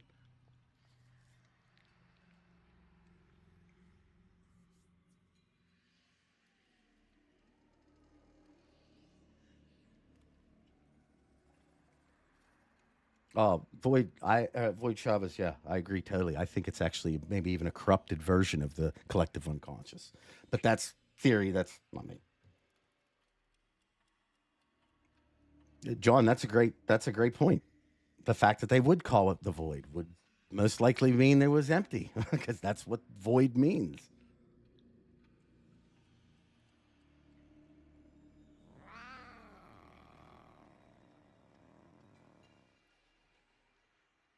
But remember, Floppy, they saw nothing beforehand. So the idea that Entrati still believed unequivocally, even with, because I guarantee you, Entrati's not a stupid person, right? He may have had his own beliefs, but I guarantee you that if all the other scientists, right, believed it was barren or believed there wasn't anything there, they would have at least had documented what you would consider to be some level of evidence or even proof in some people's, and I would actually say would probably be closer to proof if all the other scientists basically said, nah, there's nothing in here. I mean, look at what Entrati was able to get from it all. Incredibly lucrative endeavor to begin with, but more than that, remember, Entrati's not an executor, yet he was treated like one. So the reward for finding something within the void was significant. But yet when they went in and looked, couldn't find anything. And it makes me wonder, and I think this is where Floppy, yes.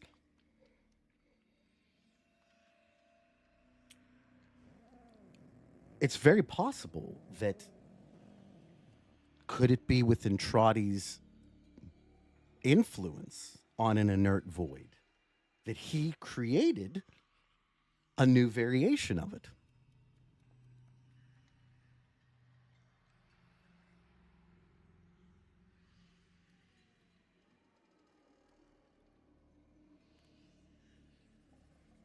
Well, I mean, Zakif, it very well could be the case. I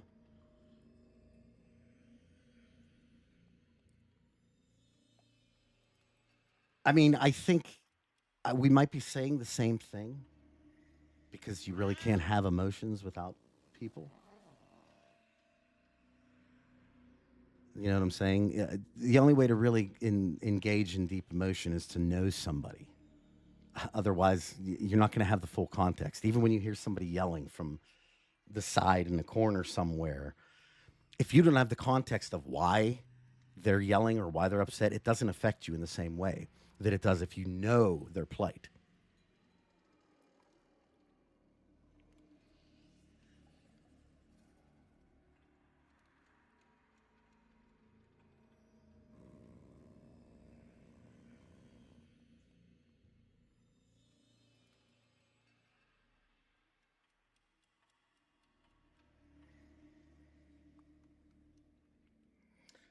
Yeah, well, I mean, it's scientists with extreme beliefs are they're a double-edged sword.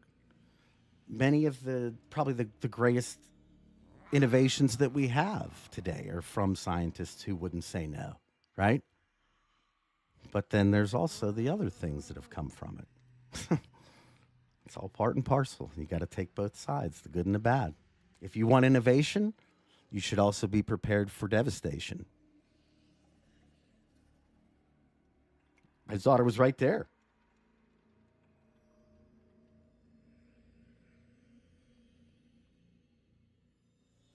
Well, yeah, we know for a fact there's a bunch of different emotions that Entrati was feeling at that moment, especially going into the void. He was feeling ambition. He was feeling a sense of, I don't know what exactly you would call it, but a desire to be something for his daughter, because that's something that was very important to him. But mostly, and what I think Entrati's doppelganger is largely made of, is the fear that he felt when he fell through the Sarah glass bell. And that's something else that I want to talk about. Because Entrati's kind of a shitty scientist, guys.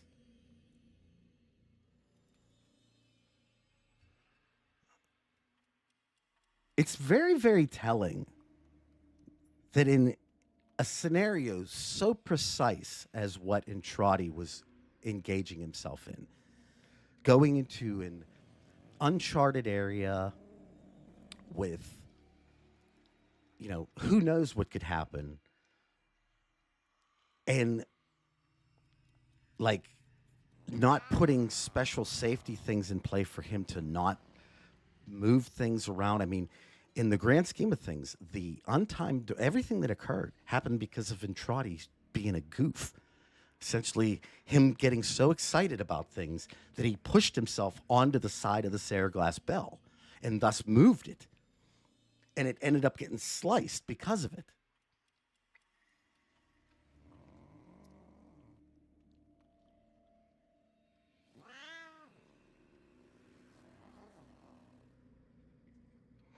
Yes, Sakif, I think we're getting closer there. Yes, exactly. That Eternalism can function essentially because of that. Why the Vitruvian Man? Well, I think there's a couple different things you could look into with that. I mean, first of all, one of the things that I kind of talked about just a little bit, but I think there's actually some relevance to it, is that it seems like in many of the, especially in Duviri, right?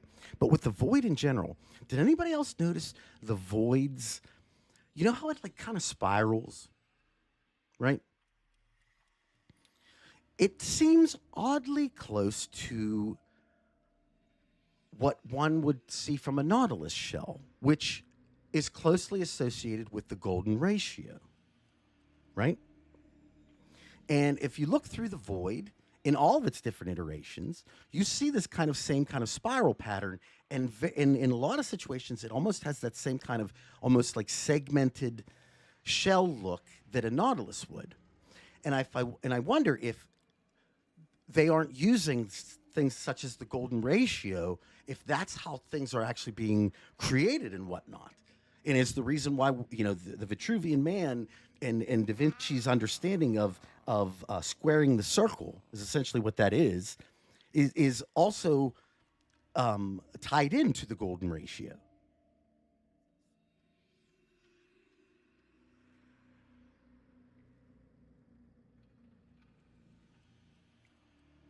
Yeah, I mean, and I think you could even look at it in the same breath of, you ready for this? When things happen in Duviri, especially whenever you begin again, what happens?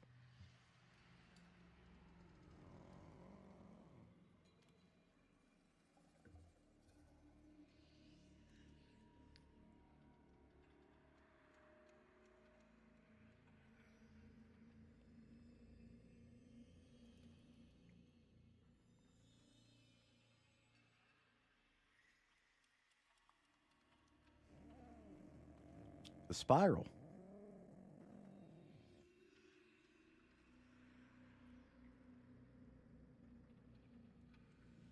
So I'm largely beginning to think that the Vitruvian aspect of things that we see is associated with that concept of squaring the circle and the golden ratio.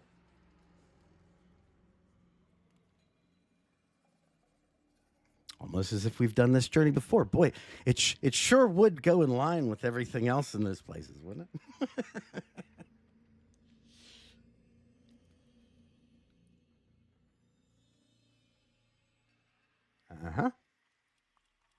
So So, hey, real quick, I just want to say to everybody that I don't want anybody to feel like I was like mad at anybody. I know whenever I start to talk, I get like kind of passionate and blah blah blah. But I enjoyed every one of the little back and forths that we had here. I would love it if you all came every week and grilled me just this hard, because this is the good stuff. So I just want to make sure that everybody's cool and nobody feels like I was picking on anybody or arguing with anybody. Like I enjoyed every aspect of everything that we went through today. I love your arguments. I love the fact that you guys challenge me. That's great. I absolutely adore that. And I would like that to continue forever and ever. I love it. You know, I want you to be there to correct my mistakes. I want us to have these engagements. They're great, you know.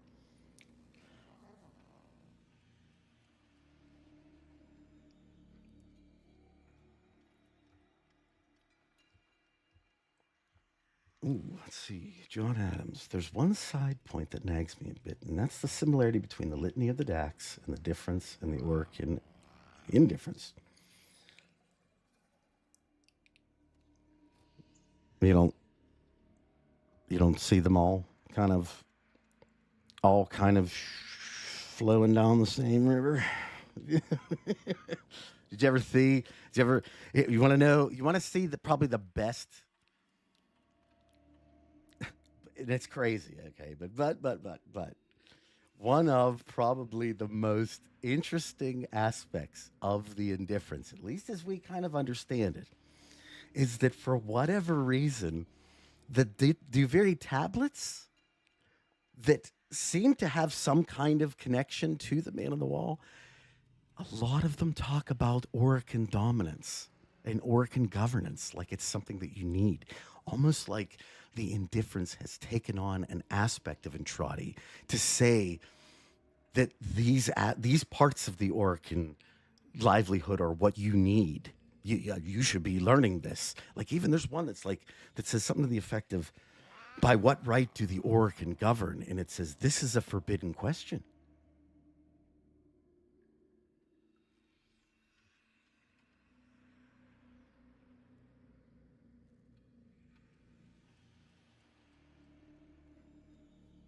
Okay, I'm good. I'm just making sure. I love all of you. I love that you come here and you spend your time with me.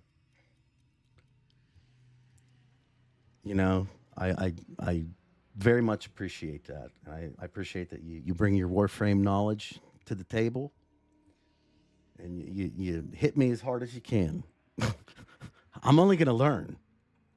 I can only get better. You know what I'm saying? Like, even if I'm wrong, I can only get better.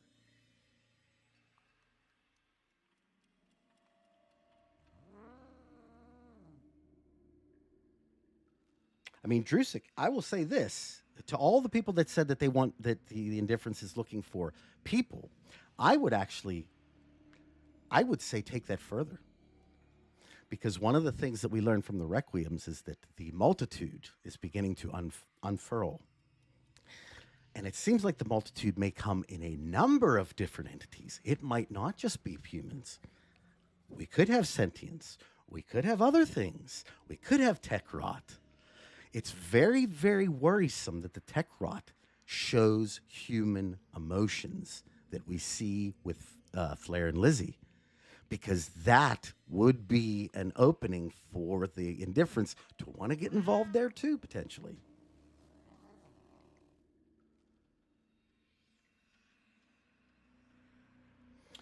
Floppy, possibly.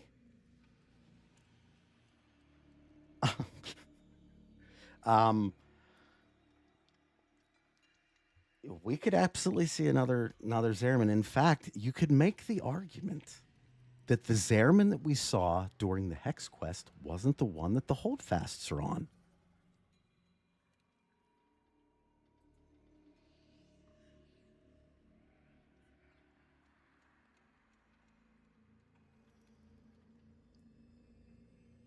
Well, Zakif, I'm definitely on with you on that one.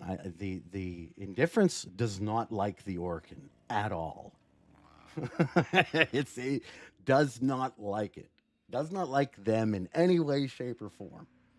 Again, kind of like to put a little ending on today's stream here because I gotta start getting other things going today. But the Kinematik, all of the stories within, every single one of them was pure gold. They all had their own unique flair and like they brought something to the table. They gave every one of those characters some significant personality and like real life. They changed Warframes in a way that it'll never be the same again. It'll never be the same again. We got to interact and be personable with so many different characters. The only thing that sucks is I wonder if they'll ever do it again.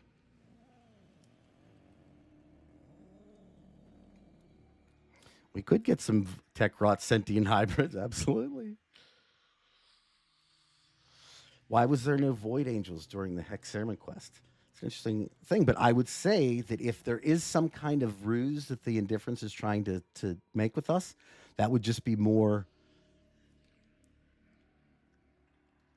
ammunition against its ruse. Oh yeah, the Orkin are some of the worst. They're extreme class beings. Essentially, the Orkin. If you've seen the Hunger Games, there you go. The Orkin are take the Hunger Games, take the what was it? Is it 13? I can't remember which section was the one that had all the elites in it. Take that whole world, and evolve it like to 100 years, 1,000 years, whatever. But make it so that Katniss never comes around and nobody ever questions the status quo and the capital just gets larger and more powerful and decides what everybody has to do. That's the Orkin.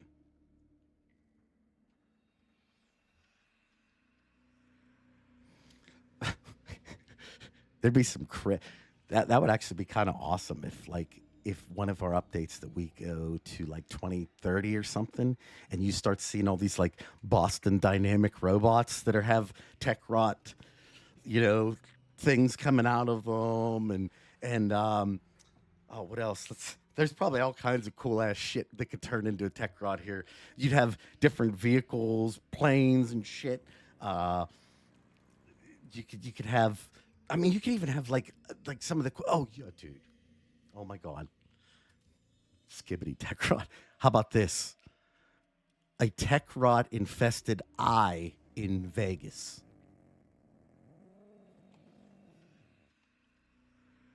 Can you imagine seeing that thing coming by? Brain Techrot. Drusik, I love it. I love the whole Roman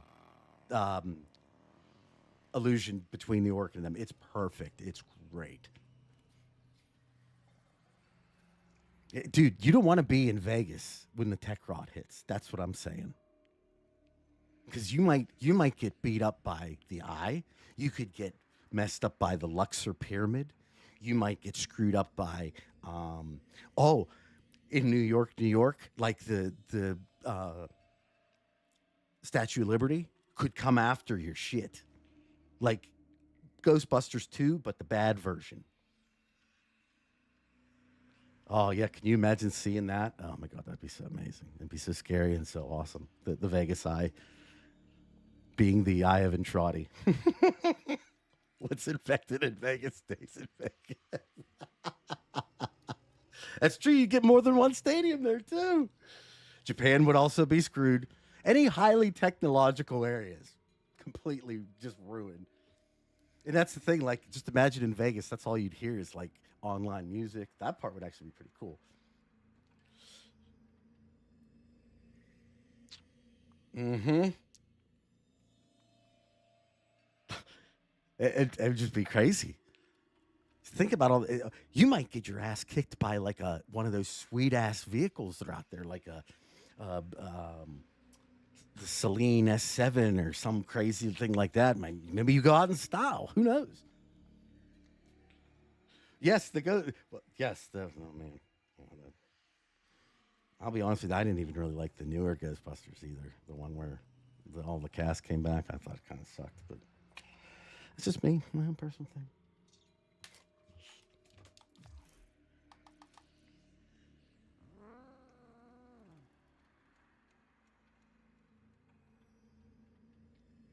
There's an... Really? Really? I may have to go through and look at that, Zerg.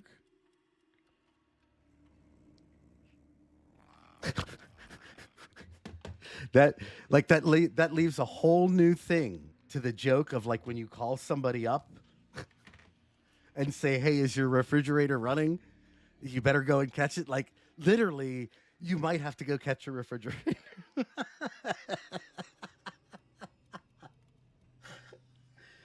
Yeah, just think for a second all the weird ass things in our world being turned into Techrot. I'm going to check that out. I didn't even notice that, but I'm going to check that out.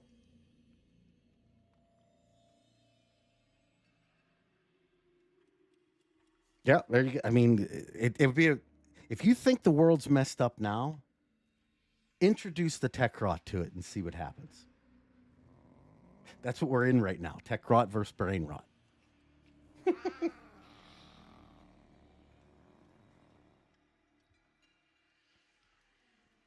I mean, it would be complete, and it's kind of one of the things that I was talking about, Dries, just earlier, is that if Kaya does this, what? Okay, can I tell you all a story? Can I tell you all a story? Let me tell you a story. This is a real world story, and if I can, I implore you to actually hear what I'm saying to you, and this is because this is going to help you throughout your entire life.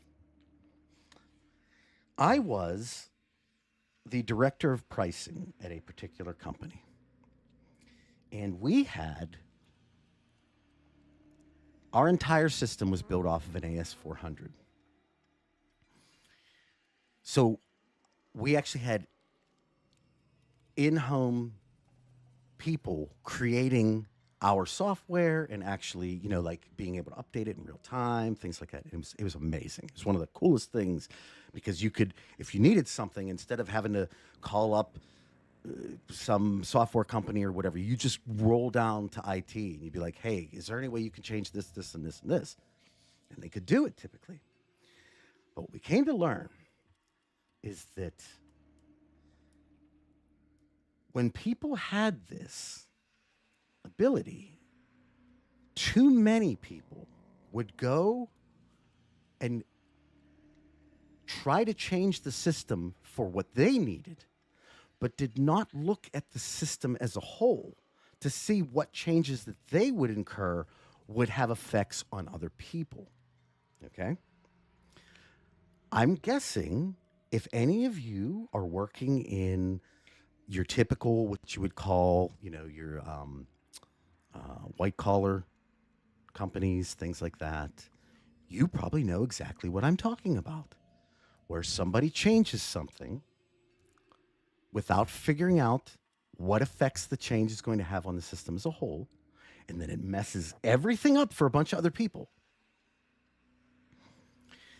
I use this analogy because I look at that in the way of what Kai is doing. Within her story, oh, nice, perfect. Within her story, one of the main things that we are told about Kaya in particular is that she is getting out of 1999, whether you like it, whether I like it, it doesn't matter who likes it. She's getting out. And when you have an idea like that, that is very, very much like the concept of being consumed by your shadow even. Because when you become consumed, you lose the ability to see collateral around you. The only focus becomes the goal. And if you are not able to see collateral damage that you are incurring because of what you are doing, you may cause more harm than the good that you think that you've created. And I wonder, in the case of Kaya, if she didn't open a, let's say, Pandora's box that Entrati specifically tried to keep from happening. Because as we understand it, there is only one machine within the sanctum that could send Entrati back through time. And he had Lloyd destroy it, so it could never be used again. So the question that we have to ask is, did she do a good thing or did she do a bad thing? And unfortunately, we don't know because Kaya didn't take the time to look into anything. She was so consumed by whether she could that she never stopped to think if she should.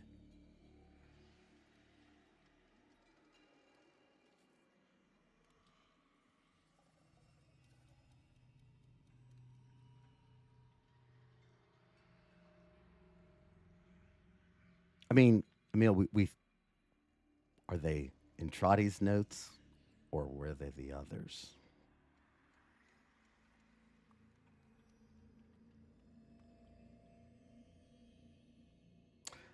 Zerg, I would have assumed if that were the case, then DE would have made that quest ending more definitive. Because to me, I feel like everybody's like in the whole community is like, okay, well, what next? So what happens now? And I mean, they've left a lot unsaid. We don't know where Entrati is. We don't know where the Indifference is. We've now, Kaya's just kind of broken out in 1999. We don't know what that's going to do. We now have the situation where certain warframes we know kind of grow into their warframes, like Temple. We also have the unresolved story of Nisi Ruzalka, who essentially Velimir and Minerva are just like, you know what? We're gonna open this bar, and it's your problem now. So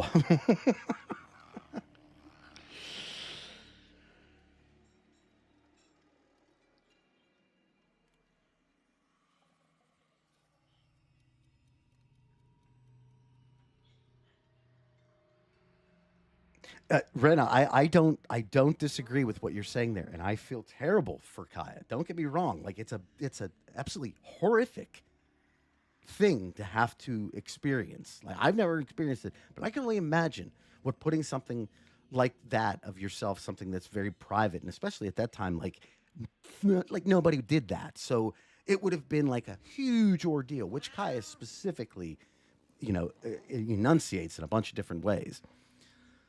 But again, you have to wonder that time travel is not something you lightly do.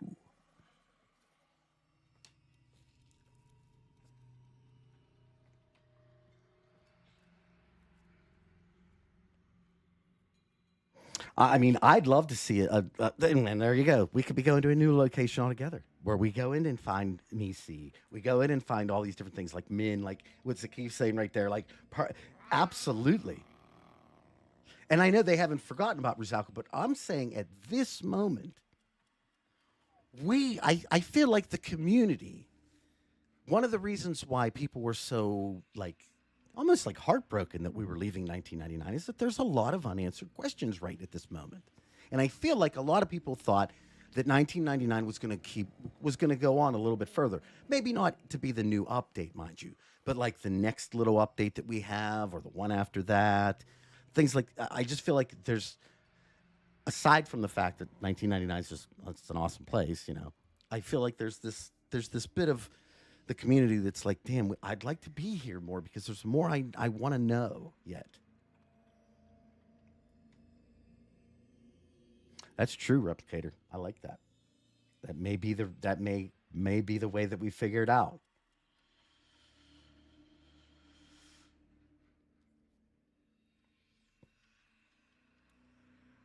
Stinky, sticky helmet. I'd love to see us go back to Duviri too. I want to see the caves of Academe. I need to see that.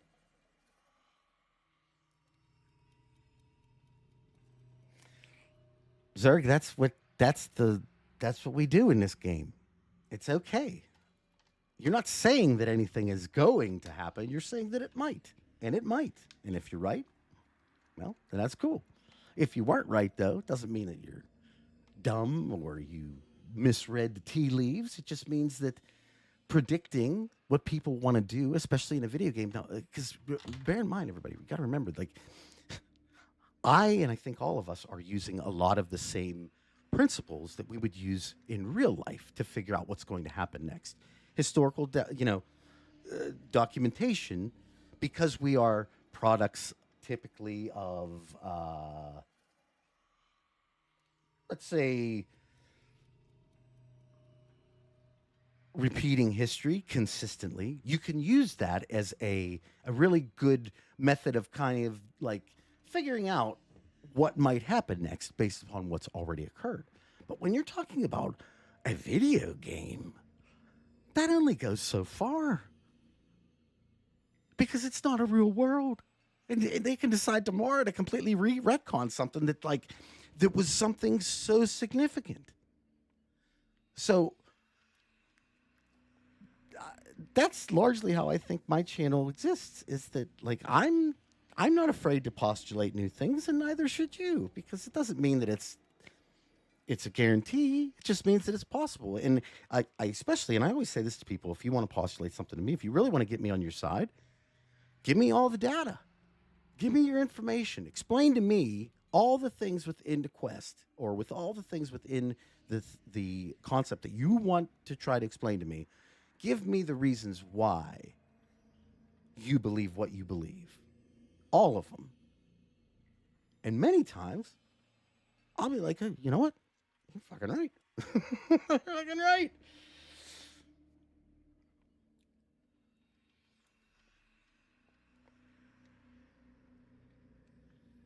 Yeah, it's a credit to DE's storytelling. It's crazy because I think on the surface, if you're one of those people that has to know the definitive of everything, Warframe story sucks because you don't know the definitive anything. But if you're willing to ride the wave and feel the story as it comes and keep staying on the boat, right, the whole way, you're going to see that it allows you to, it opens the door for great speculation with like legitimate like reasons behind it. But it also opens the door for all kinds of crazy shit that like you just have no clue what's going to happen next.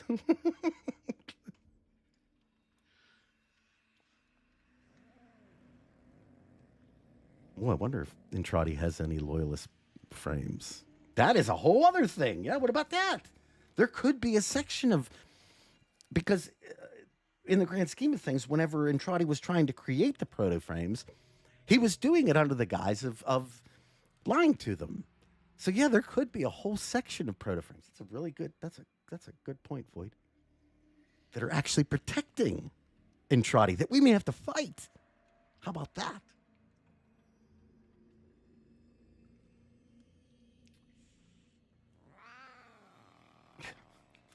Wait, Emil, which part is a bit much? I feel like I've given all kinds of stuff that might be considered, quote unquote, a bit much. Jester, absolutely not. No, if you want to reset, you reset. That's enjoying the game. That's enjoying the game for all the game has to offer.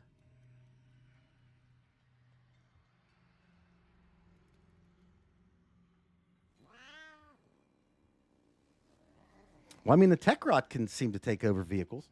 Warframes could turn into Transformers very soon. Let's see. DE did something similar to Umbra after the sacrifice. They basically dropped his story altogether, and he hasn't taken part in any quest beyond him being mentioned in the Jade Shadows. Yeah, that's true. Can I postulate a thing to you, Dark Shotgun, about Umbra? I think his story's done. I mean, I know we all want more of Umbra, but I think the sacrifice allowed Umbra to find peace. He can't change the past. You know, he's not looking to eternalize the past. I think he's relegated himself to being a protector of the Tenno because of what they've done. Now, we may see him show up in another quest, but I don't know if we're going to get much more of his backstory. Rather, it would be more so of him protecting the Tenno.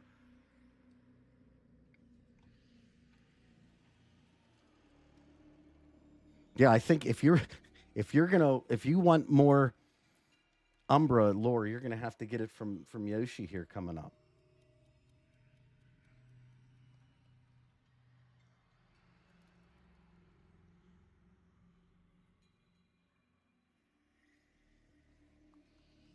It could be, yeah. It could be Arthur or it could be Umbra, really, if you think about it.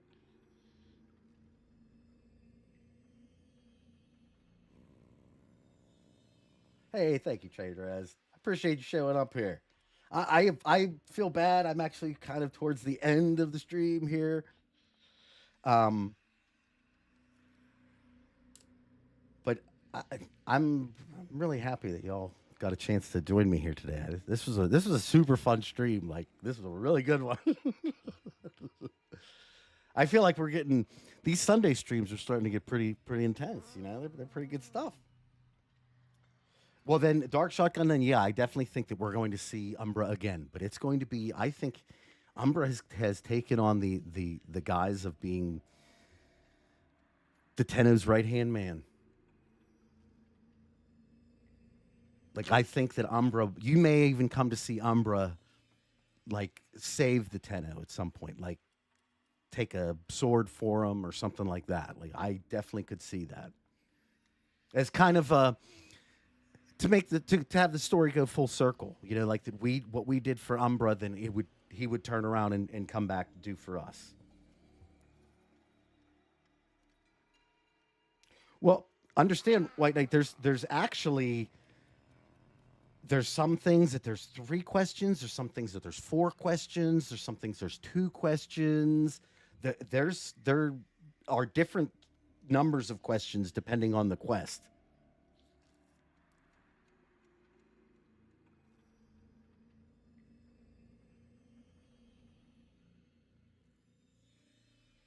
Well, see, this is what I didn't like about what they did with the Stalker. They've made mention quite a few times that Ballas would get rid of the vocal cords or would crush the voice of the Warframes.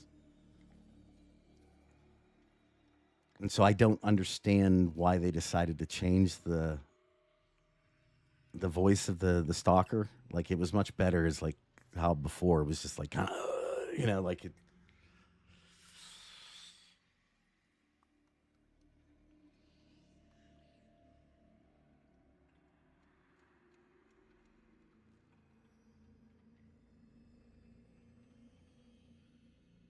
What do you mean Stalker isn't a Warframe?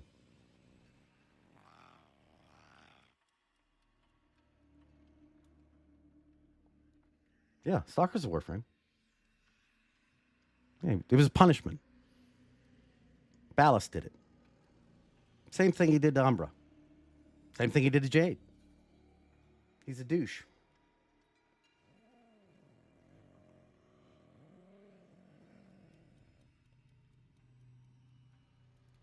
I'll do even one better. Ready? Does anybody know of the Myrmidon?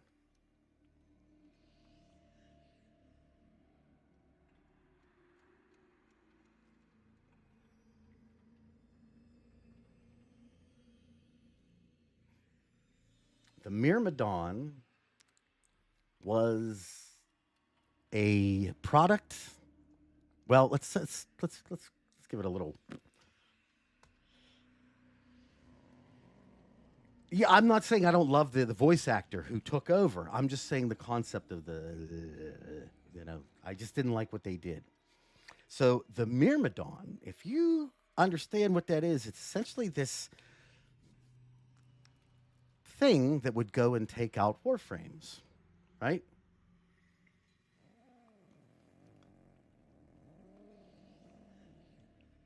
But I'll do you one better.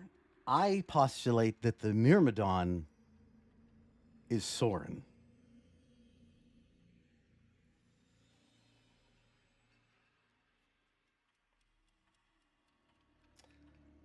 For a couple reasons.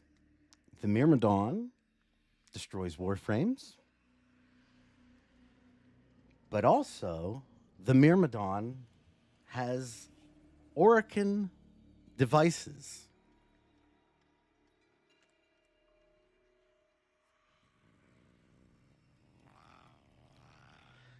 And Soren very much fits the same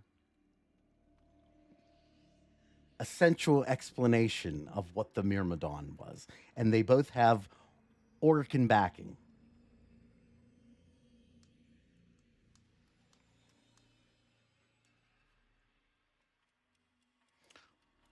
See, I didn't think I didn't read that. Am I wrong?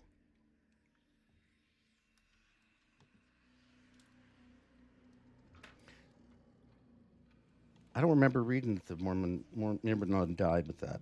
I know that essentially that it was he's absolutely an Orkin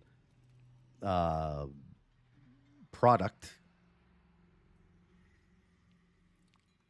And I don't think he's some kind of monster like he's been described. He's just a soldier.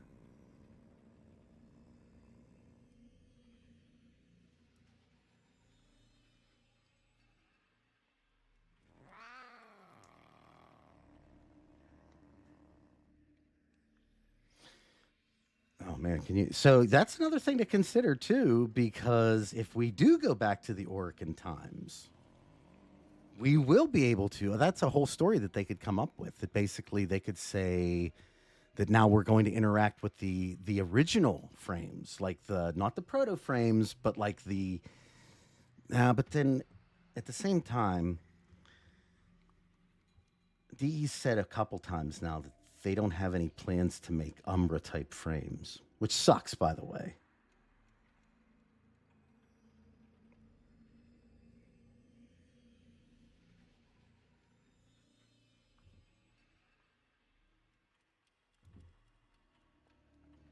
Because I would really like more frames that can move with us, move around and whatnot.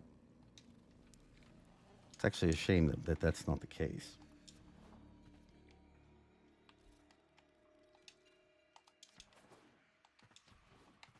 Well, probably not ever. Ever's way too much of a thing to ever say, but like I said, the main thing was that they said they really don't have any plans to make any more Umbra frames, at least for the time being. I don't know how long the time being is, but I would love more of them.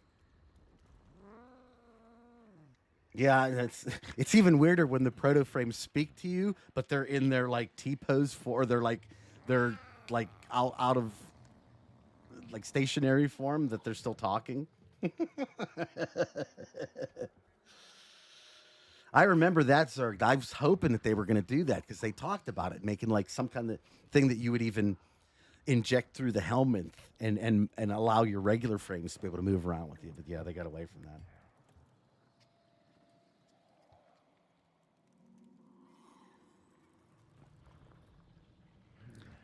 White Knight, that is some dark ass shit that you're saying right there.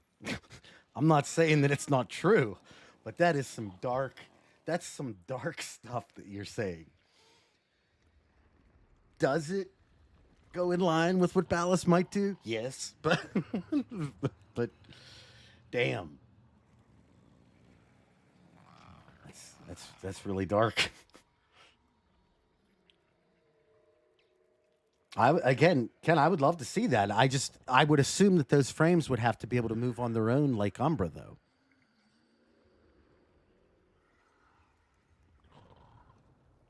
Oh, yeah.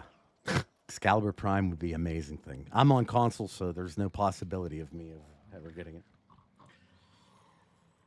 Well, I mean, I don't think Ballast is the worst bad guy in Warframe like everybody makes him out to be. I mean, I get it. Why? Because he's, he fucked with our mom. You don't do that. But he's pretty douchey. I mean, I'm just saying that there is a reason for his douchiness. But he's still a piece of shit.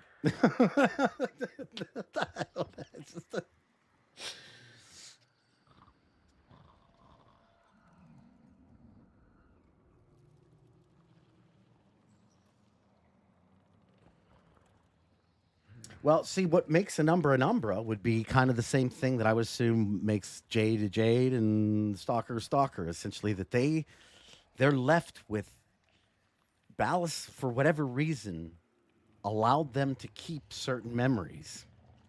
And because of that, it's the only thing they care about. And it literally drives them to being able to keep a level of their sentience. Not the whole thing, but there is this drive that stays with them because of that.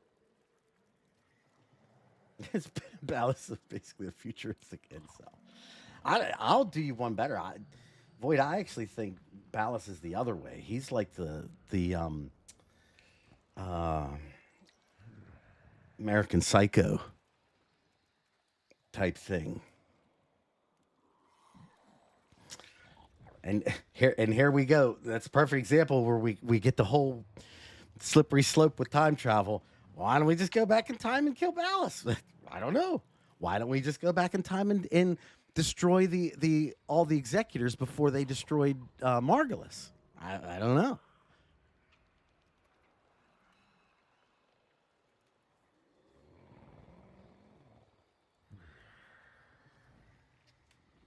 Ballast is a Sigma male. There you go. There it is. There. That's right, though. Ollie Chan, that's a really good point. Without Ballast, there's no Warframes. Now, Sebastian, you may get your. I don't know if it's going to be a Warframe per se, like all the time, but I could definitely see them. I think Orden Karras is going to come back. I shouldn't say that. The character of Orden Karras is going to find its way back into the game at some point, as far as it being in a quest for an older thing, or even a way that we're able to kind of help Ordis to be less cephalonish and more back to his original self. Chatless versus Sluker. A bit of light reading. Orden Karras Prime.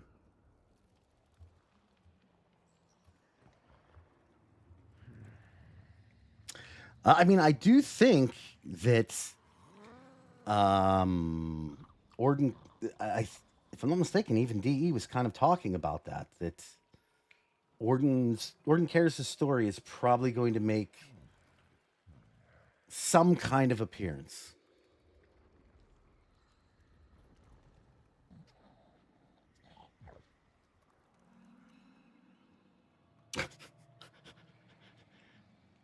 Damn, Ken, you'll even take Warframes from Parvus. We don't even care, as long as it's a new one.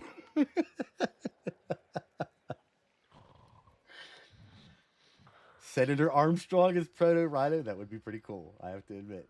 That'd be pretty cool.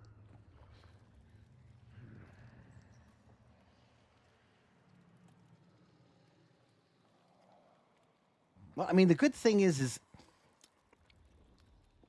we know that Ballas put Ortis into his current state. So, as was mentioned, he has the ability, or there at least exists most likely the ability, to take Ortis into a different state. All we needs to do is find it.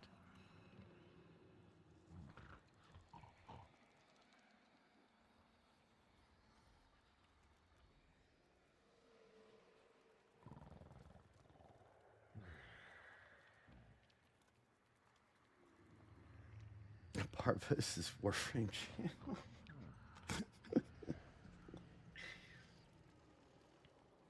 Wouldn't that suck if Parvos kidnapped Ortis and then turned him against us? That would suck.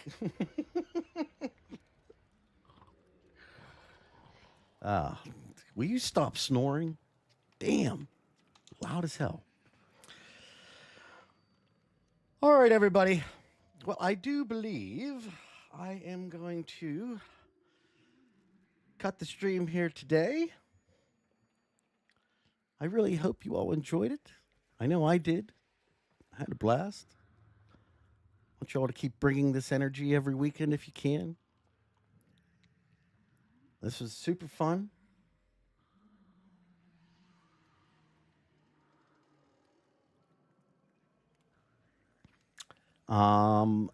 Look for a video in the next couple days. I should be done with it very soon.